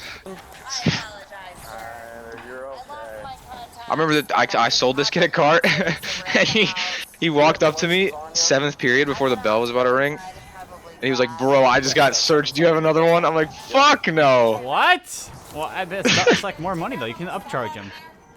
Bro, hell They nah. can pay more money for it, easy. His ass, bro, his ass is an informant. Like, hell no. He's gonna buy that shit off me and go straight to them. That's what used to scare me. If some dumbass got searched and was like, oh, yeah, I got it off this guy. Like, bro, why would you snitch? Like, hello? They never ask who you get it off. Hmm. And if you snitch anyway, you're getting fucking like your ass beat. Like, holy fuck. Especially if it's that. The only time I've ever seen kids fight in my school. They randomly search you at school now? Okay, we had a random search. I can only remember one time everything I'm glad was I'm searched. done. Because, Jesus. I got searched twice and I didn't find anything. 8th grade, I was in health class. And like full on dog and everything inside the building. Specifically like going through, they went by all the lockers. I mean, I had nothing on me because, you know, I just don't. But it was so weird going outside, you know, going out the class, go to the next class. I don't know what it was. I think Spanish was after history. But and then just seeing a dog just like walk through the hallway, someone leading it, and a dog just going to town on the lockers. It's like, okay. I don't think anyone ever got caught though. So glad I'm done. School is kind of boring. I mean, I don't know. Best year was 12th grade for me, because I had I only did half a year because I got to graduate early, and then I did forensic science in that class, and that was fun. Like learn about blood drop or blood drop patterns, fingerprints.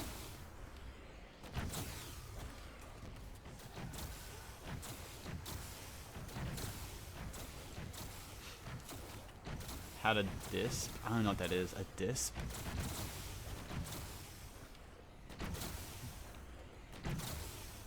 Welding booth fights were the best. Welding booth fights? What the heck? What is that? Welding booth fights? Disposable vapes. Okay, alright. I was sheltered, so I don't know, man.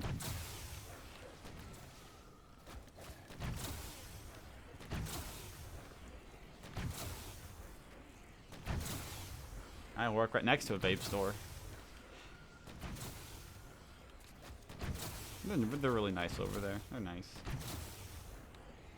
We give them. I was in that bitch trapping out the pound at the end of the shift. Whatever pizzas we have left over, she was crazy. That's the only thing I miss about high school. Is what? That's the only thing I miss about high school. To go to school and leave with like fucking $300 every day. Fucking fiends. Charging $40 for a cart. They love it. Raise the prices. Make more money. Nah, I used to have good ass prices. That's why people come to me. I'd give people cards for 25. How much did they cost to buy? Like 12. Dang. Because I'd get like 50 to 100 at a time.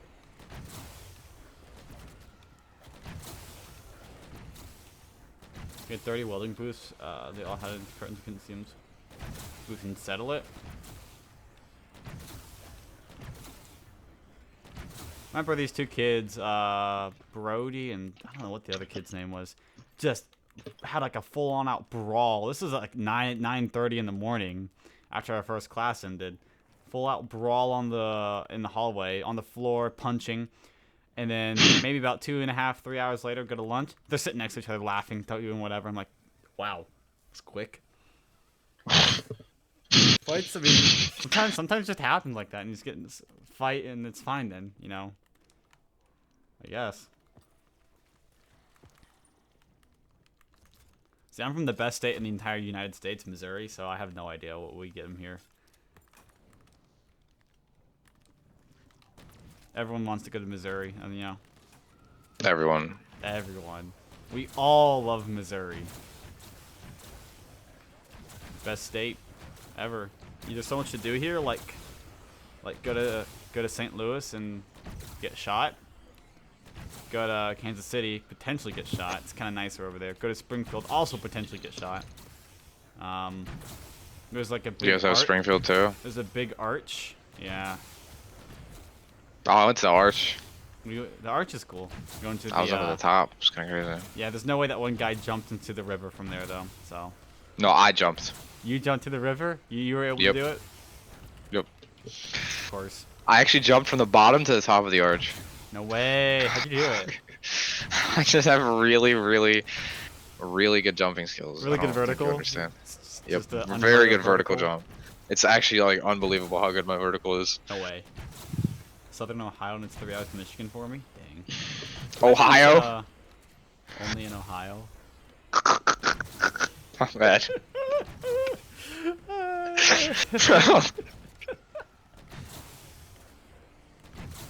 Love brain rot. Fucking Ohio, man. I love brain rot. Dude, why are all the police videos in Wisconsin?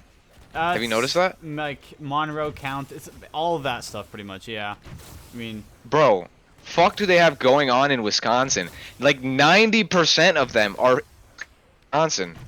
They're all in your. There's some that it's kind of their thing is they just go to the a lot of the like Midwest. Okay, I know like a lot of Midwest safety gets their footage. It's basically anything below like Missouri and below, they'll take footage from. So like it'll be on like, Arizona, which is not the Midwest at all, and they'll be like, it's below Missouri, good enough, yeah.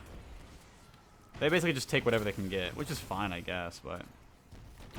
Yes, Drain, Ohio, O-H-I-O.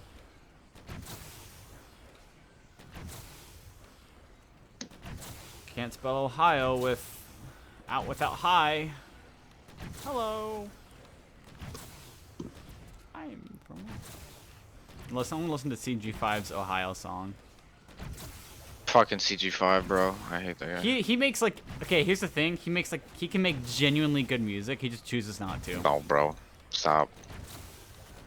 I mean, stop. He's made some absolute bangers before, right? But stop. He chooses to make. I get his dumbass on my TikTok, bro. He's like, I just released an emote collection, bro. Ain't nobody using your fucking emotes. Yeah. Bro. I like that one video where he's like doing a live stream and he's like, someone said like you should kill. He goes, like, have you ever thought about killing yourself before? And then the static like slowly raises. He's like, no. Like, poor guy. Getting death threats for releasing, like, a joke song's a little bit much, potentially.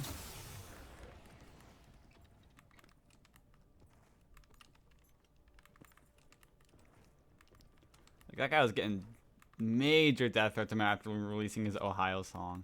As if he didn't also release, like, that one Security Breach song and that one, whatever it's called, Pizza Simulator song. Like, the absolute best songs that he's made.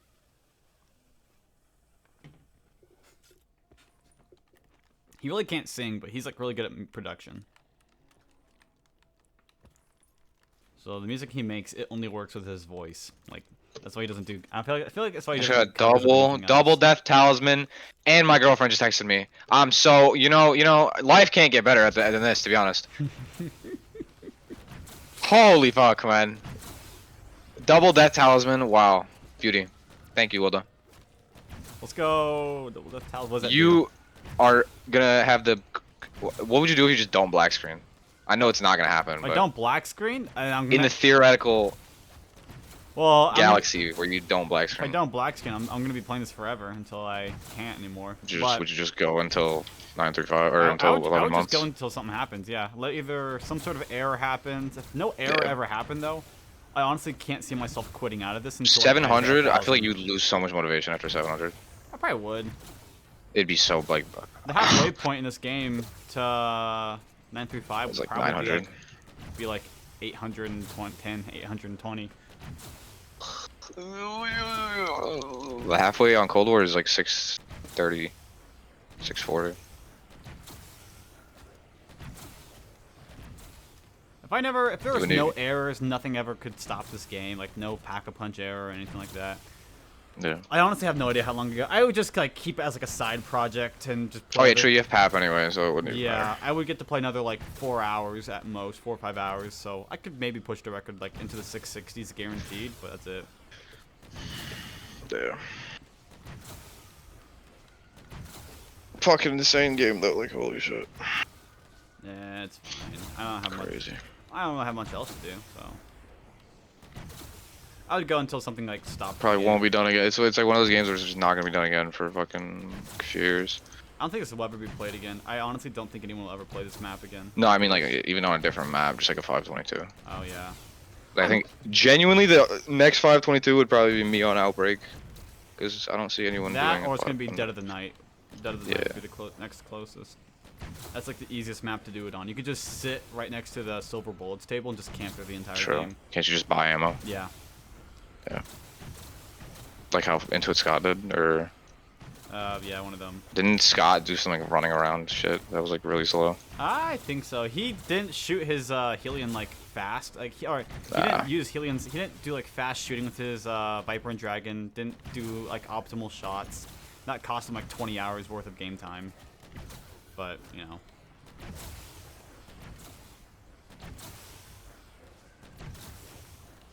Surprised that map hasn't been pushed more. Dude, what was his name? Bomber was on like an insane run on that map. He was on like 380, like 140 hours in. He was getting really close, and his power went If out. I finish everything, like bro, I don't have much left on Cold War. Like 2P Firebase 935, and then maybe Die Machine 2P 935. Like I'm not even Forsaken. Then I might go to BO4, try it, but 'cause I have BO4, I just have to buy DLCs. Or I could just play fucking 9. Yeah, that too. I would try. I don't know. I want to do definitely Cold War after this game. Because I have like everything done on Cold War. Even if like, I don't know. Maybe Forsaken. I feel like Forsaken's my favorite map, so that's probably the one I'd be most inclined to do. Yeah, it's very boring. That's fine. It's like mind-bogglingly fucking boring. If you beat the 935 SR though, I'm replaying lock in. Easy. I'll beat every 935 speedrun except for Firebase C because I'm not stupid and I'm not doing that. Do we know what JZM's on? JZM? I have no idea. I haven't. He's been making videos a lot more recently. That's about it. Okay. Because he was he might beat the 935 SR even though he's using flamethrower to 500. He's gonna be like 10 hours slower to 500. I mean, to be fair, that video did come out before yours, your like strategy overhaul. Yeah. So. Nah, this was when you were playing BO6 a couple weeks ago on stream. Oh, okay. When you guys were in VC. You're saying he's gonna flamethrower to 500 and then switch to... yeah, that's right. So I think he made an initial video for it though. That was I think a little bit older than what you did. I remember that. But flamethrower is slower. I compared my time to Braz's. I was like just to like 300 because Braz fucked his timer up. Just to like 250, 300, I was like 4 hours faster. I need to the Tomb game as well. Get to 999 on that. That one's more doable, I think, though. Be easier. Took me like 6 hours to get to 300. 6, 7. I could absolutely fucking slaughter the Forsaken 935. Sorry, though. I'm not gonna lie. Why don't you? Wait, aren't you at a sub 100 hours, or have you not? No, I got one at 120. I can get probably like 94. Oh, so yeah, sub maybe less. 100 is possible then. Okay. Yeah, I might genuinely replay it because I don't know. Shoot, I'll try Forsaken out. M79. You'd have to show me how to even play that though. I know the map, I know all that stuff. I have no idea how to play the high round though. Probably RC. So you just go. You drive it backwards whenever there's a tormentor. You sit it next to the door. Does it kill through the wall? The little explosion. Yeah, part? It does. Okay, so I didn't fully utilize it because I was scared I was gonna crash. Okay, so you can do it faster. So I could like sit on kind of like more of the side of the wall and not have to worry about that. Yeah, but if you drive too close to the wall, your RC just gets fucking flung in the air. It's great. Huh, okay. I might try that out after this instead of the Mauer then. Maybe. I'll try it out a few games, see how it goes. These guys are gonna make me fucking come back to colder. I'm gonna play a 150-hour Firebase game, and then I'm gonna have to crank out a fucking Forsaken game right after it. I'm GG. Easy.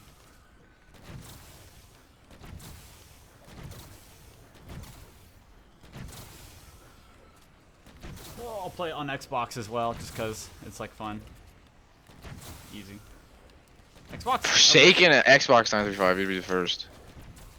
It wouldn't happen. That game, it's like oddly unstable in that game. Yeah, Forsaken's really bad on, like, for some reason on Xbox, like, really fucking bad. Like, Slang Coach has been trying. It's really not good for some reason on Xbox. Yeah, I can only think of like specifically one Forsaken, game like, that, like Die is better Machine's on Xbox. fine. Like, every other map's fine. Forsaken's just horrible on Xbox.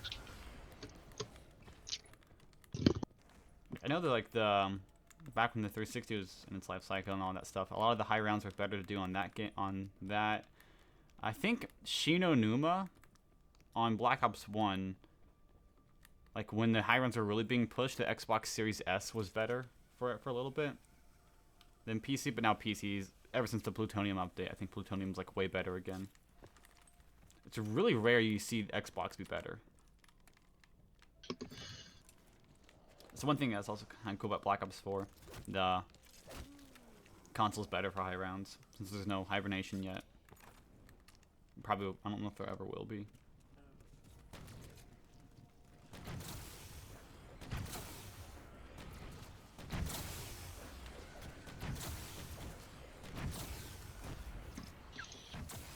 I hate when the dogs eat my Wraith Fire and I can't, like, see them.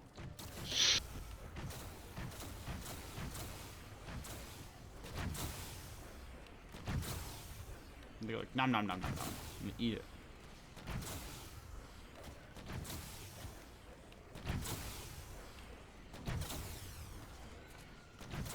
Is it 10:33? Okay.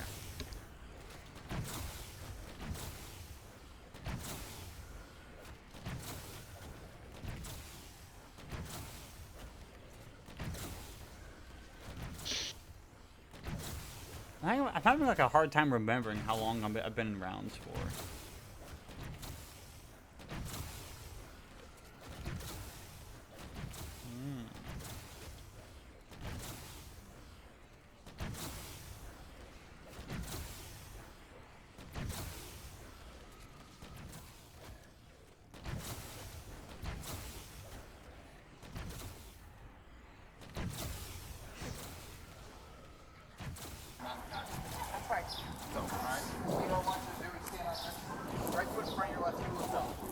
Whenever you're ready. Okay.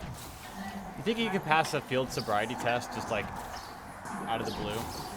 Like, even if you like weren't drunk or anything, like. So yeah. would you be willing to take a portable breath I feel like it's I gonna could. be difficult. I could, 100%. I could be tripping balls off 3 grams of shrooms and pass that shit. Not gonna lie. I'm so good at not acting fucking like fried or like. I'm so good at keeping my composure. I don't understand how people get drunk and just act like a completely different person. Like, bro, you still have the same fucking mind, like, brother. I feel like Think. Low willpower. I don't know.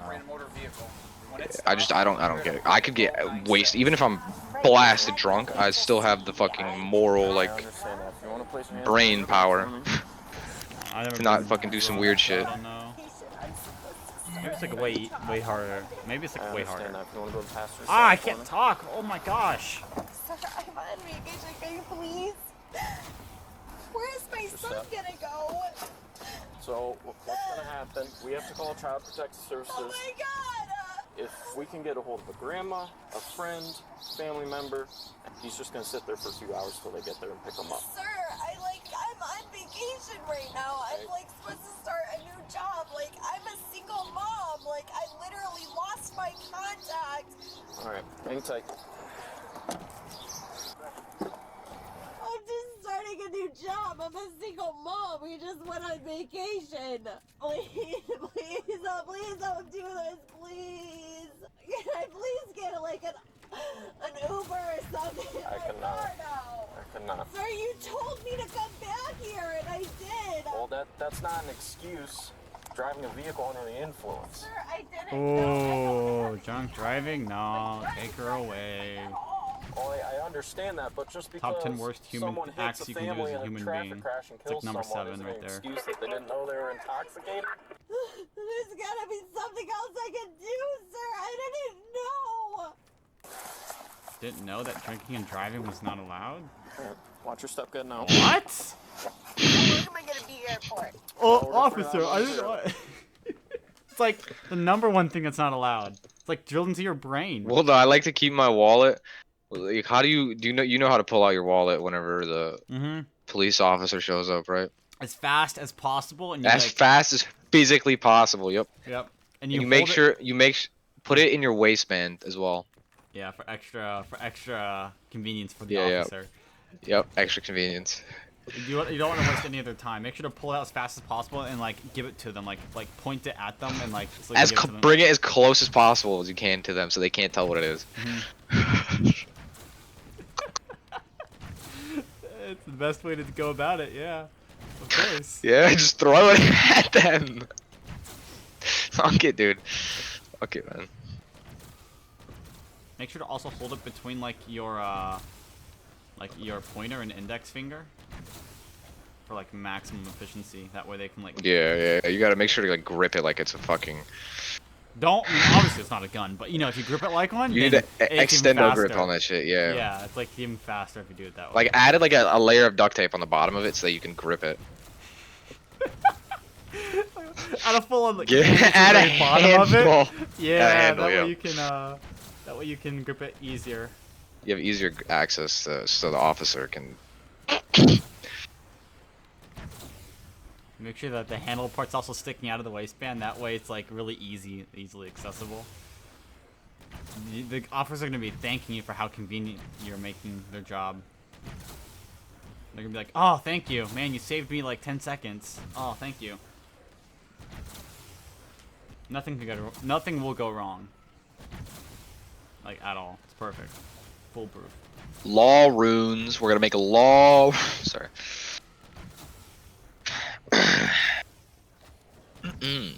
I love electric zombies. I'm gonna make it. Bro, round Trick Shots has been playing minimum 12 hours of the day of RuneScape the last fucking 2 weeks. The game cannot be that good. Maybe it is. Am I missing out? Maybe. I tried downloading RuneScape. I just couldn't get into it. You need RuneLite. If you play it on like Steam client, it's horrible. So I downloaded it. I downloaded it on Steam, just nothing else. I just looked up RuneScape and downloaded it. That's all. Yeah. Steam is kind of shit. I can catch up to all these people probably pretty easily. I just grind 24 hours a day, no sleep, nothing. For like a year or 2 years straight. 5 years if you want to actually catch up. Light work. I'll still have another like 10 like there are 50 years of my life let me actually see how many 200 mil alls are there right now. There was one today. 200 mil all is on average like 20,000 hours. So 200 M all? What is that? What is 200 mil all. 200 million XP in every single skill. Is that like what? Level 99 or something? No, level 99. So you gotta put it into perspective. Level 99 is only 13 million XP. And 200 mil is 200 mil. Like the XP caps out at 200 million. It's like 255 or some shit, you know. Oh, okay. You compare it to like round 100 to like 255, but 255 would be fucking twice as long. Way longer. Then why is like level 99 on something like so impressive or something? That's the highest level you can reach. So then what's the point of going to 200 million then? Just for the whole sake If you of have, maxing it out? If you just or? want to, yeah. So it's like a flex kinda. Just post XP. It doesn't do anything else for you? Like I have 38 million fire making XP just because I wanted to get it.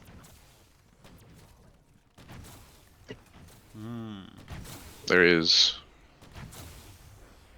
64 people now with 200 mil all. And that's like 20,000 hours on average. Some of them spent more. Not like per item, but just in total? Like to finish, yeah, to complete 200 mil all. Okay, speedrun it. New category. The fastest anyone's ever done it, I think, is like 4 years. About to make it 3. Okay. No game knowledge or any prior experience.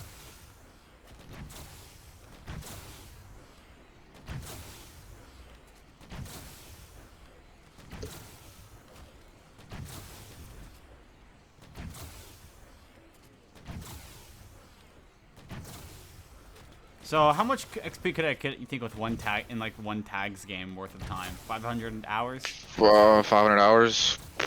Depends on what you're doing. You can gain. I mean, it's measured by like efficient hours played, so that the XP isn't like, because the different skills give you different XP. But Because in my opinion, all 500 hours of tag are, I don't know. I can pull up. Wait, I'll tell you. I don't know how many of these hours of efficient. Have I actually I've only efficiently played like 150 hours. The rest is just me pressing one button. Like, that's all I can do. Yeah, here's like a. Oh, hold on, let me pull it up real quick. This guy did a 500. It's loading. Okay, I see it.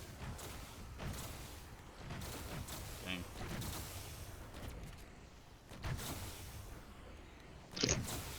80 million runecraft XP. It's not bad. It's like halfway. Different skills just take different amounts of time.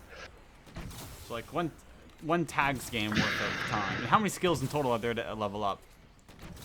26. Oh, okay. No, never mind. No, I'm not playing 28, or in this case, I should do double. So I'm not playing that many tag games. Nope. Like 200 mil agility takes like 2,000 hours, I think.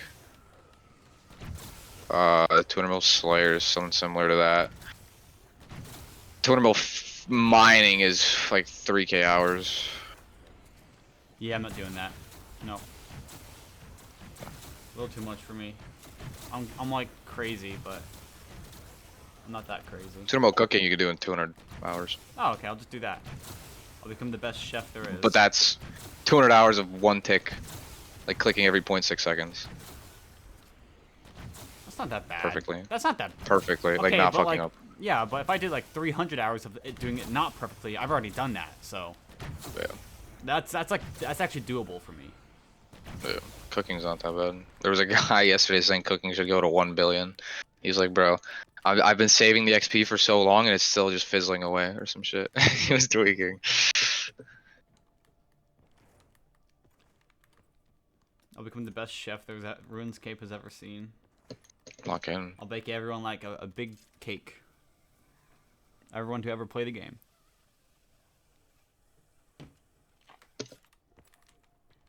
I'm just trying to max my hardcore and then I'm gonna go for high scores. Once I max. How do you actually die in that? Is like any way to die other than like, I assume combat you could probably die in, but Bossing, yeah. Quests.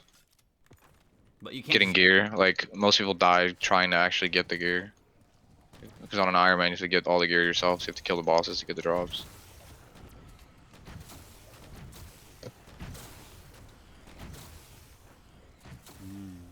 But if I'm just like standing in one spot, I can't die, or is it like a No, starvation?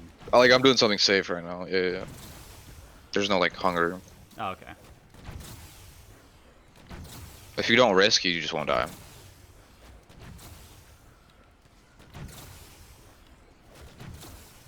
Like there's hardcores that just play super safe. Like I play pretty safe, but So I like the idea of a hardcore game, but I don't like the idea of losing everything. That's or never. you keep the account, you just lose your status.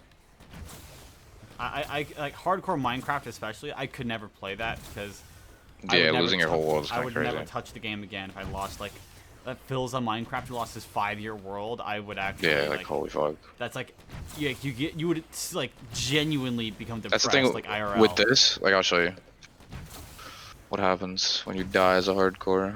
Oh, let me bring it up. Just gonna pull up the high scores. All right.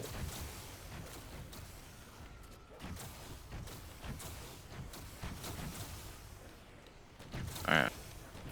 You just get frozen on the high scores and it shows that you're dead. No. You turn into a regular Iron Man. You just lose your status.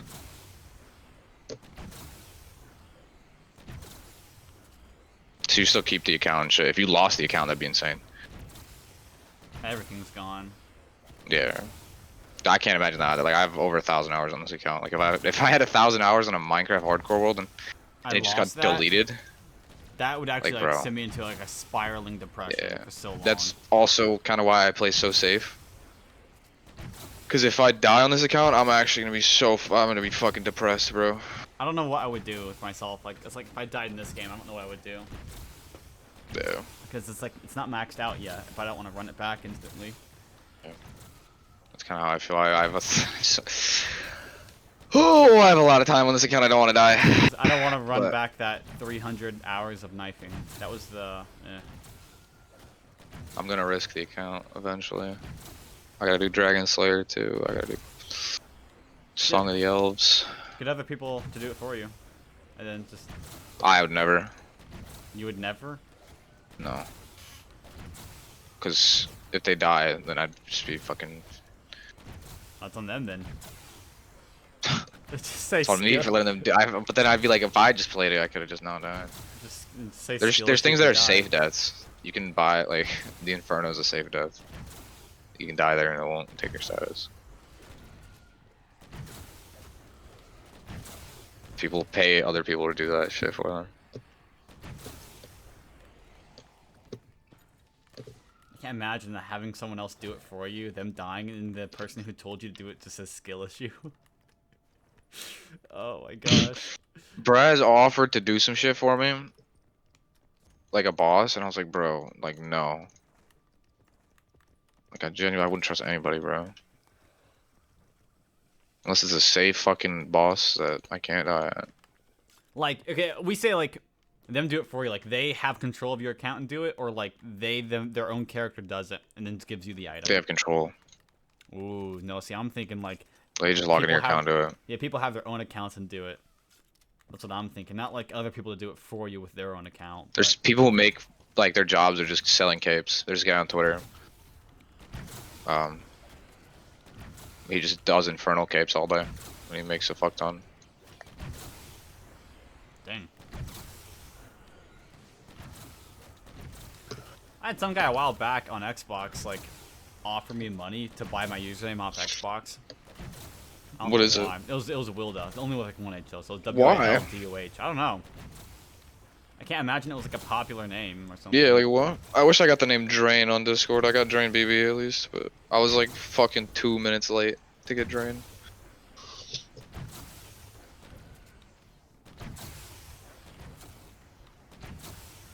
I feel like a lot of people make their username just like a 4-letter word just to sound cool, and there's like no like backstory behind it at all. Yeah, mine is like mine's just my nickname in real life. Mine's I had a friend who's called me my Xbox generated name was Wild Impala, it's like some numbers, but my friends call me Wilda, so that's why I renamed it to Wilda. So at first I was gonna do WILDA. That was taken though, so I just did WILDUH. Close enough. Everyone says Wilda though, and that's how it's pronounced, I guess, technically, but people say wild. When they say Wilda, it's like, oh, shut up. Like, yeah, you're right. I just misspelled it when I was making it. I'm not putting another L in there though. Looks stupid.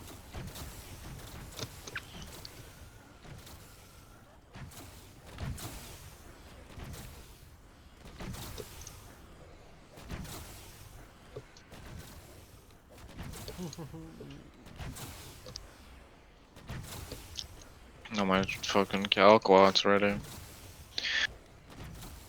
Okay. So this ends at 11:30. I should be done with this by 1:30 then? So I have an hour to do whatever I want before I go to work. Let's go. I do not want to go there.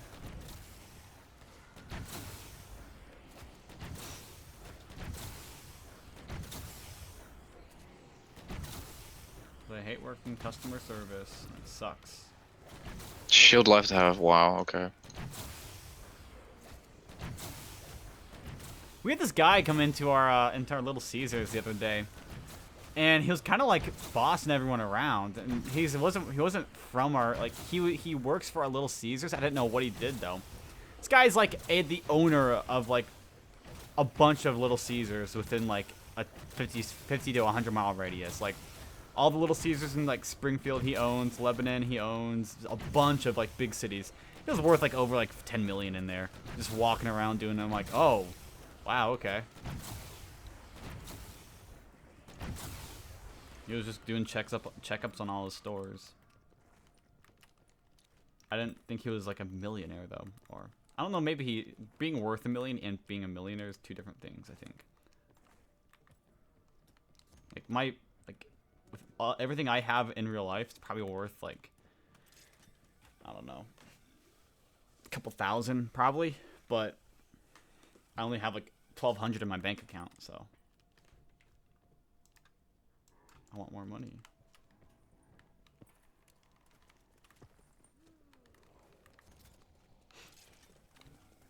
Right? Yeah, take right, I guess.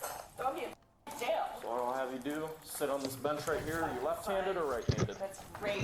I'm right-handed. You're right-handed? Alright. So would you like to take a breath test? Do I have a choice? You do. You can refuse if you'd like. And then what? Then it looks bad on me? I can't advise you of that. So if you're welcome to take it, you don't have to. If you refuse, it's a 1-year suspension. If you're willing to take it, it's a 90-day suspension. But it's completely up to you. I can take it, obviously. Well, okay. Keep going. It's gonna take a lot. Keep going. As much as you can. Perfect. Alright, so if you want to follow me? No, I don't want to, but do I have a choice? You're gonna have to. Over this way. Yeah, I don't have a choice, do I? Yeah, Can you tell me how long I'm gonna be here? It's gonna be a while. I gotta do a lot of paperwork. 372. Wow.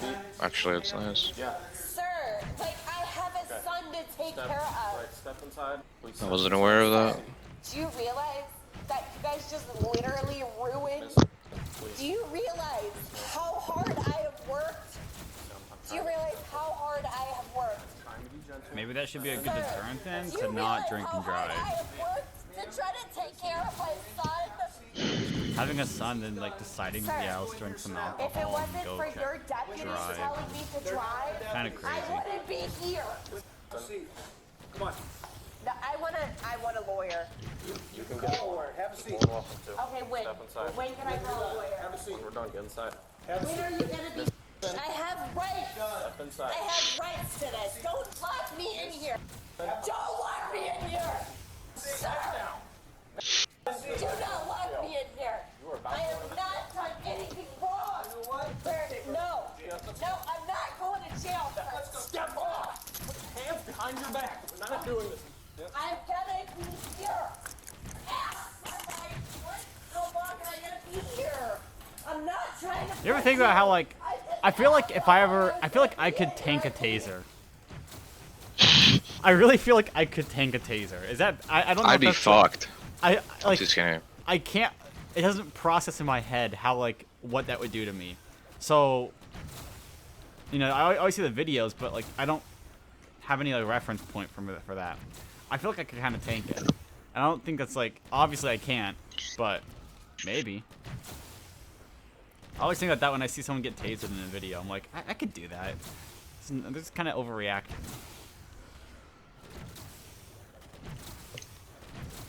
Says the person who's never been in like confrontation in his life.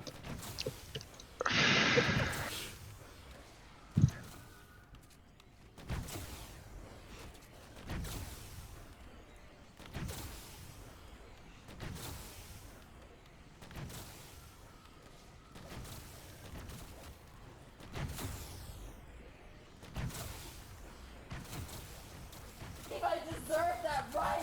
Is it on? Yeah.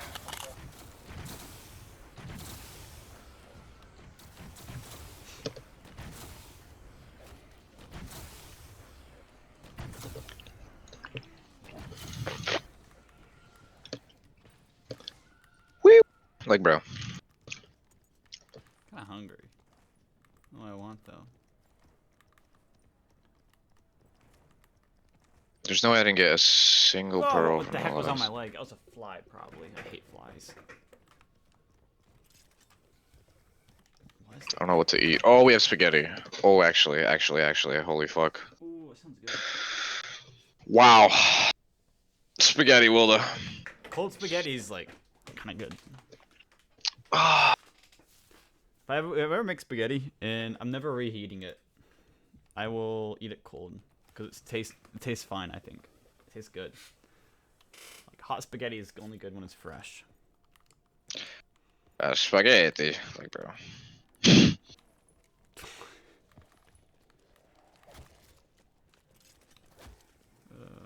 What did I watch?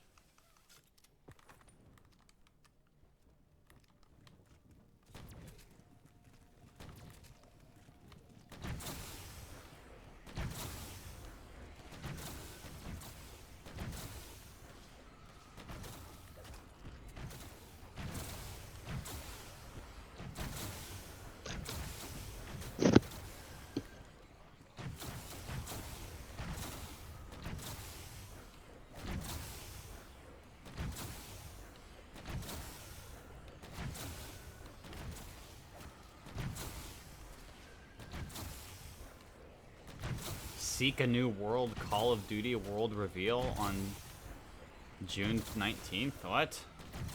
I haven't scrolled down far enough to see if it's the official Call of Duty account who posted that or like a YouTuber.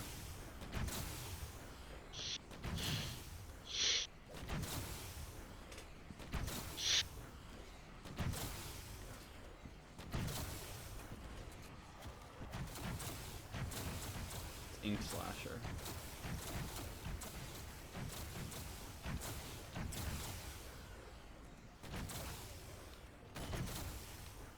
I'm gonna go get spaghetti. We'll be right. Hmm.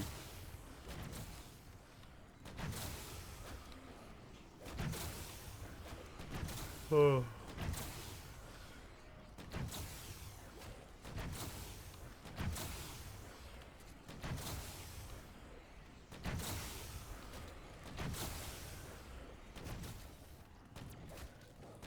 Alright, round is what, 3/4 the way done? I think.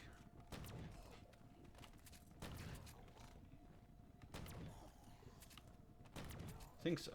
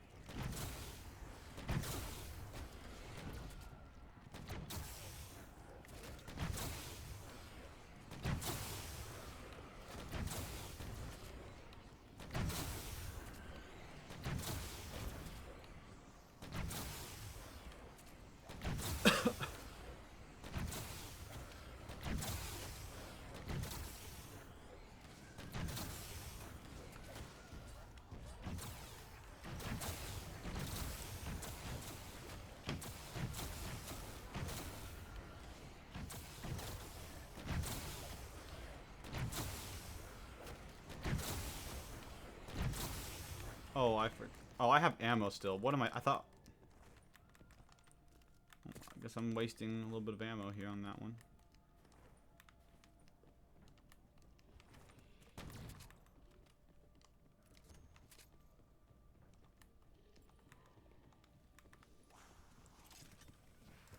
This video contains in-depth discussion of sexual assault, exploitation of minors, with an emphasis on male victims and child predation. If you're not equipped to handle those topics, or you feel like you're not in the right headspace to watch this video, we encourage you to exit the video now. This disclaimer is only effective if it is heated. However, if you find yourself watching this video and getting into a negative headspace, resources will be left in the description box down below to get help.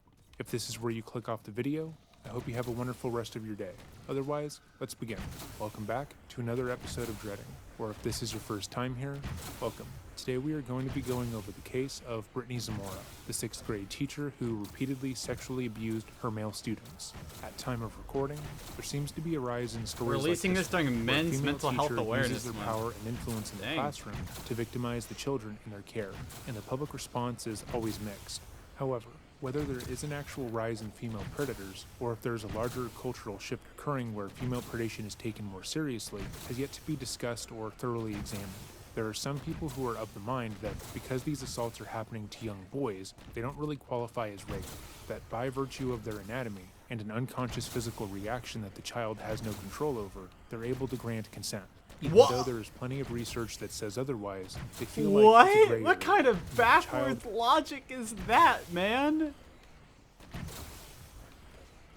Huh? Dude, what kind of mumbo-jumbo logic is that?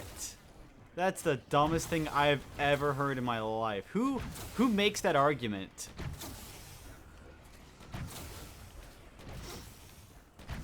I don't think I can't imagine a single soul would make that argument.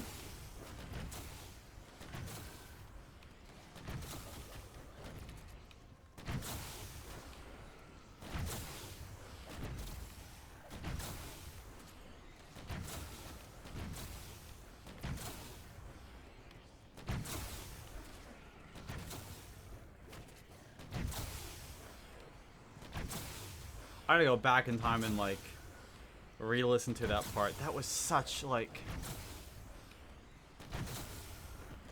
I think it's being taken more seriously now. Just But boys, they don't really qualify as rape. That by virtue of their anatomy and an unconscious physical reaction that the child has no control over, they're able to grant consent.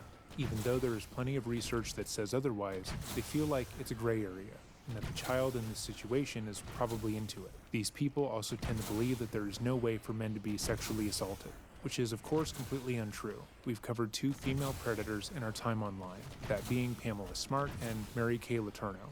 Both of these women worked as teachers, specifically choosing a job that would put them in contact with children and teens.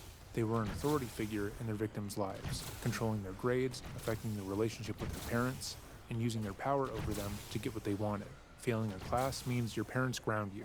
That means you can't see your friends, use a cell phone, play games, or interact with the world.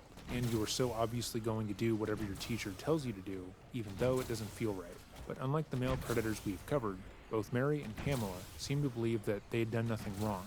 They spoke to the media, claiming that their minor victims pursued them, or that they were in love, and that there is nothing wrong with what they did. While some people in the public took the crime seriously, others just made jokes, saying that the victims of sexual assault were, quote, the luckiest guys in the world, or they were studs. Some men gave interviews, saying if their son had been sexually exploited by their teacher, they would have given him a high five and a beer in celebration, because they view it as an accomplishment. But these are serious offenses. According to the CDC and the Department of Justice, 1 in 33 men have been victims of sexual assault, with a significant amount of those men reporting that it happened in their teens. But researchers have stated that they believe the actual number is much higher, due to how underreported the crimes are. If a minor comes forward about what happened to them and is told that is fine, and they're actually lucky, the police would obviously not get involved. Moreover, it's been shown that regardless of gender, survivors of sexual assault respond the same way. Anger, anxiety, fear, confusion, self-blame, shame, depression, and even suicidal thoughts are all common reactions, although men are more Who's likely to disliking the experience video? substance Seriously. abuse in order to cope with the aftermath.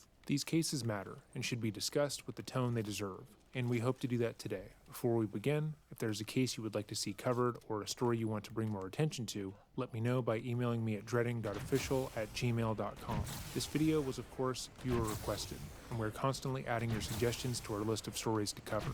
But with all of that said, let's-a go. Let's-a go?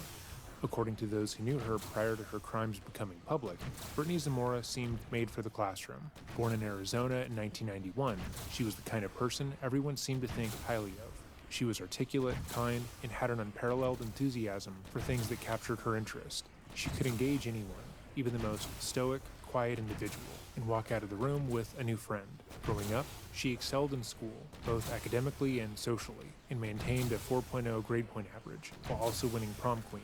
Her teachers, friends, and relatives were all incredibly supportive of Brittany, save for her father, who had abandoned the family when she was 14 years old. But ultimately, Brittany used that heartache as a motivator, pushing herself more than her peers to show her worth. Shortly after college, Brittany had landed a coveted position teaching 6th grade language arts at Las Brisas Academy. Her social media was carefully manicured and littered with smiles, inspirational quotes, and classroom snapshots. Her students, according to early parent testimonials, loved her. Kids would gush about how she was their favorite teacher. "She's just so sweet," a parent once said in a now unavailable Facebook thread that was preserved in a New York Post article. Quote, "You can tell she really cares," unquote. But she didn't just get praised by her students. During her early years as a teacher, her colleagues praised her work ethic and friendly demeanor. They would later recall that it seemed as if she didn't just clock in and out. She lived for the job. After college, Brittany married her high school sweetheart, Daniel Zamora, in a wedding that looked picture perfect. Brittany ultimately had the life and love that everyone hopes to find. She was working in her chosen profession. She was well liked by the students and faculty, and she had a loving and supportive husband at home. By all accounts, she was living the life she dreamt of. But that would slowly change. As Brittany got more comfortable in her position, people began noticing odd behavior. She was too friendly and a little too engaged, staying late long after the halls had emptied. She would talk about her students as if they were peers, and would sometimes remark that she felt more at home talking to her students than she did with other members of the faculty. But there was no evidence that Brittany had done anything wrong. Her behavior was weird, but as far as they knew, she hadn't done anything worthy of reporting. Some staff would talk about her behavior, how she spent a little bit too much time talking to the boys in her class, how she seemed genuinely concerned about if her class liked her as a person rather than a teacher, and how she was a bit too involved with the interpersonal relationships of her students, but would ultimately feel bad for doing so. After all, her students seemed to really respond to her lessons. They tried to shake off the nagging feeling that something was wrong, telling themselves that they were probably just jealous, but something in their gut was telling them that they needed to be on high alert. And unfortunately, they were right. Based on the facts of the case, it would seem that Brittany didn't enjoy teaching because she wanted to help the youth of today become the adults of tomorrow. She did it because she felt more in league with her students. She enjoyed witnessing and participating in the teenagers' personal lives, listening to their 6th grade drama and forging relationships. So she has like a severe case of I peaked in high school obia syndrome. I peaked in high school syndrome.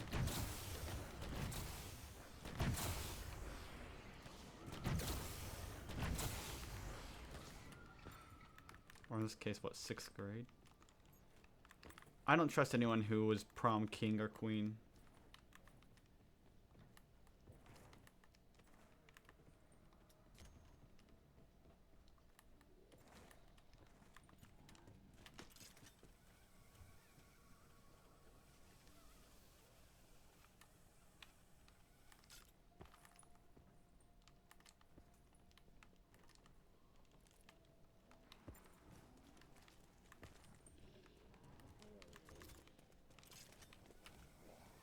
Relationships with the kids that she was supposed to be teaching. She would pick favorites and treat them like they were close friends, getting annoyed at them when they didn't say hi to her in the hallway or had an attitude in class. It bothered her genuinely if one of her students was upset with her, so much so that it caused her to cry on one occasion.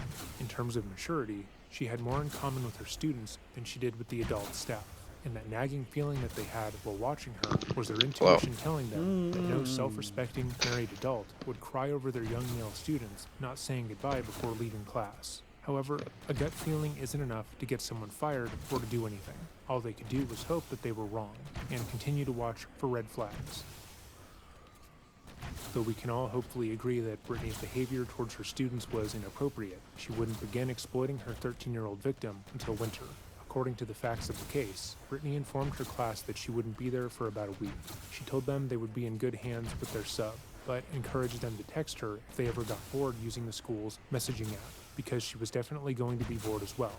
This action shows how Brittany thinks of herself as being more or less in step with her students mentally, because a week off of work should be exciting for any adult.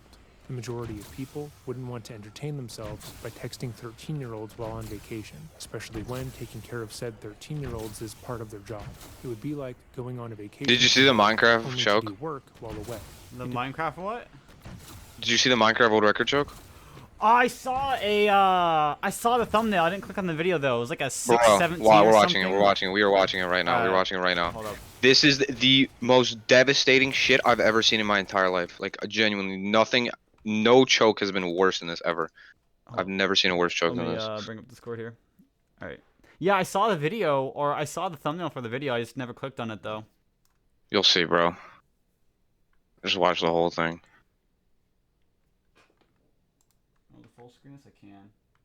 Alright. This is a village spawn. What the heck? It's weird. Usually people reset these, I thought. Unless If they're it's like, unless they're like really far out and they if can it's a dig down. blacksmith, you can play it. Oh, okay. Oh, he That's got. why. Oh, he's playing Oh, it. that- Holy that fuck! makes That's why he's sense. playing it. Jesus. The He has a best- looting sword, by the way. He has a looting Oh, sword. Oh, looting. What looting? I think 3. Oh, dang. The best I've ever That's why gotten he. from a That's why this blacksmith run was so like insane. 17 obsidian. You know, there's only one run faster than this in MCSR ranked, and that's with manipulated RNG best seeds. Like the filtered run or whatever they're called. That's so like this is fucking stupid. How fast this is.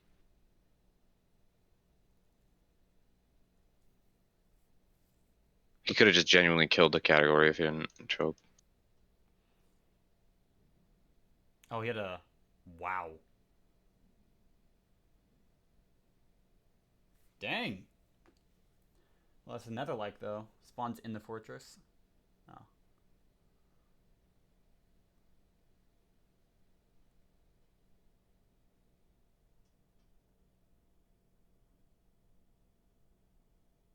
It's a bastion.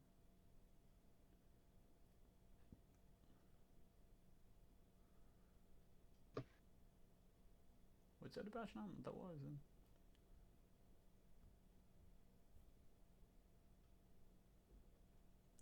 Oh, the fortress is to the right. I didn't even see that. What the heck? There's actual good god seed.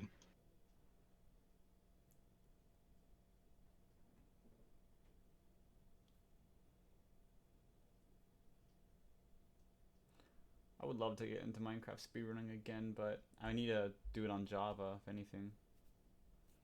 Bedrock's just not good enough anymore.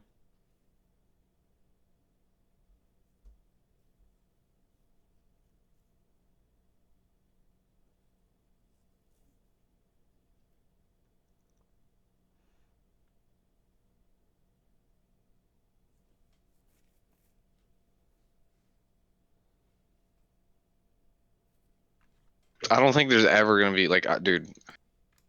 I can't imagine how he feels after this.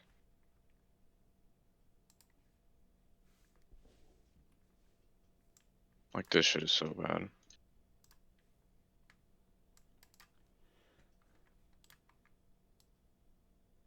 Alright. Gets his stuff. Pin har tat fremskrittet. Ender Paralifler. Piglin Snorker. Like, bro. This has gotta be that one thing where the words are changed. Like a pirate thing or whatever it was called. Piglin Snorker. Oh, he's got pearls, okay. And string. Alright. Bro, this is like I can't even. I keep thinking about it, bro. This is so bad. If this shit happened to me, bro. Oh. Time lost. Not Reset. that. Reset. He literally, that's the he's only even, like, time loss alternating. He's in the alternating entire run. blocks. Oh, come on. That's the only time loss in the entire run. He loses 3 seconds. That's it. This could have been literally, he could have killed the fucking category. The fact that he's alternating blocks while doing that as well is crazy. Does he get perfect? Yeah. What are his drops? He got 3 there. You gotta think, he's the Ender Dragon dead in 2 minutes. He got perfect drops as well. Holy crap. Yep, looting 3 sword. Holy exit. I assume he's gonna find Stronghold here. His blind has to be like super close. Yeah, he's got like into the room. Yeah.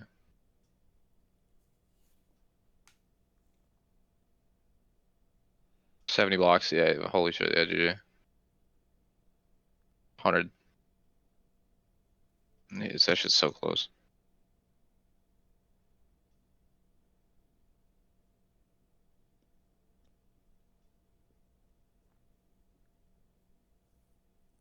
It's got to be literally like The right block there. trial is the only thing I've never actually like fully understood. I get like generally how they do it, but there's like Just math. Fucking yeah. calculator. Whenever I did this, I would just reset until I got a village underneath or a village with a portal room underneath. Oh. Time Get lapse. up!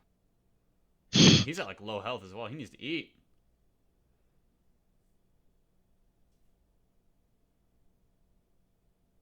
Does he hunger reset? Wait. If he doesn't hunger reset, then that's what sold is wrong. Okay, he does.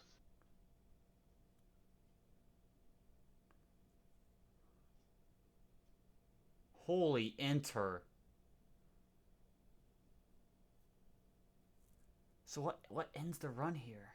I don't know. You'll see. Does he go for a what? The Ender like Dragon's literally dead when he fucking chokes.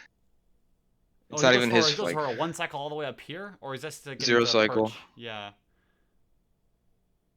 Oh no.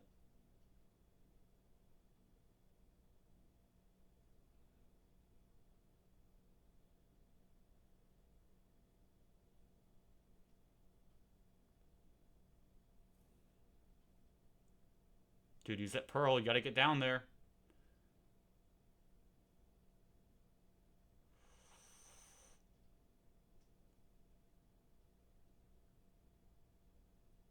Oh my gosh. Okay, here's the insane thing. If he just blocked himself in, he would have been fine. That on Bedrock, when you die like that, Also, you can still go through the portal and it ends run and it counts still. If he didn't pearl here, if he just waited until portal opened the pearl, he would have had it. Yeah. Oh my gosh. And Waited this a is few faster seconds. by how much? Like 30 seconds? 46 seconds. The category would have been fucking dead. The category would have been in the ground, bro. Oh my gosh. Dude. Oh, that makes me so sad. If this is also like on Bedrock or Look, anything and he's like standing that. here. He's so many blocks, he could have just soul sanded himself in. So what ended up killing him? Enderman.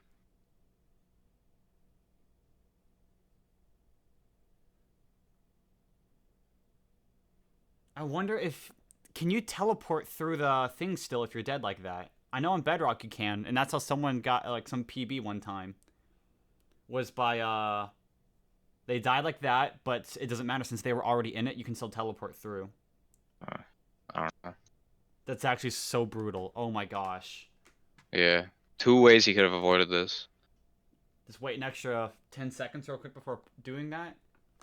He could have, yeah, he would have lost like half a Enderman second did on he the record, even, but he like- would have fucking. What Enderman did he even look at?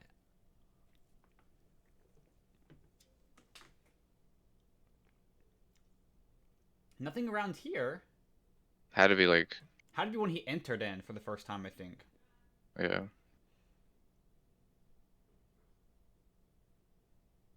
Oh, okay, maybe. Those like 3 on the right there. Potentially.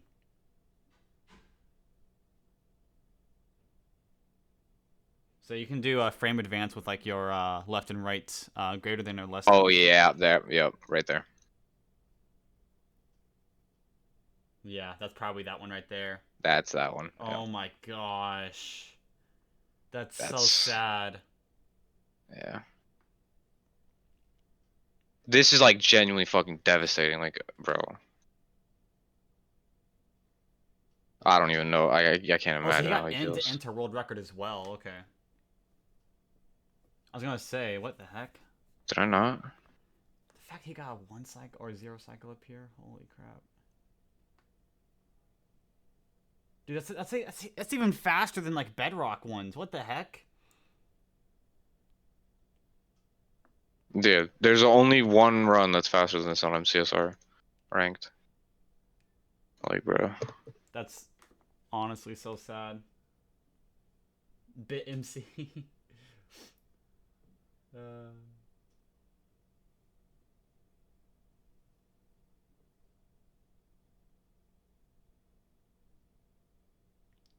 Did he think another thing? Did he have like a bunch of like PBs and all that stuff beforehand, or? Yeah. Okay, so He's been on pace. He would have been taken legitimately then. People wouldn't have like wrote him off as the potential. Yeah, shooter. he's been on pace. Oh no, because like if some rando just came out of nowhere and did that, Yeah. no one would believe him. But that's actually so sad. I bet a sub 6 is possible in that. Definitely has. You need Godseed. Yeah. And looting 3, but that's the thing. He literally had fucking almost perfect insane rods as well. seed plus looting 3. Like only thing could have done maybe what a better could have gotten 3 from the second blaze as well, and then that would have done it. But even then, he still went. That was a 1 in 8 chance that he got all of his rods like that first try. The trading's you're almost pretty much guaranteed to get your pearls most of the time. String maybe not, but obsidian maybe not. But he didn't have much gold. I felt like though. That's just so insane though. Like I can't even. I would cry. Bro. I would never touch the game again if that happened. He's got to be beating himself up over that.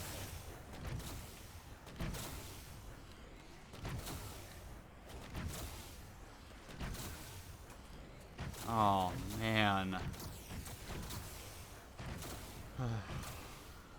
That's so sad. Oh, in the world, I remember when the world record was like like a 13 or something. That was like really good. And then that's been cut in half almost in 3 years. He woke up today and he was like, "Fuck." Like just instantly. Bro. Like every day he wakes up for the next rest of his life, he's just gonna be pissed. Probably, yeah. He's not gonna be able to fucking let it go, bro. I wouldn't be able to let that shit maybe go. he gets a better run at some point. I don't know. He's There's obviously no good. way, bro. There's only one run faster on MCSR, and that's fucking boosted RNG. Like the best players in the world playing boosted RNG all I day. don't know. It'd be crazy if you got. I mean, enough seeds, you'll eventually get it. Yeah. But we're due, but a 617 is so fucking crazy. Like. Yeah. Like, getting a sub 7 will happen. Like, someone will get like a 650 soon or some shit. But 617 is just unheard of, bro. It's so crazy. Poor guy. Oh no.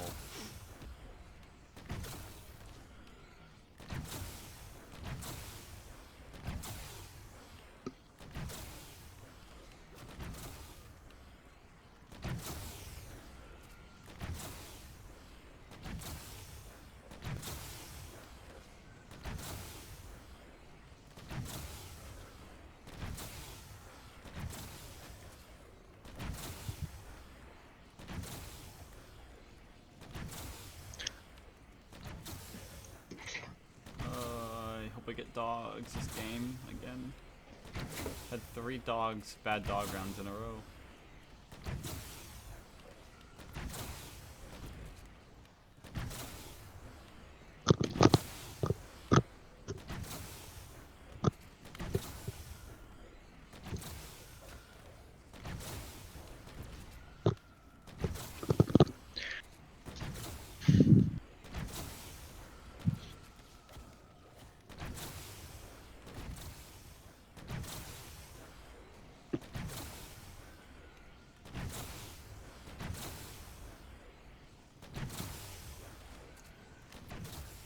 Defeats the purpose of the break, but Brittany saw her students as her friends and main social circle. She viewed going on the week-long break like she was going on vacation by herself, and knew she couldn't speak to her friends because they were in class, which she resented. And so the 13-year-old messaged her. That alone was already unprofessional on her part, given the messaging app was meant to be used to help with homework and specialized learning. But as the conversations continued, they only got worse. Before we all left, she said, "Hey guys, I'm gonna be at school, so if you get bored, text me, because I'll be really bored." And I said, "I was bored," and then she says back hi, and then we just like started texting. The texting goes on that day and beyond. and the boy says it turned into flirting. Tell me everything about the flirting. Start at the beginning and walk me through it so I understand. I don't remember how it got like really intense, but we would like flirt. Say like she would like be like, "Oh, Angie, I love you," and I would tell her I love her too. And then she was like talking about how she wanted to do stuff with me, and I would tell her that I wanted to do that too. Before we go further, it's important to note why what Brittany did was a crime, regardless of if the child expressed interest, because it's actually extremely common for children and teenagers to get crushes on the adults in their lives, especially young teachers, but it's the responsibility of the adult to tell the child no matter what. It's widely understood that you can't just give a minor anything they want, because oftentimes they want things that are bad for them because in the moment it feels good. They want to eat the entire cake. They want the entire Starbucks Frappuccino all the time, and all the candy they can afford because the short-term effects of sugar make them feel great. The sugar high is immediately followed by a crash, which most children try to offset with more sugar. As an authority figure in their life, you would obviously not let them do that because you understand the long-term effects that eating excess sugar has. Because you're an authority figure in their life, you force them to eat healthy meals, even though they aren't the most appealing. Teens want to drive as fast as they can the moment they get behind the wheel, because they like the adrenaline rush and they want to look cool. But you don't let them do that because chances are they will crash, and so on. The brain of a 13-year-old is nowhere near where it would need to be to make the decision to have sex with an adult. This is because the prefrontal cortex, which is the part of the brain responsible for decision-making, impulse control, and understanding consequences, is still years away from being fully operational, which is why teenagers seem like they are constantly making stupid decisions Okay, I'm gonna go that to put them in danger the all store. the time. If you were to look back at your teenage years, chances are high that you made some stupid, reckless, and Hello. dangerous decisions that almost got you killed. Maybe you stole your I'm dad's gonna go to the store. motorcycle to take on a Alright. joyride. Have fun Okay. at the store. Goodbye. Bye-bye.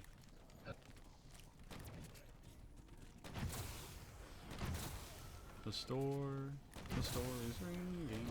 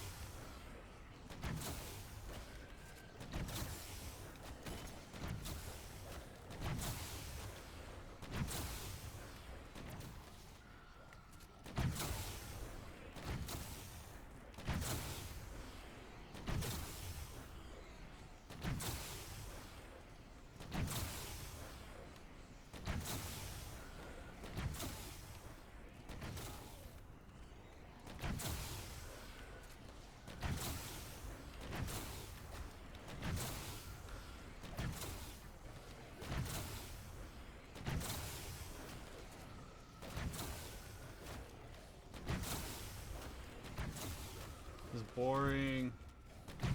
One more round to go after this, though. And then I will be all done for the day. That'll be like 6 hours.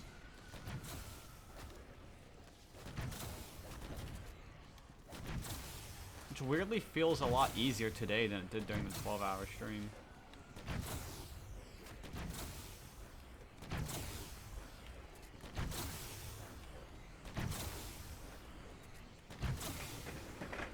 Yeah, we definitely need to spray the house needs to be sprayed again. There's like some bugs dying on the floor.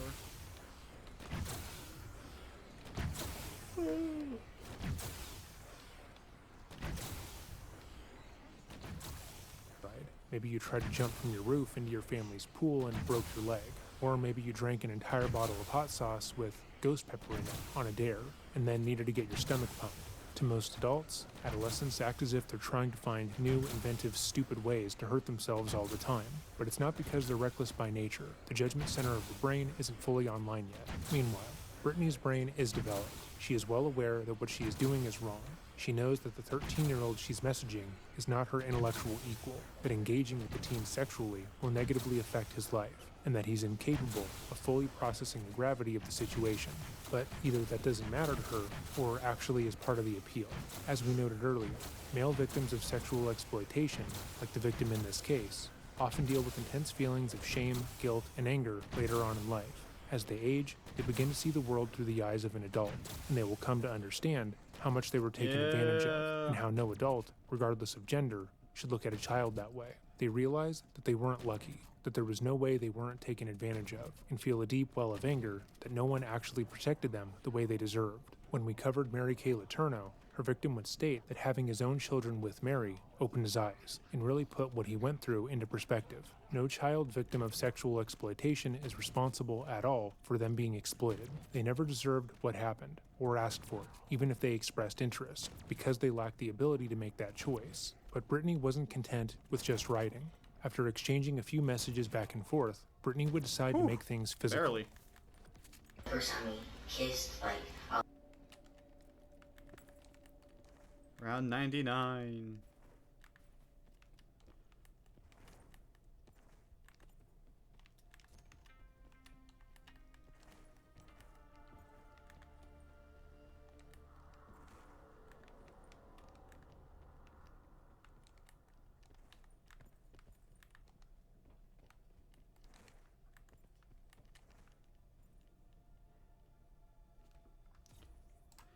Okay. I'll be back in like 10 minutes, maybe 20 minutes, right around there. So, and I'll continue after that. So, yeah.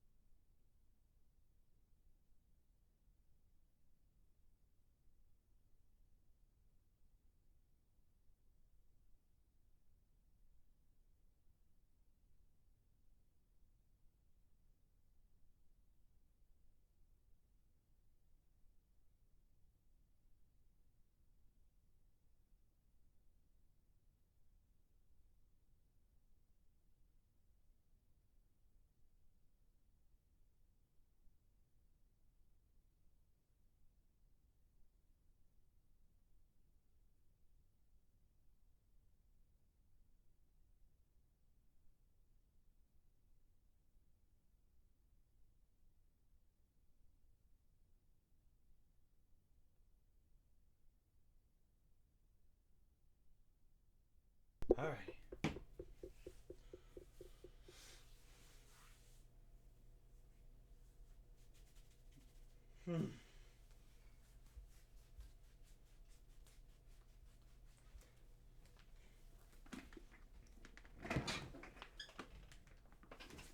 Oh.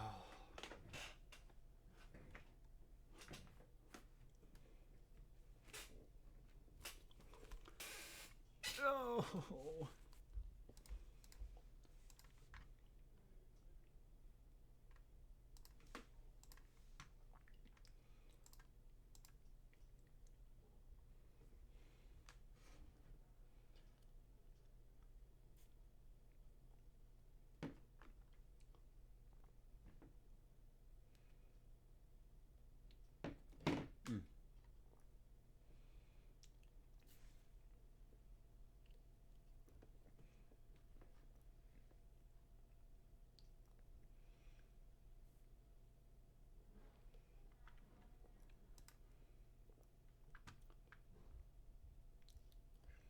Here is every map secret in BTD 6, including Easter eggs, interactions, and hidden gimmicks. On Bazaar, if you tap the lamp in the bottom right corner, a magical sphere will fly around. Additionally, you can click on the cat to make it meow, and click this basket to make a kiwi pop out and look around. On Adora's temple, you can turn the temple black and the water into blood by making a VTSG next to a level 20 Adora. Additionally, red hieroglyphics appear spelling out Max, Sun, and Apex Dark. The letters on geared spell out Eeny, Meeny, Miny, Mo in Monklish. You can scare the pigeons away on another brick by clicking them. Don't worry though, they'll return shortly. If you tap on the top right tree on Bloody Puddles, a kiwi will run around. There are 8 hidden Oompa Loompas on Candy Falls, and if you click them in the correct order, a special tune will play and you'll get the golden ticket hidden achievement. Clicking the cauldron on Carved will make it shake and eventually shine a green beam of light towards the sky. When you remove the Scarecrow's corn patch on Cornfield, the Scarecrow will fall and look kind of sad. Clicking the panels on Covered Garden makes a glass tapping sound.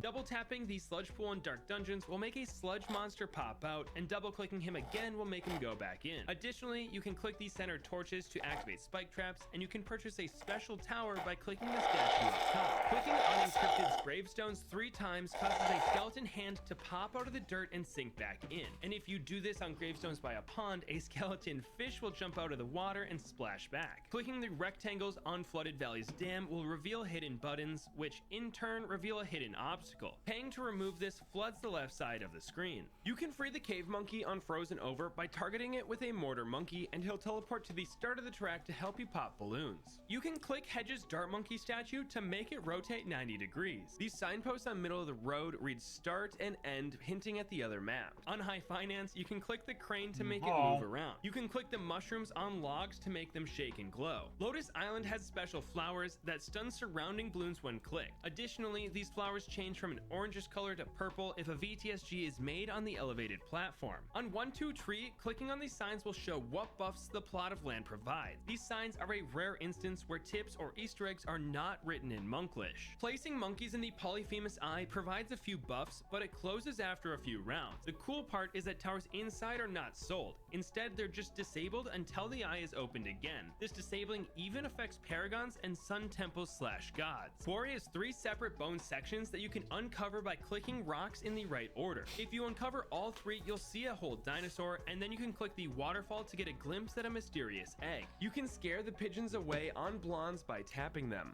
You can free the sword trapped in Ravine Stone by clicking on it 24 times. Doing so will fling it at the strongest balloon on screen, dealing 3 damage. On Resort, there's a small crab in the bottom left that will wiggle when it's clicked, and the umbrellas can be tapped to furl and unfurl them. Scrapyard has a compressor that damages and stuns balloons underneath it when you click its button. Clicking specific points on Cabin and then removing the car will cause the scary Jason monkey to chase after the car as it leaves. Tapping the axe or mushrooms on Tree Stump will cause them to shake. The Monklish on Midnight Mansion reads stop for the word up top, no way for the ones on the stairs, and no monkey for the one on bottom. There are several bats on Underground that'll fly away if you tap them. On Workshop, you can temporarily slow down the balloons or extend the map by clicking the top or bottom buttons respectively. And on Skates, you can click the penguins to make them jump in the water and eventually toboggan away.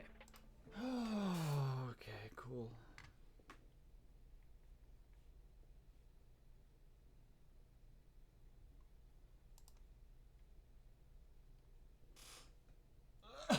Huh.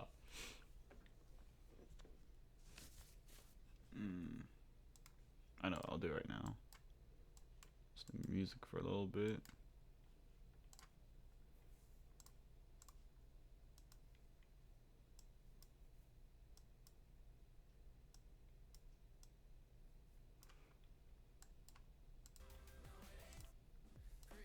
Drinking lemonade. Shitty lemons have a funny taste. A bare hint of choices I don't make. My full cup is fucking up my day. Man, who are you to tell me how to act? You don't know me and it don't work like that. If I need help, it isn't you I'd ask. I'm around. For my money back, yeah. And I don't know what might make this better. I'm not the only one who could do with a break. Can't do much else than just watch as it shatters. Yeah, I think we know there's a change on the way. So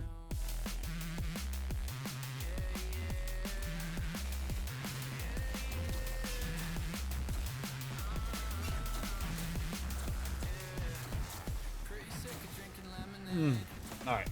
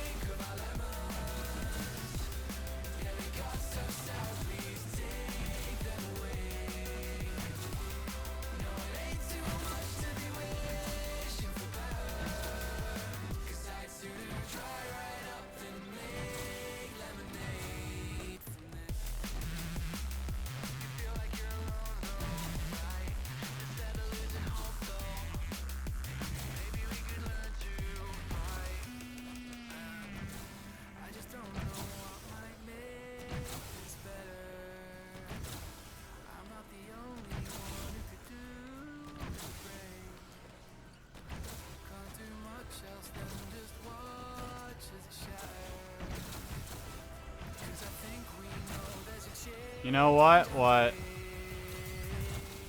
You will learn this? Have at it.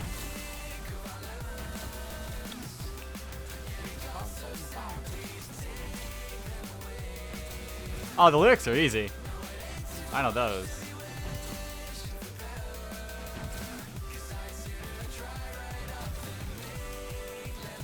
Just look up Lemonade Fox Stevenson Twitter, and you should find it. It's loud, by the way. Like, beginning. I want to learn this part on piano.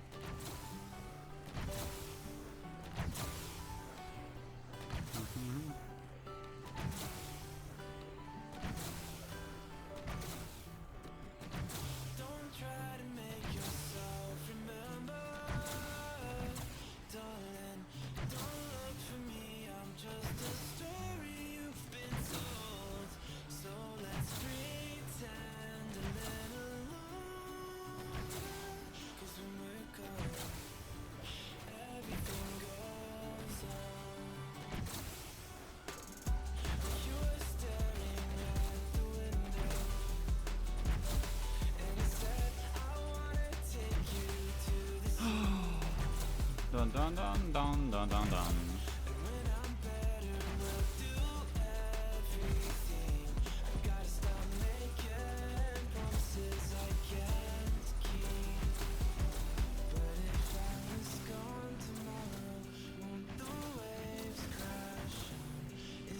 I don't know. I would screen record if anything.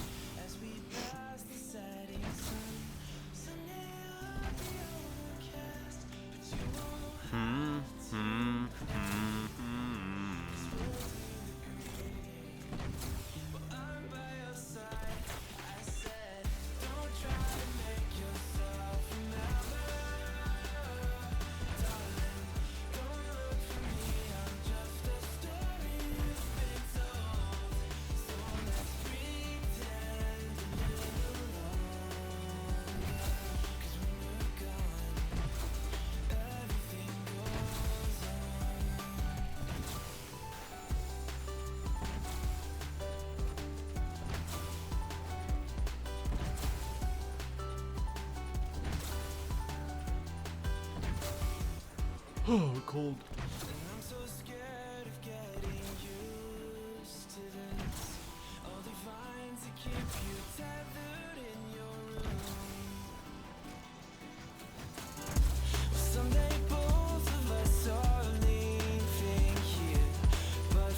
It's better.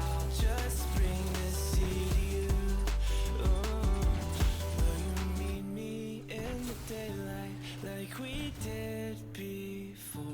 Then I felt you on my shoulder, and you weren't suffering anymore. You said I'm sorry that you worry, don't apologize. I told you to forget me, but you stayed by my side when I said, don't try and make yourself remember. When I first found this song, that's the part that is what hooked me on it. That's the part of the song that hooked me on it. Which is why I love it so much. It started from right here. Like we did before. Then I felt you on my shoulder, and you weren't suffering anymore. You said I'm sorry that you worry, don't apologize. I told you to forget me, but you stayed by my side when I said, don't try and make yourself remember. Darling, don't look for me, I'm just a story you've been told. So let's pretend a little. That sounds so cool. There's like orchestral hits in there, like boom, boom, boom.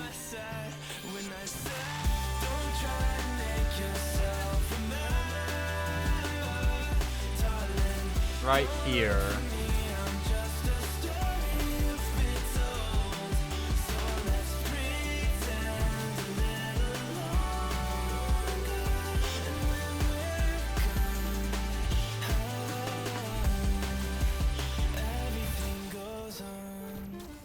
What? Hold up.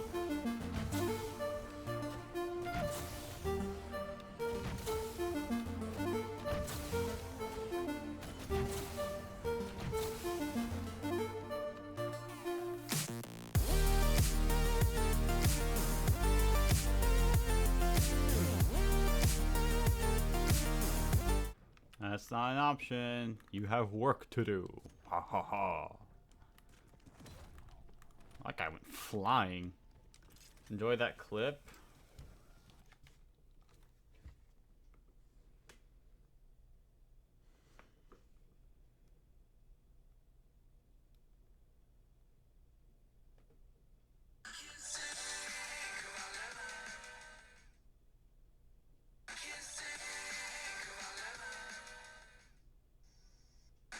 What? What was that?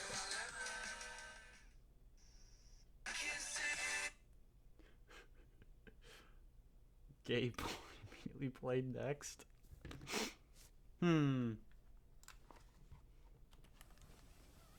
Crazy. Oh, I love this song. Zodis' favorite gay boy.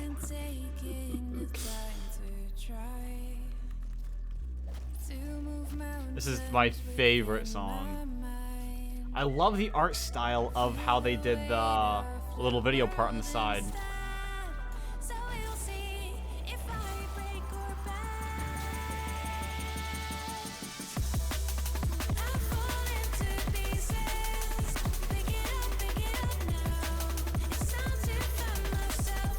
I wish we could see the project file for this.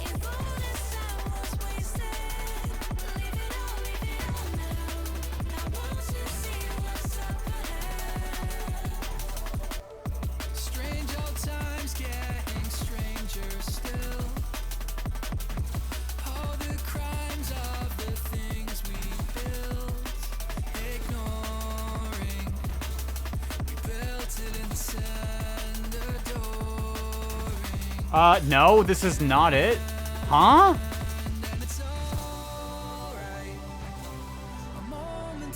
This is not it. Hold on. I know what you're talking about, though. 1 second.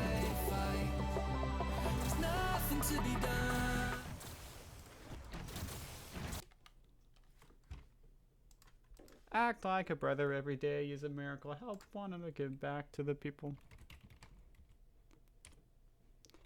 You want that song?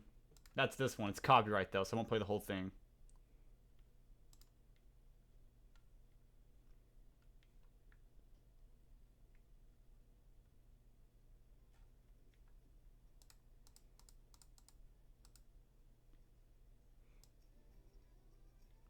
You won't hear it. It's called Miracle, though. It's by Caravan Palace. You won't hear it.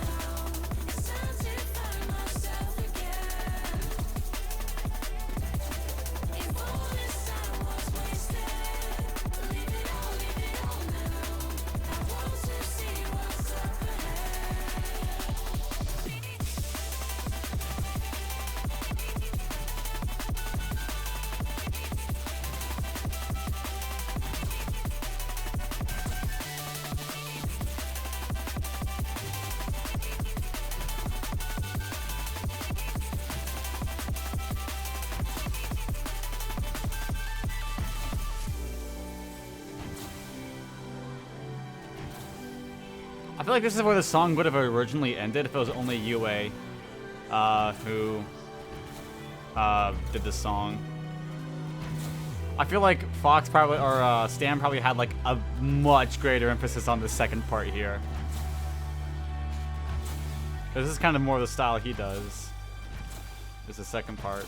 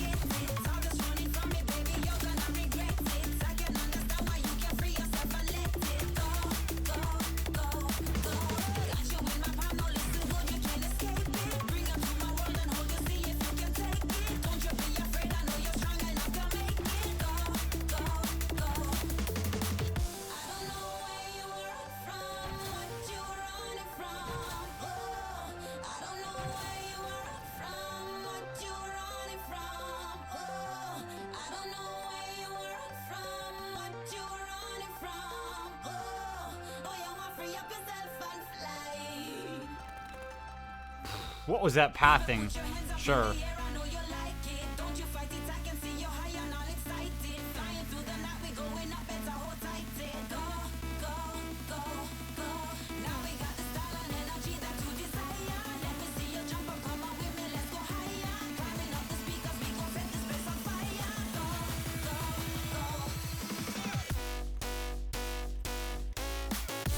I love that part.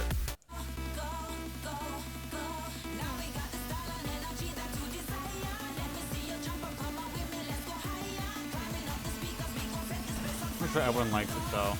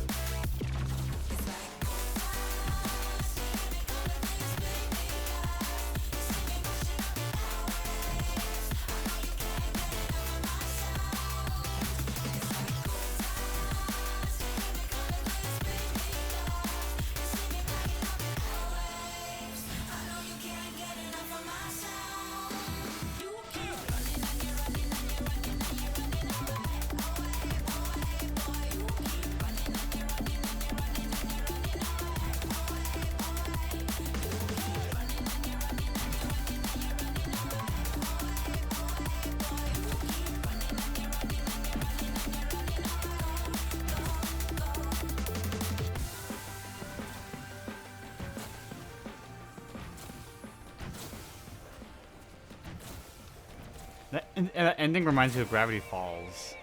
Oh.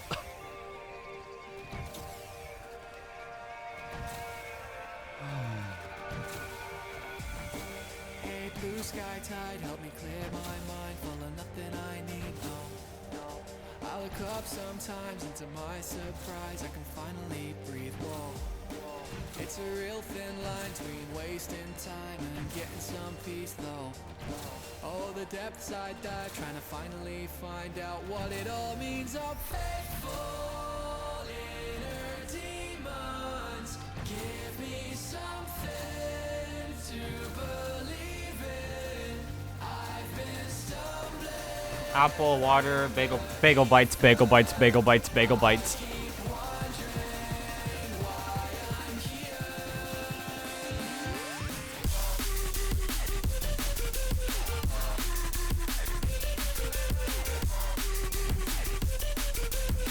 I wonder how this sound was made. It's a very whistle-like type of sound.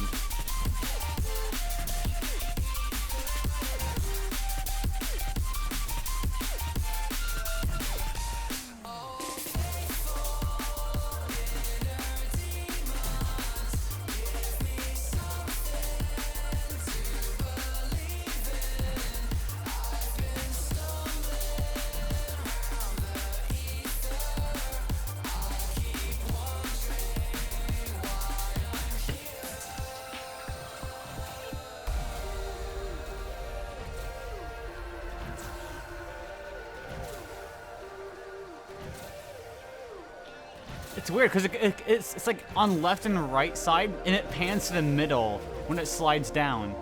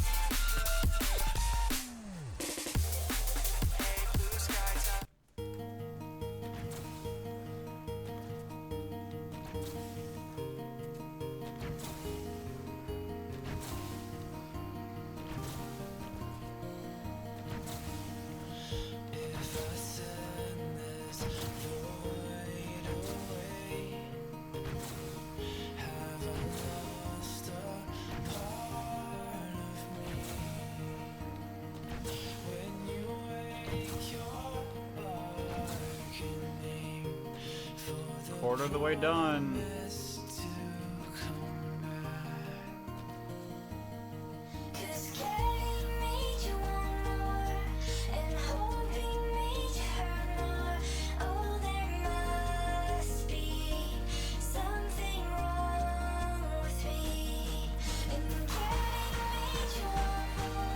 It's crazier. It's so much easier to play this today than it was 2 days ago for my 12-hour.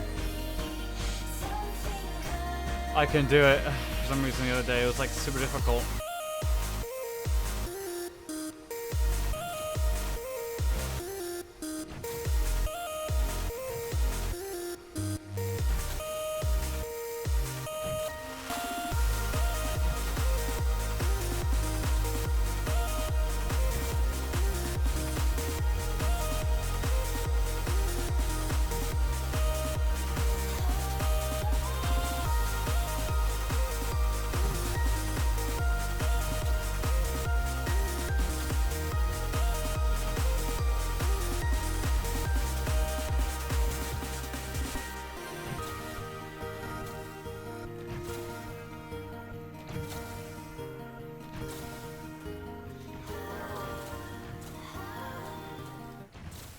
Let me turn on the extra random shuffle. I swear I always get the song and I'm kind of sick of it now.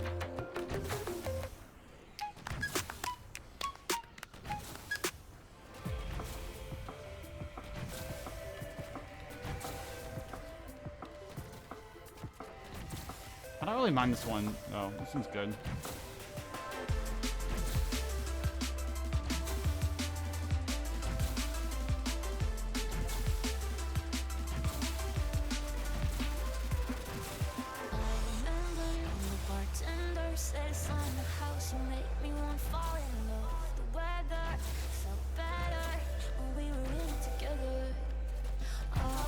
I almost like this remix better than the original.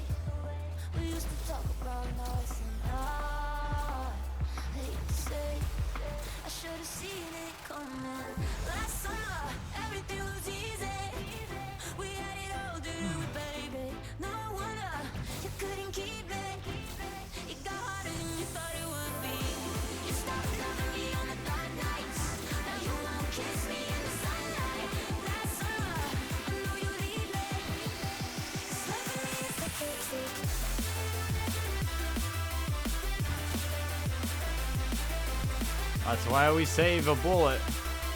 Because I miss.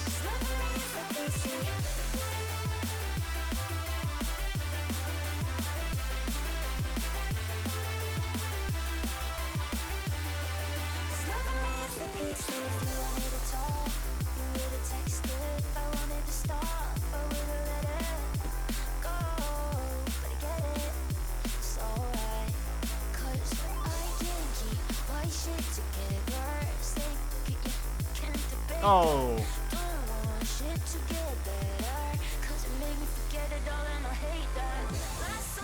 A little early.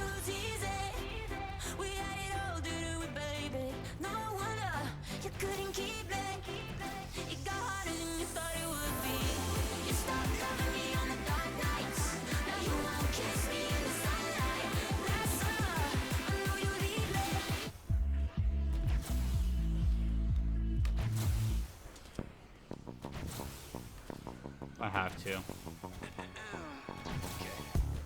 Still one of the songs I absolutely love from this album.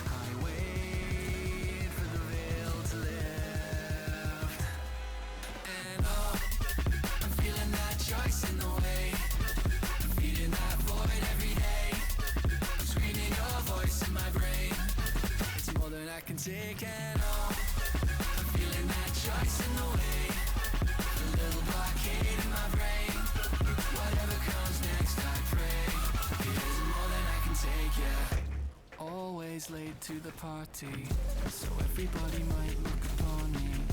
Show them something better than I might be. Force feed a narrative, sell them what they wanna see. Wait, maybe that's the way I put the walls up. No one ever gets to get a close up. That's the way illusions get bust up. Life's been a breeze so long as I kept the front up. Hey, don't make me reflect on things. Avoiding it all is an easy win. No way can the loneliness settle in. It's my choice to pretend to be king. And oh, I'm feeling that choice in the way. I'm feeling that void every day. I'm screaming your voice in my brain. It's more than I can take, and oh, I'm feeling that choice in the way. A little blockade in my brain. Whatever comes next, I pray. It isn't more than I can take, yeah.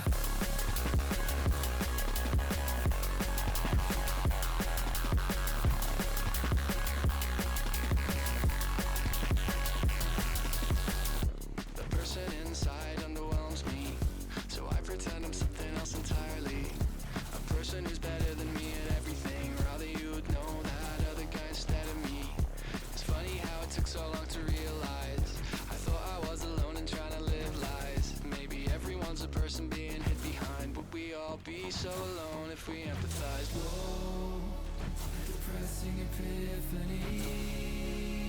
I know you so far as you let me see. We're both different people way underneath. What happens when those people meet? I don't know. I'm feeling that choice in the way. I'm feeling that void every day. I'm screaming your voice in my brain. It's more than I can take, and oh, I'm feeling that choice in the way. A little blockade in my brain. Whatever comes next, I pray. It isn't more than I can take, yeah.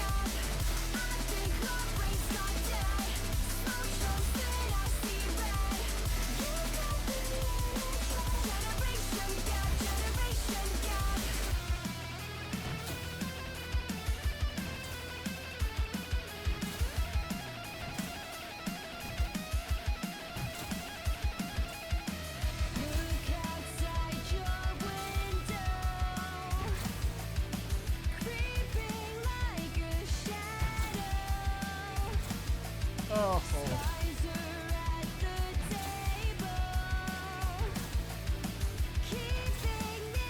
Rhode Island is bigger than Europe? It's crazy, I know, right? Who would have thunk?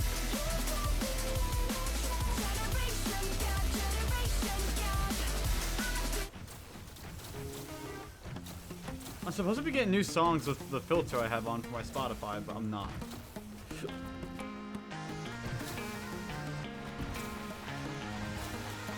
So listen up, keep your ears to the ground. Don't go getting mistaken now. I'm the dude with the don't care crown, and I ain't gonna be taken down.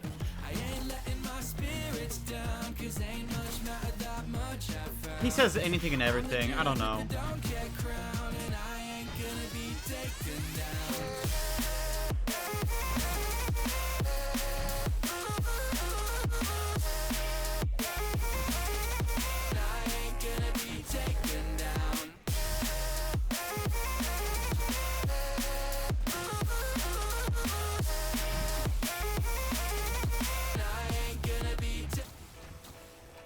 play some from my liked playlist.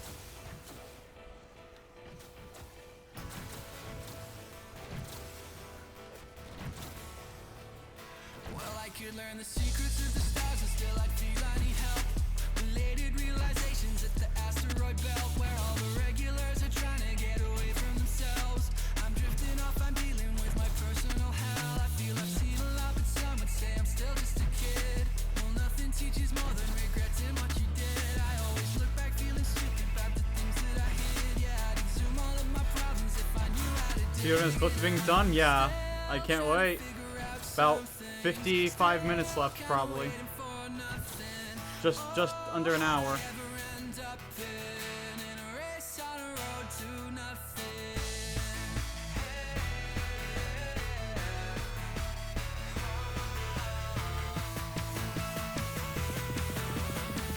Due to my job. Don't worry, after that I could go to my job too.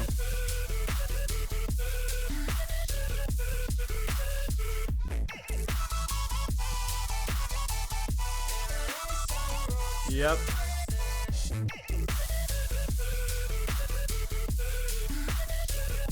Rinse and repeat and do the same thing here tomorrow.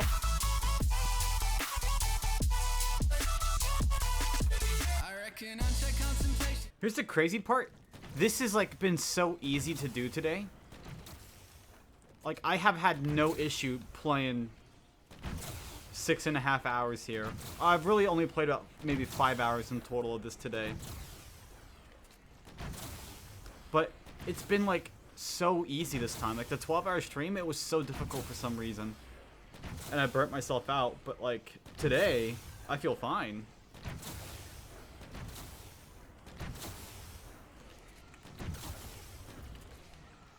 I don't know why.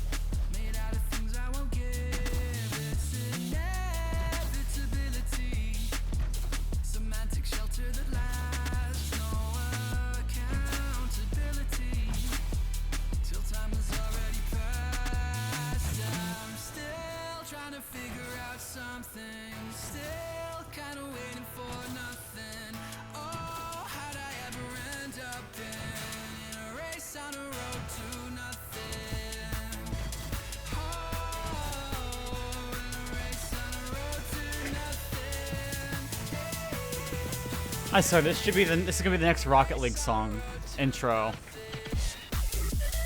I can see the chairlipping to this.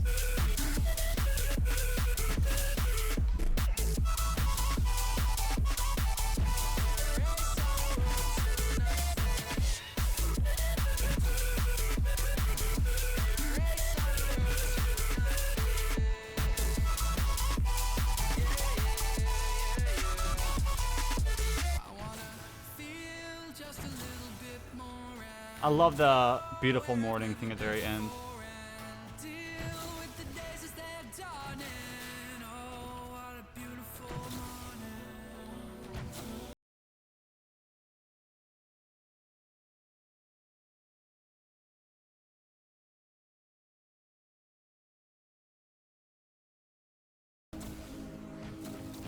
Here we go. Only in Mind by Kenya Grace. What was this one again?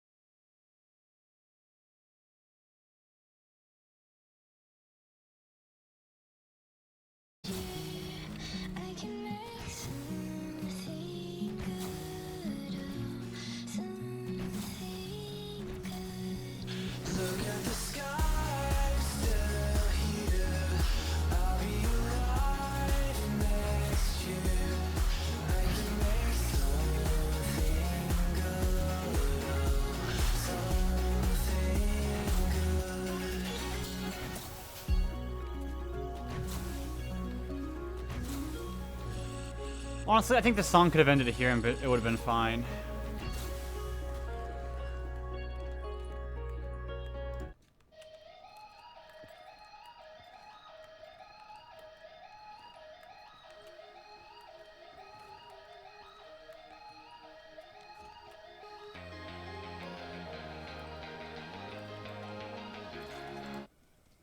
Nope, no curtain call.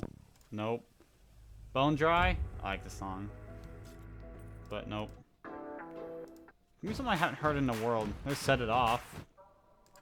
Heard it.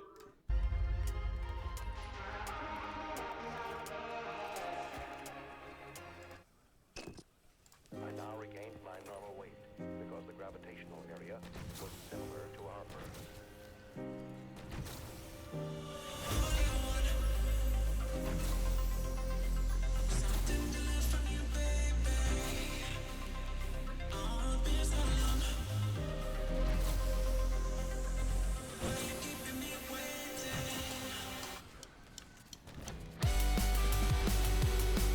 Solomon, France.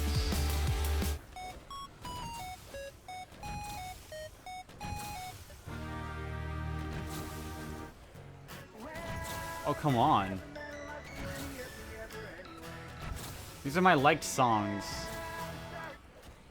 Probably something I haven't heard in a while. That's not copyright, preferably.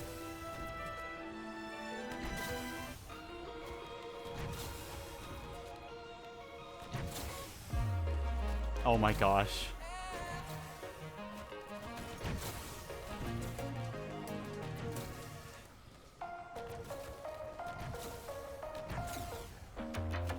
Oh my gosh. Oh wait, it's not. Oh, I know why. I'm not shuffled.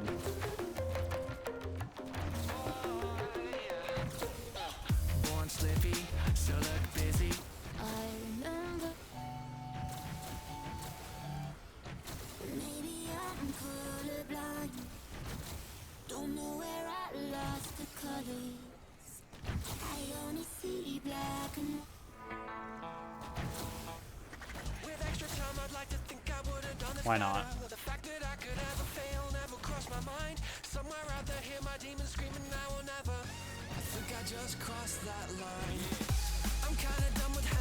Halfway.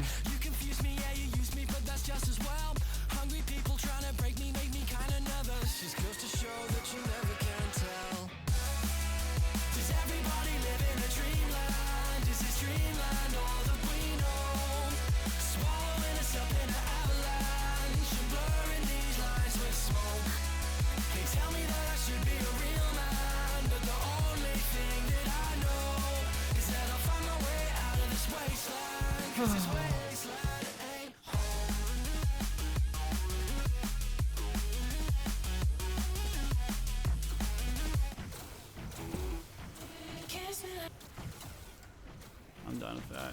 Music.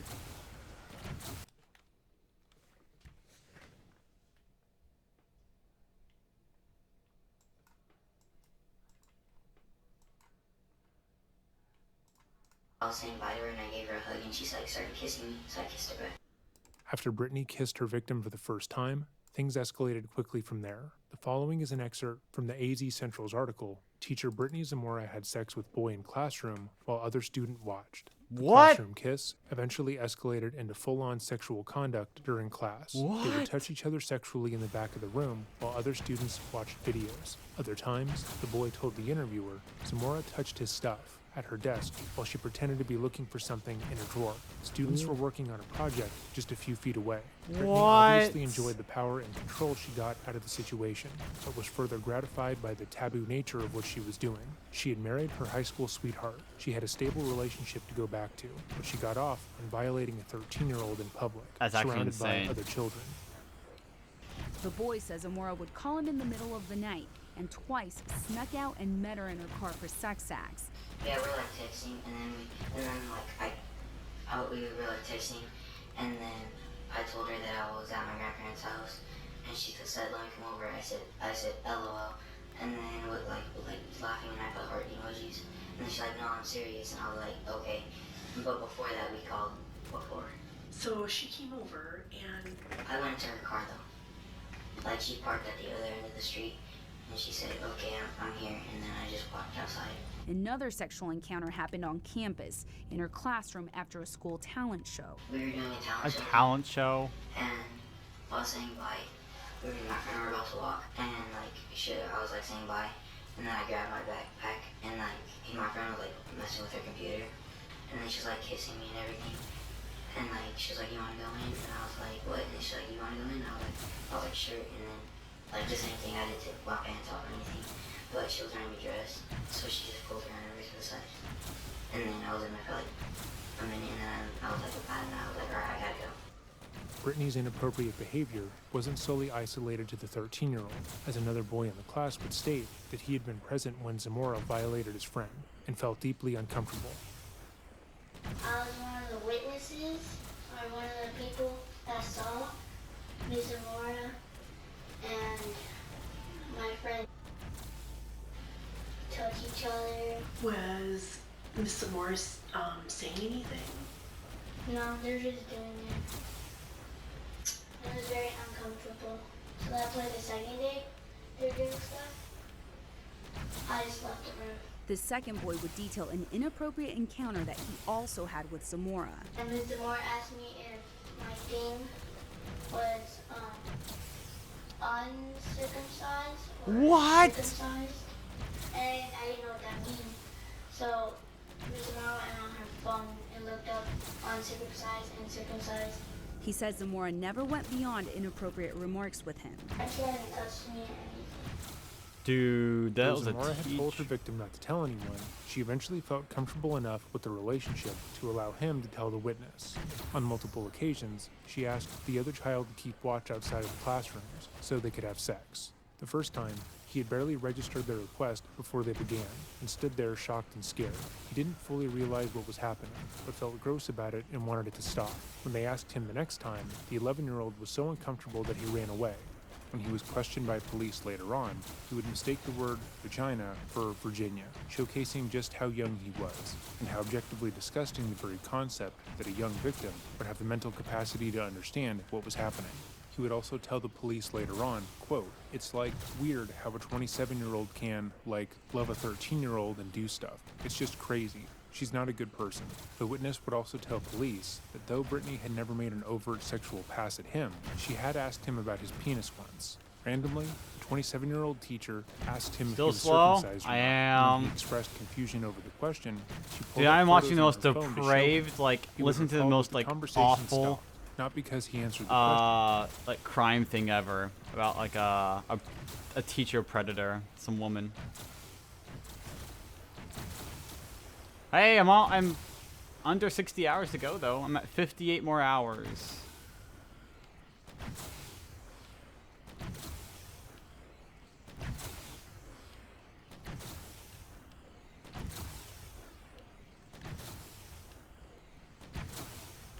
Yeah, I know. That's the video I'm listening to right now. Dude, I want to hear what the charges on the teacher is. It's apparently it's a story about a teacher who was a predator.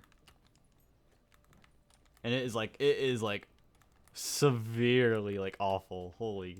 Question, but because it was time for recess, and he left. There was no reason for that question to be asked, and it seemed obvious to us that she was starting to focus her attention on the unnamed witness. Based on how she was comfortable sexually exploiting her victim in front of other students, she got off on how far she could go. The 13-year-old was her initial exploit, and she wanted to see if she could extend her reach to the 11-year-old as well. Zamora also took steps to integrate herself into her 13-year-old victim's life further, telling his parents that she wanted to give him special private tutoring after school, even going so far as to say she could babysit him and his siblings, should they want to go out for a night on the town.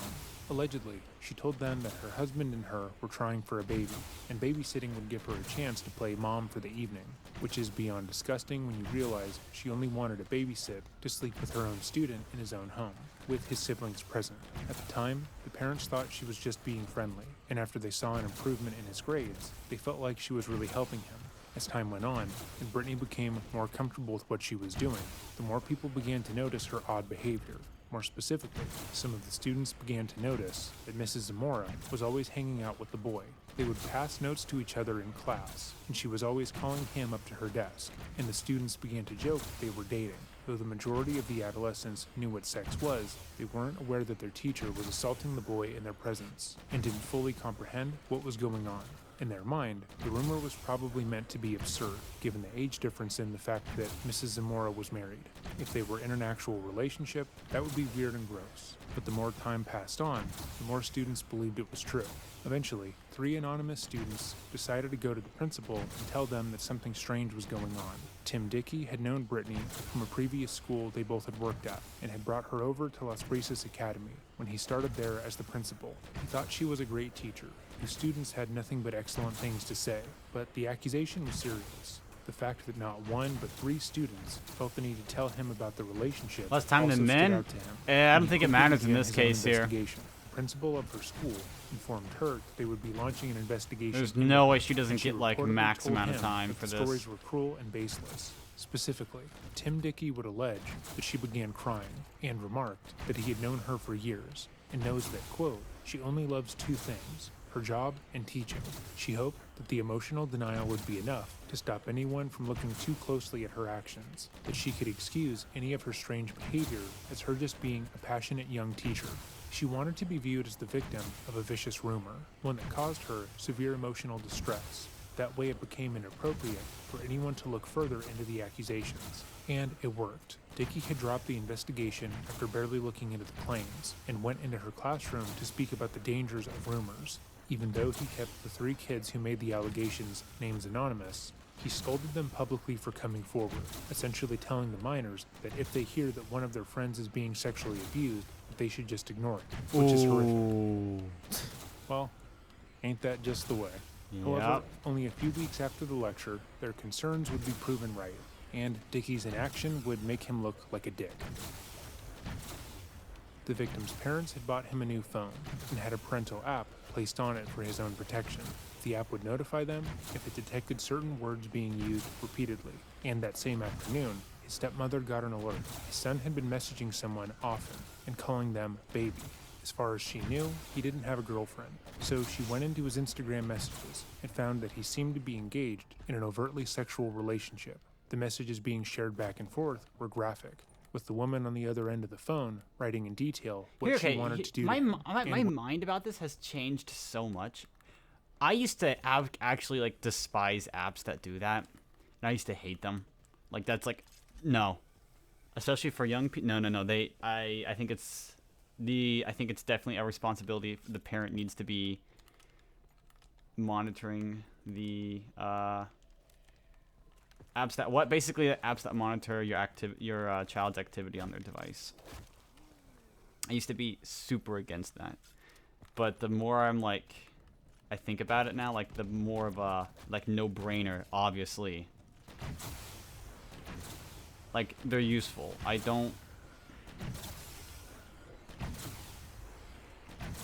They're good apps to have. Yeah. It's for the better that they're on there. I get why they're on there. So.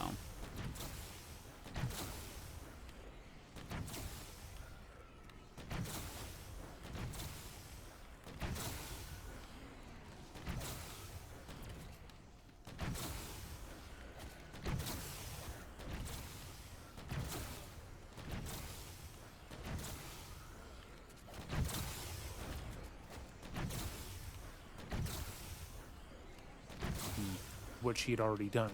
It was a horrifying discovery to make, but it got worse when she clicked on the profile and saw that it was his teacher.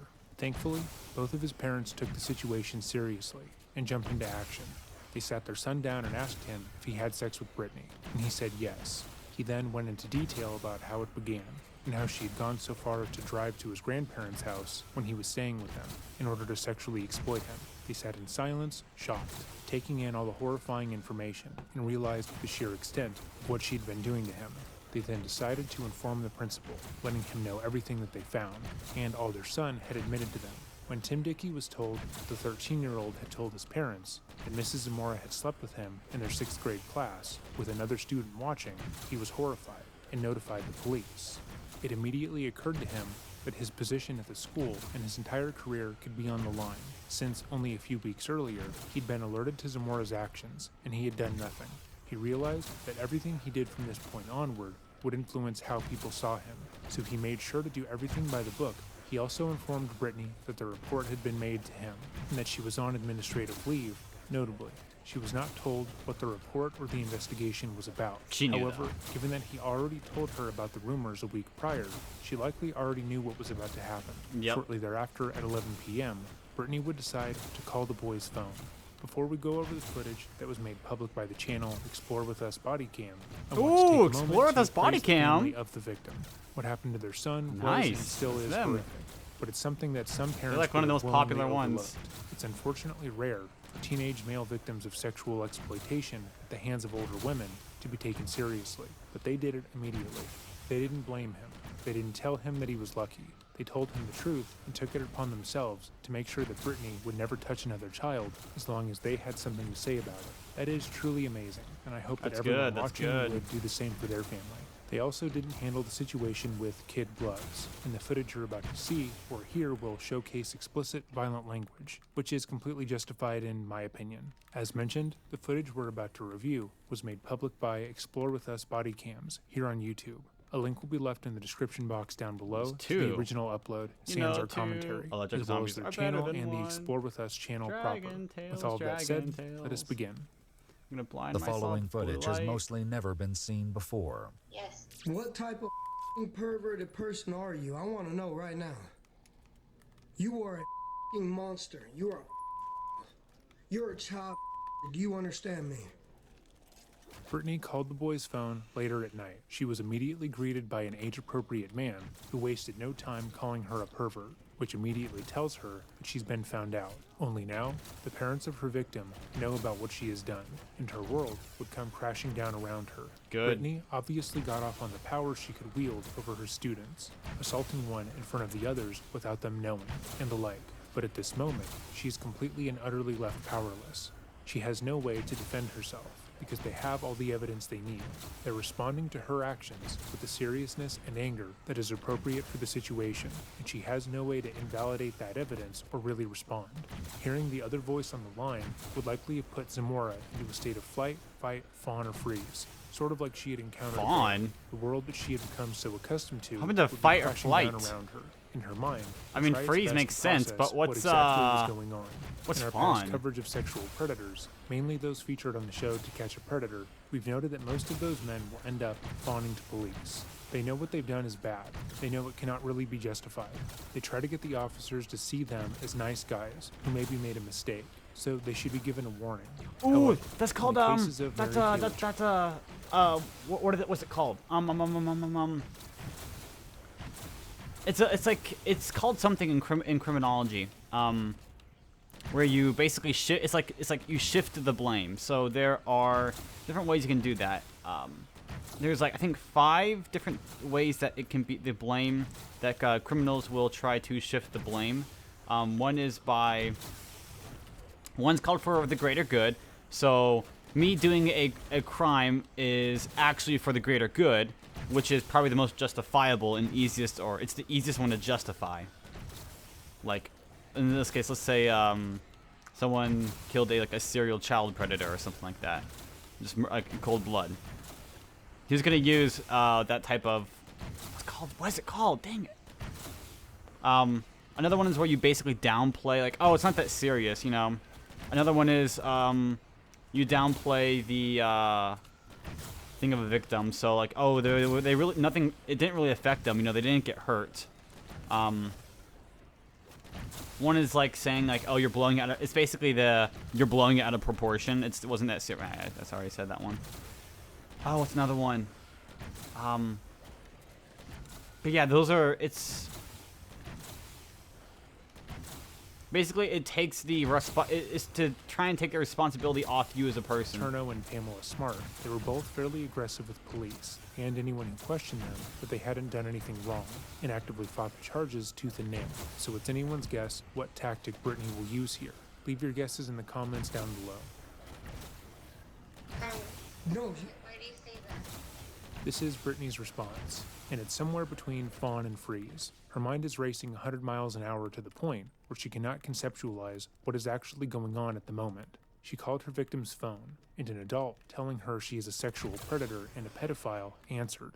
An observer could quickly put together that the victim's parents found their conversations on said phone, but she cannot. In her mind, she was so careful, she left no trace, and the victim assured her that he had deleted some of their most graphic messages, like when she sent him— Here's the thing, though. If she was put on administrative leave, why would she think, yeah, let's call their phone again?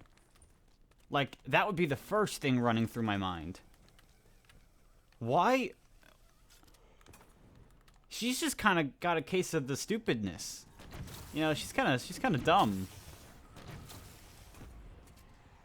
Not that she'd ever get away with this, but pictures and videos of herself, so she's scrambling to realize what is actually happening.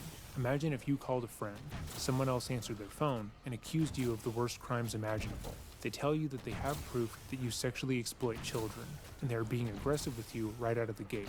What would you do? Probably hang up, or tell them off, or return that same kind of energy back to them. You know that you don't assault children, and that everything they're saying is bullshit, so you would say that. But not Brittany. She knows that by hanging up or ending the conversation, the caller would hand over his evidence to the police, and that is the last thing that she wants. So she tries to talk to him, even though it should already be obvious that talking to him one-on-one is not a great idea. Oh, see, I'm a lot smarter than you. I'm so much smarter than you. You do not understand how much smarter than you I am. I got you. I want you to know that now. well, okay, I don't look. This guy's probably average intelligence, let's be real. It's just that the woman in this case is, like, massively below average in intelligence, okay? They are undescribably stupid, likely, alright? So... But, I don't, you know, not to downplay, but he is right, he is smarter. Next time you'll hear from me will be in court. I am coming for you. Okay. Yeah, you have a wonderful evening, okay, you stupid. Little cherry on the top. Can you explain to me? Can we meet, Sprinkles? to talk about this? Is there something we can settle out, outside? Oh yeah. Oh yeah. Oh, so that's so I can give you a chance to do it to some other kid. Yeah, that's exactly what we're gonna do. That's exactly. No, Mrs. Amora, do me a favor. Do not call me back again. Do you understand me? Despite hearing the victim's father directly tell her what he intends to do, Brittany is overly amenable to speaking to him in person. She heard him call her a cunt, a bitch, a child-molesting pedophilic monster, and asked him if there was some way she could talk to him in person. Firstly, that is an incredibly dangerous position that she is willing to put herself in. Yeah. But she realizes that if she were to do nothing, that the life she has already built for herself would be over anyways. So whether or not he assaults her doesn't matter to her in this present moment. Secondly, Brittany had likely been getting away with her more questionable behavior throughout her life simply because people hand-waved it. She was a small, slim, pretty woman, and would use those characteristics to her advantage whenever she did something wrong. Think back to how she defended herself when the principal informed her that he was launching an investigation into the claims against her. She didn't confidently say that they were wrong, that they would never violate her students in that way, and that she was horrified and disgusted that such a rumor would exist about her. Rather, she made herself small, and she made herself cry, asking if he thought she was— You know what she did? I'm just a girl! That's what she did. And I hate her for it. She pulled the I'm just a girl card. And that's the biggest baby move you can make.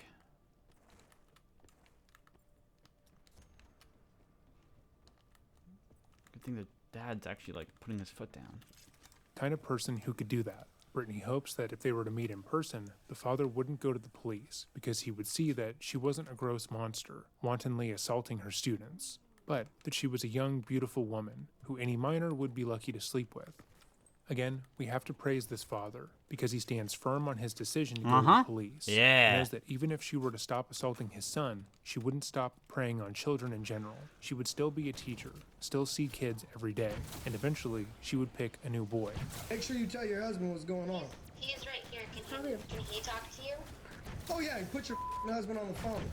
I'm more than happy to talk to that dumb mother too. Earlier that afternoon, Maria found some questionable messages on her stepson's phone through a tracking app. When she noticed the name of the person on those messages, she was horrified to discover it was none other than her son's 6th grade teacher, Brittany Zamora. Alarmed, she immediately informed her husband, John. When John confronts Brittany, her husband, Daniel, rushes to her defense, utterly unaware of the devastating truth that lies beneath the surface. Hey, don't say hey man to me. You got a monster. If I was you, you stupid mother, I'd leave her. Man, listen. No, listen to me, you stupid mother. I'll cave your stupid head. Do you want to? I'd love to put my hands on you. You're a stupid mother. You know that? You dumb mother. You dumb mother. Think about, God preaches forgiveness, man. Yeah, I'm gonna preach forgiveness when I put my hands around your throat, you stupid mother. That was probably the absolute worst thing Daniel could have said to the victim's father. At this present moment, Brittany's husband has no idea what he's walking into. All he knows is that his wife is likely in tears after being verbally berated by a stranger. Yeah. This is a person he's been with since high school. They've been in a relationship for over a decade at this point, and he'd likely view the situation as a misunderstanding.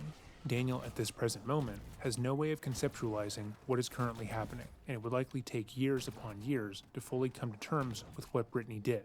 No rational person would marry someone else that they believed was a pedophile. Yeah. And chances are that it would take him a very long time to even understand the depths of his wife's depravity. I don't think he is aware of it. I mean, I don't. I have to put my hands around your neck. That's actually such a bar. What on earth? Even if she were to tell him exactly what happened and admit to everything, he would have a hard time believing her. Yeah. Daniel's trying to That's help just- by telling the victim's father not to hold on to anger because God preaches forgiveness. But ultimately, he has no legs to stand on, especially because the victim's father just found this out. The wound still has the weapon in it, and he's saying to just get over it, which is a fairly stupid way of moving forward. I understand your pissed, man. No, you don't get it, you dumb. I feel bad actually for the husband of the I am predator. not gonna settle outside of court. There's not enough money you could possibly ask. I don't think. Yeah, he does. I don't think he's aware of it. Get that through your He's just head. trying to, like- Your woman is a monster. Hey, you want me to tell you the whole story?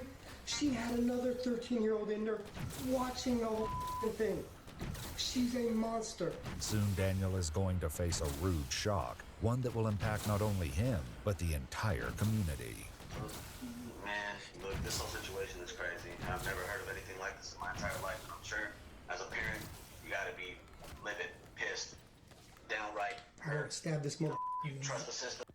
Daniel is trying to be understanding, but he genuinely cannot fathom what his wife has done. So, any kind of help he is trying to provide is for naught. Something that is not often talked about is the direct family of the perpetrator dealing with the fallout of their relatives' actions. Yeah. Because it tends to look like this. Because there is so much justified anger towards what happened, people have a hard time feeling like they can properly express that anger. If you take your case to court, you can sit on the stand and say everything you want, because there are rules. So they will turn to the next best thing, their family members. Daniel had no idea Brittany was assaulting her student, because she deliberately kept that from him. He never even suspected her of cheating with an adult, so the thought that she would be doing so with a child never crossed his mind. But most people would find that hard to believe. How could he miss the signs? How could he not know Because she was that bad at hiding it? the What husband. was so wrong with him that she did this? He's gonna have a biased So, view, questions obviously. and accusations would be thrown at him as if he were the perpetrator, when he's not at fault for her predation. So Yeah. he is at fault for his own actions, but not for her being a sexual predator. It was also extremely cowardly of Brittany to have him talk to the victim's father without telling him exactly what happened. Because he isn't aware of all the evidence against his wife, he obviously comes across as defending her, Yeah. which will only fuel the father's anger. That's such a good explanation. That's actually. And honestly, this sucks as a husband. As a husband, I am distraught. Let down. I understand. And I'm sure as a husband, you know how this, what this would do to you. Well, dude, well, see, the thing is, I don't get with the monster. I know. God, it's the worst for me. I pretty just throwing up. She's confided in me and told me just now all the truth, and it's man, I'm shaking. I mean, Well, explain to me what she's told you. as a man, as a man, I can't really. No, I want to know. You said she confided in you. Let me know what she told you so I can tell you she told you everything. Let me know if she told you everything. Grab some nuts and talk to me like a man. What the did she tell you she did to a 13-year-old boy? It's, to be honest, it's more of just the messaging. And oh, so she didn't tell you everything then? Oh, man. I mean, I'm hearing it from you, sir. I'm hearing it from you. Well, you ain't gonna hear else from me. To be fair to Daniel here, it would likely take him a considerable amount of time, even if Brittany was completely honest with him from the beginning of this confrontation, to believe that the woman he has known and been in love with for nearly 2 decades was capable of this level of depravity. People will often criticize husbands and wives for not immediately ending the marriage to partners who are found guilty of any sort of crime, but they are often not recognizing the sheer amount of effort it would take to understand that you were completely and utterly wrong about something of this magnitude. Most people will go into a state of denial, refusing to believe any evidence that comes forward, because it would shatter their entire worldview. Brittany was someone that Daniel trusted and loved, and was willing to dedicate his life to. He thought the world of her, and never considered that she was capable of sexually assaulting a minor for months on end. To accept that as being true, he would have to also accept that he radically misjudged her, and therefore is capable of misjudging anyone else in his life to that same degree. The sheer amount of distrust in other people and their own judgment this situation would leave a person with is astronomical, and most people aren't equipped to handle that kind of shift, so they don't. In order to protect themselves from further harm, they choose to ignore it and convince themselves that everyone else is wrong. Not a thing. Despite the horrid details that John reveals to Daniel, he comes up with a proposition that only escalates matters. So what I'm asking you is if you could possibly, Brittany has been a great teacher for a long time. 5 years, she's done so much for so many students and raised so many people's lives from the ghetto. She's been to parents' homes to talk to students. She's really done the tutoring program. She's done so much, and she made a huge mistake. The biggest mistake of anybody could ever make in the whole entire world. But she got invested in a very, very, very bright, smart, and great student, honestly, and a great person, and probably comes from y'all, honestly. And I get it, man. You probably don't even want to hear my voice, and I wouldn't want to hear my voice either. I'd like to hear your voice when I got my hands around your throat. Your wife decided to be a monster and prey on a child. She scarred my son mentally. Do you understand what a 13-year-old boy did? Do you get that at all? What Daniel Zamora does not know yet is that earlier that afternoon, the boy confessed to his parents that not only had he and his teacher been exchanging explicit text messages, but Brittany had been sexually assaulting him on more than one occasion. However, this appalling information still doesn't reveal the full extent of this devastating ordeal. What would you say happened? So I know, as a husband, man, I want to know this. Bro, let me just tell you something. I'm not going to go any further because I need to make sure that you guys understand one thing, is that the lawyers will tell you everything that happened. But I'm trying to warn you, my man. What I'm trying to warn you, my man, is you don't get yourself involved, brother. Don't do that. Man, that's not what a real man would do. Well, then look, I'm just going to tell you right now. This is the last thing I'm going to tell you before I hang up on you. Don't waste your time calling me back right now. But what I am going to tell you is, stay by her, bro. Do that.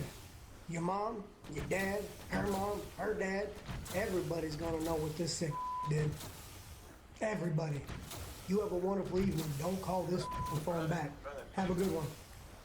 Again, I want to applaud John for taking what happened to his son seriously. I also want to note that his anger towards Daniel is justified, even though Daniel would be going through a significant amount of mental anguish trying to understand what had happened. To be clear, when we say this, we're not defending Daniel for his actions that night, or him standing by Brittany. We are going over why it would be hard for him to see his actions as being wrong during this period of time, and why he would likely feel that it's his obligation to defend her. Firstly, there's what we've already said. It's actually incredibly hard for someone to come to terms with the fact that they've been betrayed to the degree that Brittany has betrayed Daniel in this case. He likely never had a romantic relationship before Brittany, and has never viewed what his life could look like outside of their life together. So it's all he's ever known. So leaving her would seem borderline impossible. The very fact that she was capable of carrying out a long-term affair on him is shocking in its own right. but then added the fact that the affair was with a minor, who by no means could consent is even worse. She is a monster, someone who abuses children, which is so far beyond what he thought she was capable of that it doesn't seem real. His world would be falling apart, and he would be desperately trying to hold on to it, but he obviously isn't being allowed that kind of relief. The victim's family is not going to give him time to come to terms with his new reality, because they want to ensure no other child is exploited or assaulted the same way theirs was. They're doing what is right, but because Daniel is horrified, stressed, and scared, he tries to impede them.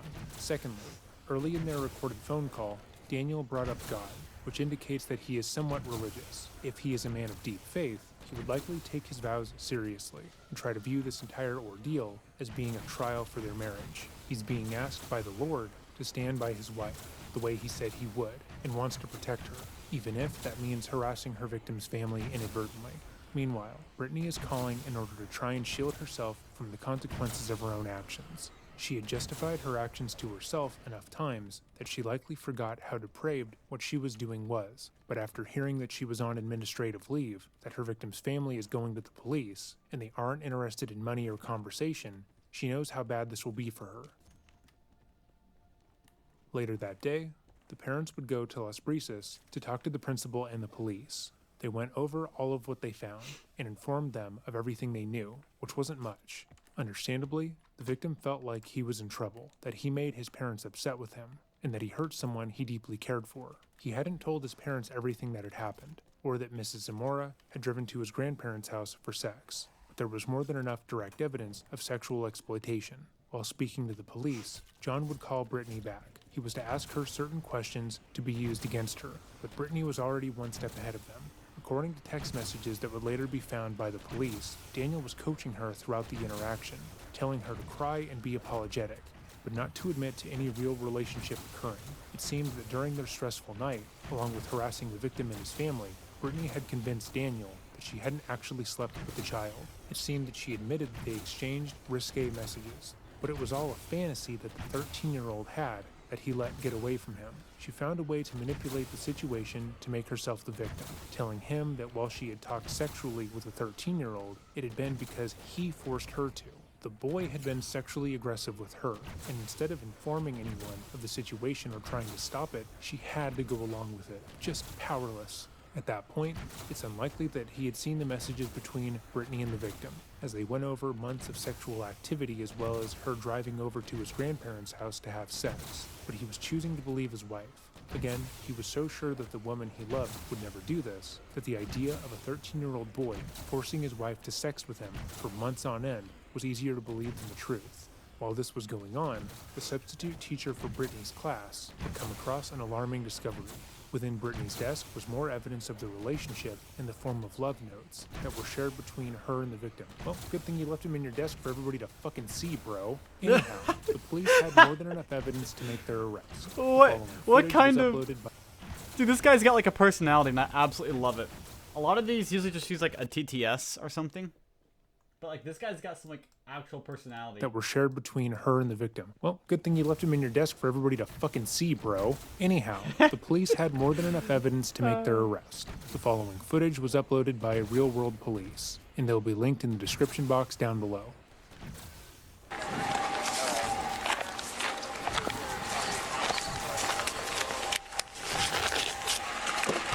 Yeah. Well, we need to make sure we have the right subject though. Copy. You should have a picture of him. I'll let you know. Yep, I'm on. As I said before, this officer has a body cam on him as well, so just to make you feel more comfortable, even though... Okay, Brittany, come on over here. Yeah. Did you double lock? I didn't. Okay. Okay. Brittany, I'm going to turn your wrist in here, okay? No, we just want to make sure they don't pinch you. Okay. So we double lock them so they don't close any tighter, okay? That way you don't pinch. Otherwise you squeeze shut.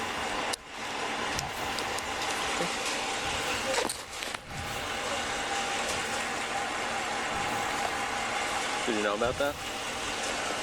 Okay. Do you have anything on you that's going to hurt me, poke me, stick me, Brittany? What? Do you have anything on you that's going to hurt me, poke me, stick me, anything like that? No. Anything dangerous? No weapons? Okay. Can we take the ring off? Yeah, can you?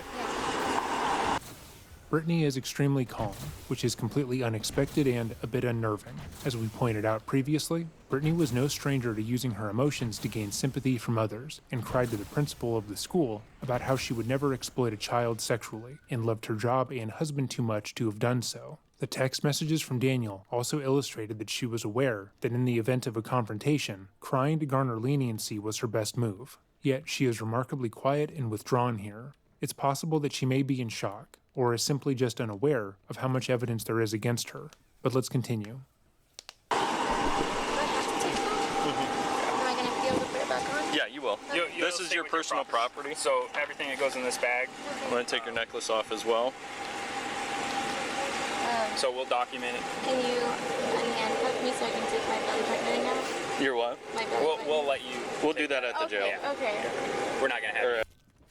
Brittany asked the officer why she was being brought in and arrested, which seems a little late for that. However, that may explain her behavior earlier. She is attempting to act oblivious to the situation, as if she didn't spend the entirety of the night before trying to harass the victim's family into not getting the police involved. She wants to be compliant and kind to the officers so they don't view her in a negative light, so that when she eventually denies any wrongdoing, they will be inclined to believe her. The only issue here is that there is a truly shocking amount of direct evidence against her.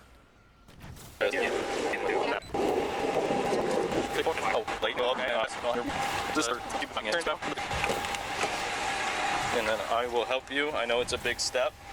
I'm only 5 foot. I know. I feel it. Ready? Yep. Okay. Thank you. Okay. And scoot your butt a little forward, I'm and you're going to be just a able to girl lean and back there's and put your arms right here. So it's kind of a cutout a little bit. Like this? Yep. Yeah. Sort of. And Try you not can. to put your weight on them. Yeah. They are metal, so they don't bend. And then I know you're short. You're just like me, so that thing's going to be right in your face.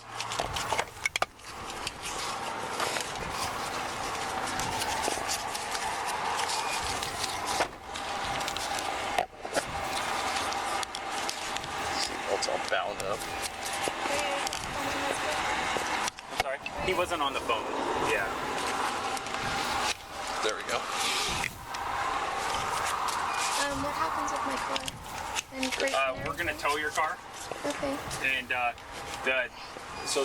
whenever we're gonna bring you down to our station, okay? You're gonna speak to a detective, and they'll kind of explain what's gonna happen. So if you have any questions, I know you want to know the answers now, but I can't provide you those answers.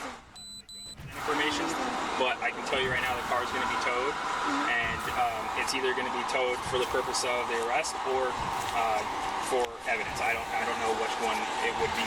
Like I said, I don't know the details of the case. Okay. Do you need a tow slip? I believe I have one, but while you're here, I don't think you have it. I still have my pro bag, and don't know if I refilled it. Watch your back there. The address is 19027. Only this floor, okay? Right outside of Luxury. Here you go. Thank you. You got it. Back to ops? Yeah. Okay.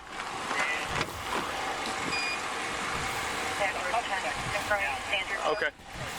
All right. One female in custody on board. En route to ops, starting port 6. Do you want the window down a little bit? Okay.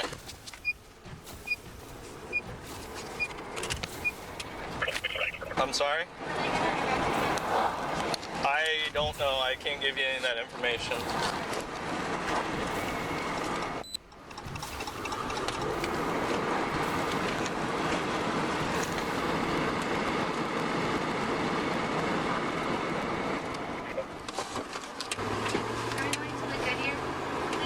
Yes, we are. It's Van Buren and 145th. Well, I'll let the detectives explain everything to you, okay?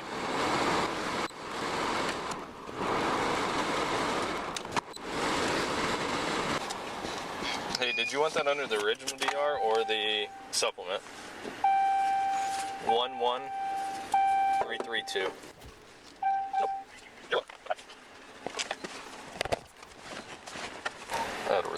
on scene. Copy ending. 5-5.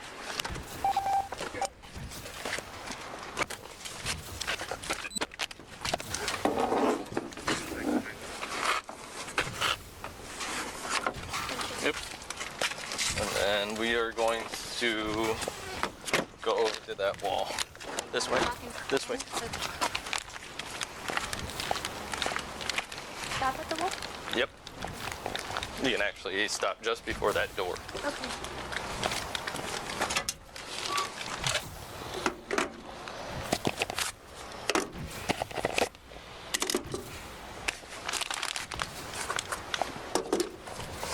$465. Should prepare. Very.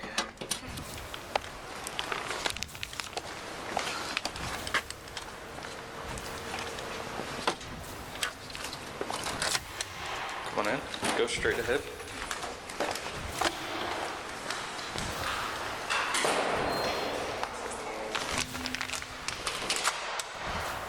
And you can have a seat on that bench for a second. Hi.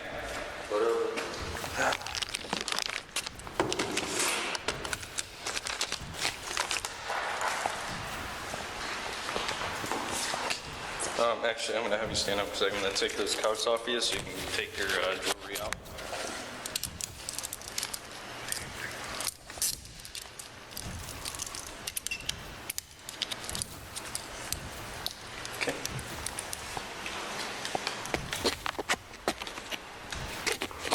Okay. Yeah, that's fine. If you would like some privacy to get your belly button ring out, I can put you in a cell. Can I just turn around? That's fine.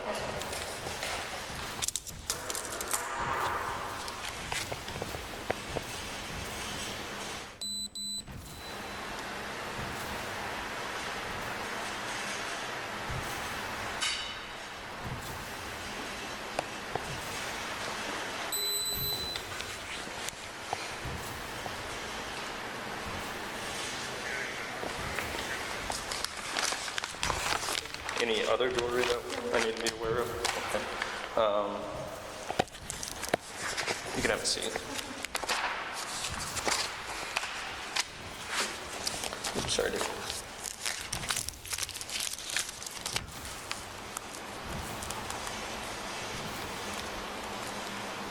That's round. Which? No, it's not. I lied. Get pranked. You absolute losers. Get pranked. Oh. One of the other males in. A1 and A2. No, oh, yeah, I put her A2. A2. I'm literally a pumpkin. BRITT.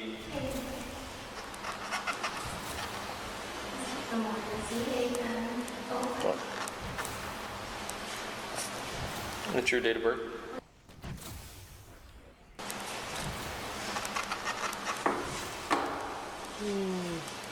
I'm tired. Are you diabetic? Anything like that? Medical issues?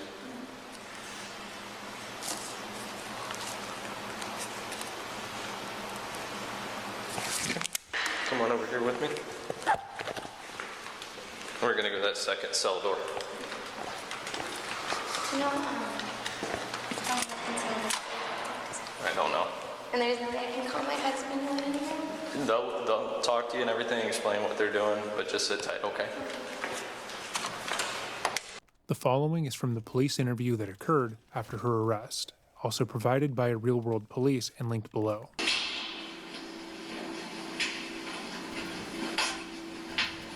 A little warmer. Mm-hmm. All right. Again, I'm detecting a cure with Goodyear. Okay. And did they tell you why you're here? They didn't tell you why you're under arrest? No. As mentioned before, Brittany seems to be of the belief that she can act her way out of this mess, that if she pretends to not understand what is happening, that she'll be able to walk away from the situation looking better to the police. But there Now are a it's couple of around. issues with that. Alright, so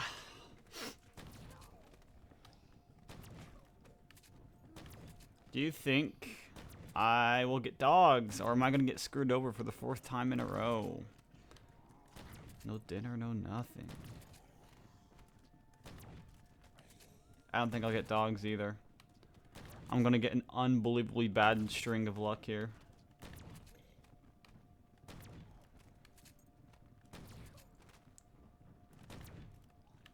Anyways, the 100 speedrun is done. 465 hours for a 100. Yeah, Erasmo's never beating that one.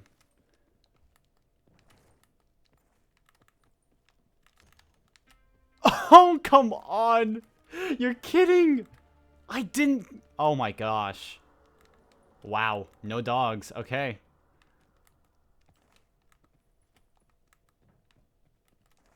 Crazy. That's actually insane.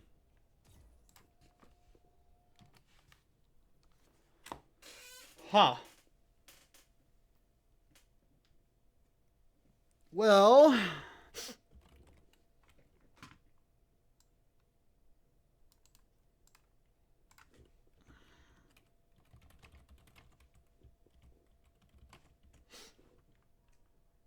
$24 6-rounders. And this is going to be a 613. Sadly.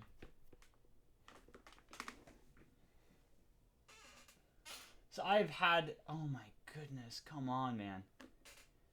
584. So in the past almost 20 rounds, I've had bad RNG.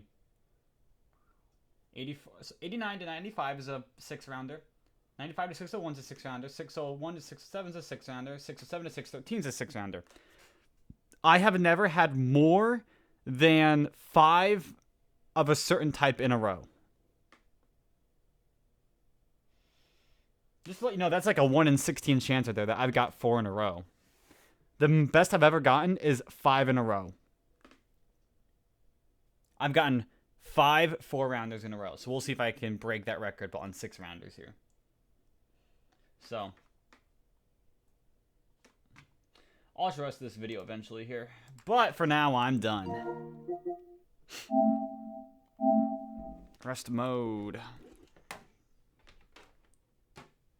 Good. I have how many hours left in this game to go? 522 minus 465. I have 57 hours left in this game, man. 57 hours left and I am free. Alright.